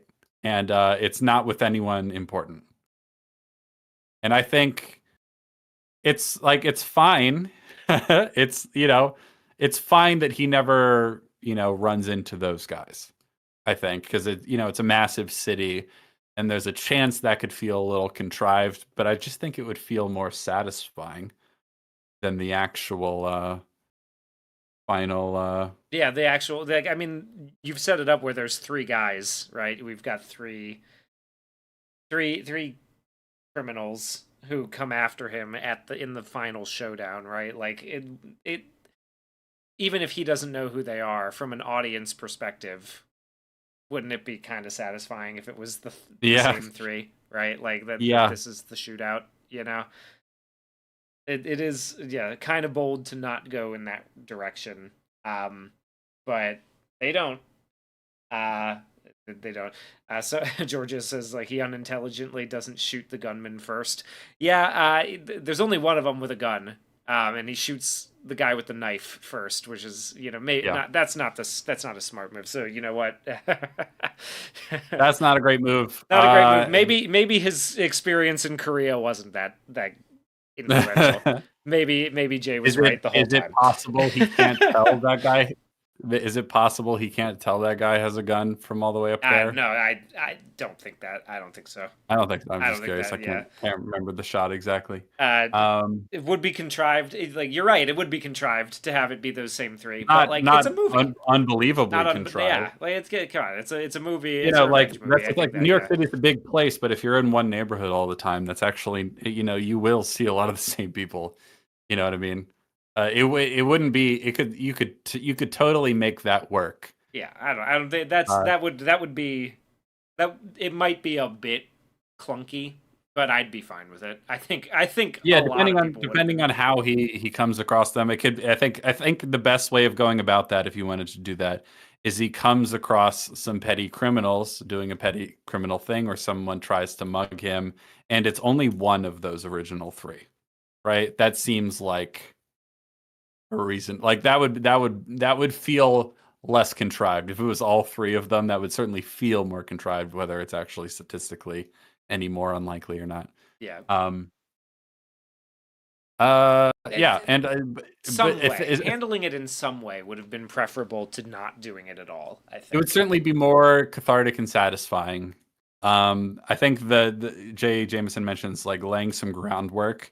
You could lay some groundwork where he was like also at the same time still looking for those three throughout, but the movie doesn't do that. The movie is less concerned with revenge against the specific people than it is revenge against the entire class of people or class of criminal that just is crime. Your revenge against crime. Yeah, and so that's not as much his concern. But as is, I still think the ending is like good. It's just not maybe as satisfying as it could have been. It's not the barn burner that the ending of Dirty Harry is, I would say. So where do I have it? So he gets wounded in the leg. He pursues the mugger and corners him at a warehouse where he basically there's a sequence where he's chasing after him, and that last mugger, they get into a standoff. This is obviously reminiscent of the sequence we saw at the fake Western town, right? They get into like a quick draw Western competition or like contest, whatever you want to call that, right? And also he's got the height on him, and so eventually he gets like shot and like falls. You know what I mean? So like there's a lot of things that are very similar to that scene at the Western town. So he proposes the fast draw contest only to faint because of blood loss, and the mugger escapes. So it's very like 70s in that way. The way Dirty Harry is obviously kind of like the first wave of the 70s as an era in film, obviously, for being in 1971. A lot of things in the 70s kind of eschewed more traditionally cathartic and satisfying and like neatly wrapped up endings, you know? Yeah. And I feel like this is an example of that, where he gets into this final confrontation with a mugger and then he just faints because he's lost so much blood. Yeah. He wakes up in the hospital and oh my gosh, there's the police guy. He finally found him. He finally found his man. And he comes and he has his gun. Well, yeah, because so they found the gun at the crime scene, but one of the younger officers hid it and was waiting for instructions. Right. So that gives him the opportunity. He the cop, the lead detective, comes to him and basically says like, "Look, if you leave town, I'll throw the gun in the river. We'll forget this ever happened." Right? And he keeps his finger on the trigger when he's pointing it at him. Little subtle threat. We have here a peculiar situation, Mr. Kersey. It's necessary to make a proposition, since you won't favor us by dying. You work for a company with lots of offices. Get a transfer to another city, and I'll drop this gun in the river. Are we connecting, Mr. Kersey? We want you to get out of New York. He says, permanently. Inspector, he says, by sundown. There you go. There's your little callback. Yeah. And so then he goes outside, and the reporters are like, do you have the vigilante? Like to give us some information? He's like, no. Is the wounded man the vigilante? He's like, nope, he's just a mugging victim. Like, what about reports that he is? He says, false reports. Happen all and he's the still time. out there. That's right. Was he shot by the vigilante? You know, all that sort of stuff. He's being asked all these questions and everything. And then we cut away from that to Chicago. We're now in. I'm going to leave New York. I need to change of pace somewhere where I won't have to work so hard at my vigilante ways. I'm going to go to Chicago. Well, he doesn't want to stop his vigilante he doesn't want to stop. So he moves to Chicago. He moves to the office, presumably, of his, architectural firm or whatever. And he's welcome to Chicago, similarly to how he's welcome to Tucson. He's like, nice trip. And he goes, it was okay. I found a nice apartment for you on Lakeshore Drive, a view of Lake Michigan. Your office is ready too. There's a good golf club we can play. I think you'll enjoy it here. And then he sees, while this guy's talking to him, he sees a woman having her purse stolen by some ne'er-do-wells, some degenerate scumbags stealing a purse from a young lady. So he goes over there and he goes to like help her grab her things that she's dropped and everything and hand them back to her. And he looks over and he sees the scumbag kids and they're walking away. One of them makes like a like jerking off gesture at him. And so Charles Bronson takes his little hand and points it into a gun and he points it at him and closes his eye. And we cut to black. The end. I like that. I think that's a lot of fun. That's fun. This ending is a bit more like, and his story will continue. Yes. Unlike Dirty Harry, which feels the like vigilante will continue. Yeah, Dirty Harry feels very much like that story's done. But this one feels like it could have ended with the vigilante will return in, in Punisher Endgame. Yeah, and so basically, this has all been a vigilante origin story. And he had to leave New York because, they were on to him, but they didn't want to make a martyr out of him. So they said, why don't you just go somewhere else? And he's like, all right, I'll try Chicago. I hear there's lots of crime there. And he sees some criminals and he goes with his gun. And that's the end. And it's like, yeah, he'll return in Avengers Endgame kind of ending.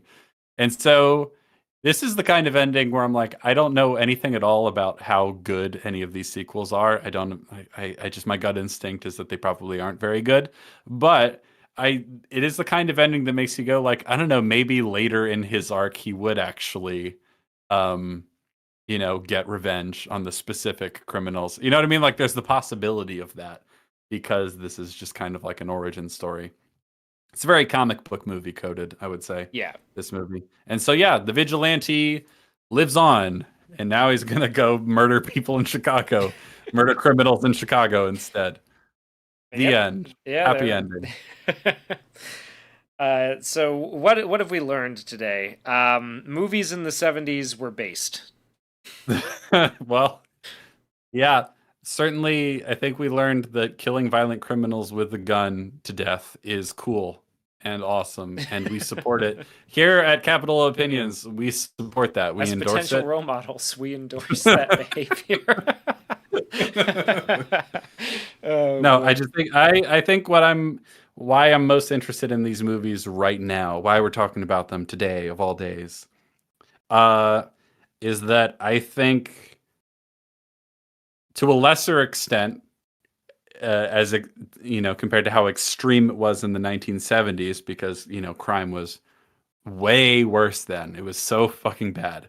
The crime that birthed the reaction that these movies represent, the desire for normal people to just see crime handled, for fuck's sake. Doesn't really matter how. Just if the police aren't going to do it, or if the police are going to stand in the way of achieving justice, then someone else should do what it takes to ensure that justice is served, right? Like, I think to a lesser extent, there's a growing appetite for that sort of thing forming, bubbling now. I feel like we're seeing a little bit of that in the works of like Taylor Sheridan. He feels like really one of the only people in that lane, doing anything that sort of fits this mold even a little bit. You know what I mean? Yeah. Like scratching that itch. But I do think that I don't know if things will ever really get as bad just in terms of sheer numbers and lawlessness and awfulness as things were in the 70s, but I think things are going to get worse, and there will be a growing appetite for stories like this. And I think the filmmakers that are willing to give this sort of thing to people will do very well. That's what I think about that. And it's nice to see stories like this because we just don't really see anything like it these days, Yeah. It's a little bit. It's honestly kind of refreshing to watch. Yeah. They're both very well made. They're well made. Yeah, they're well made. They're both well scored, and the themes are hard at work here. I think it's If nothing else, these movies kind of present the other side of the argument, and I think at the very least, getting both sides of the argument is important. You know what I mean? Like a sort of like balance in culture would be good, because I feel like our culture is very out of balance on a lot of issues, but on this sort of stuff in particular. Yeah. Would you endorse saying "stay strapped or get clapped"? Yeah. Yeah, I've said that many times. Yeah. No, I think people should enjoy their right to self-defense. You got a right to it. You should learn to use it. And to any fine people from the UK who may be listening right now, at the very least, look, I get it. You don't like guns. You had for a very, very long time a very high trust, low crime society. If you're not into guns, that's fine. Could you at least legalize pepper spray, for the love of God? Could you at least do that? Come on, guys. Come on. Let's get with the program here. You're gonna need it. Less like a matter of endorsement, more a universal truth. It is the Second Amendment, the original draft of the Second Amendment. Stay strapped or get clapped. Yeah. So the words of Thomas Jefferson ring true. Legalize potato peelers. Yeah, I think it's really interesting to watch movies like this today, because we're just not getting a lot of them, and they're really interesting. And there's like very effective movies, and I think if a movie, not an actual remake of Dirty Harry, because that would be lame and cringe. You don't need to remake it. It's still there and it's good. But if you made a movie like Dirty Harry, set in the modern times, with the actual spirit of Dirty Harry, not like, a modern subversion of it, like an actual movie like Dirty Harry, if that came out today and had some decent people in it and looked pretty good, that movie would do gangbusters. I think so too. I think despite all that's the why I was saying like kvetching. the 2018 remake of Death Wish was maybe a bit premature. I think you give it a little bit, you might have had better luck doing it now. Like Yeah. Yeah, I wouldn't want an actual remake, but just Yeah. more things like it. That would be good. And I think it would do well. I think there's an appetite for it, and I think that appetite is going to grow. Absolutely. What's the phrase that Clint Eastwood said about? Hold on, let me see. Like, there's a phrase that he said about the types of characters that he used to play.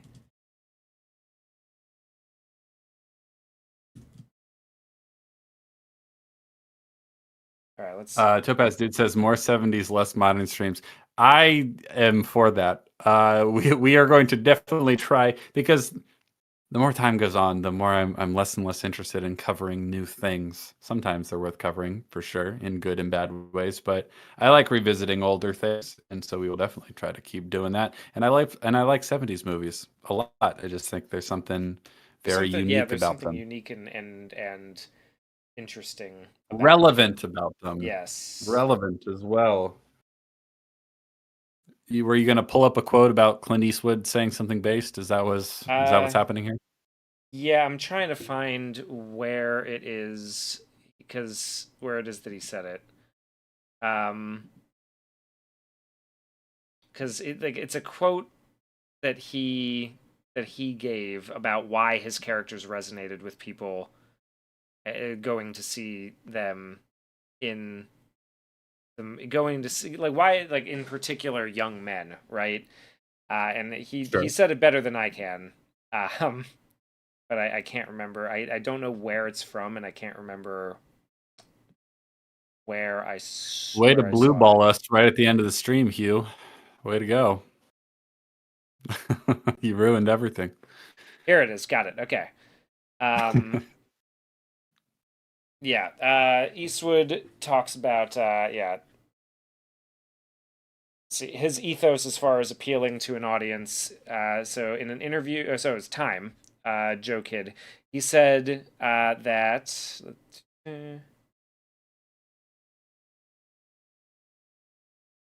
Do you have the quote or not, do. Hugh? Give me a second. Yeah. A guy sits in the audience. He's 25 and scared stiff about what he's doing with his life. He wants to be that self-sufficient thing he sees up there on screen in my pictures. A superhuman character who has all the answers, is doubly cool, exists on his own without society or help of society's police forces. And this group, I am sure, includes the police.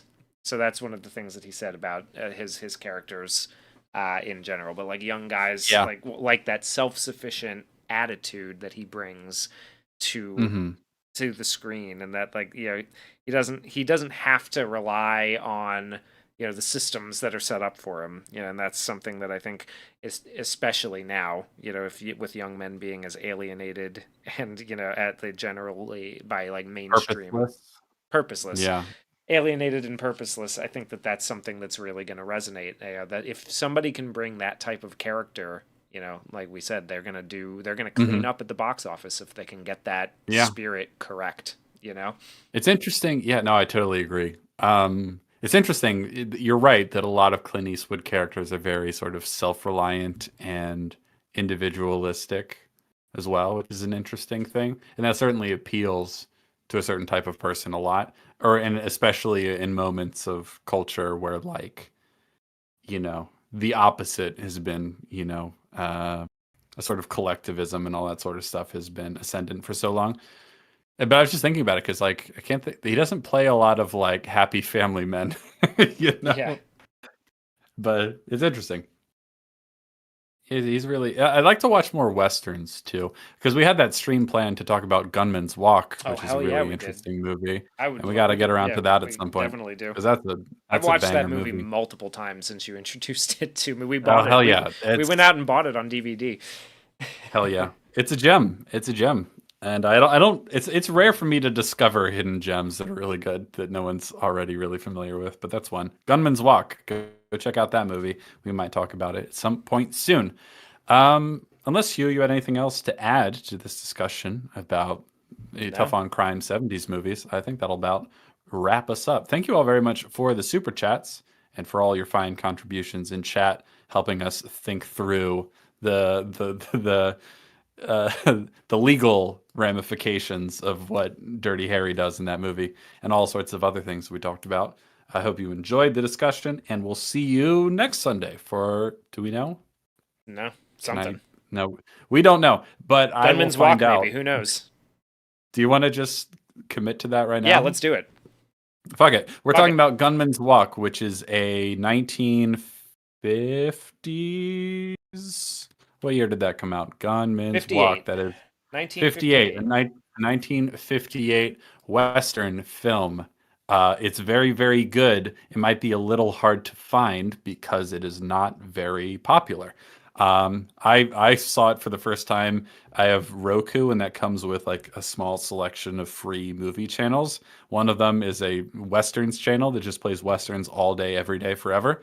And there's some gems on there, including Gunman's Walk, which is a really, really solid movie, and you should go check it out before we talk about it on Sunday, and you can join us for that. Absolutely. Jay Jameson, thank you for considering my dissenting opinion. Yeah, look, man, you're all good. I'm not angry. I just disagree. I didn't assume you were angry, so no worries. No worries. We appreciate you sticking through it. Yeah. Tobaz Dude says you guys got to check out Peckinpah. His movies will 100% be up your alley. You've told me that before, and I still haven't seen any of his movies, so let me write that down. Sam Peckinpah. I know he does like The Wild Bunch and stuff like that, and I will definitely check out some more of his movies. But I think next week, we'll just do Gunman's Walk, and I would like to do more westerns in the future. Oh hell yeah! Because I've been on like a big like pioneer era kick, I suppose you could say, recently. So talk about some westerns. And that's going to be it. Yeah. So thanks for joining us. Goodbye, friends. See you next week. Toodaloo. Stay strong.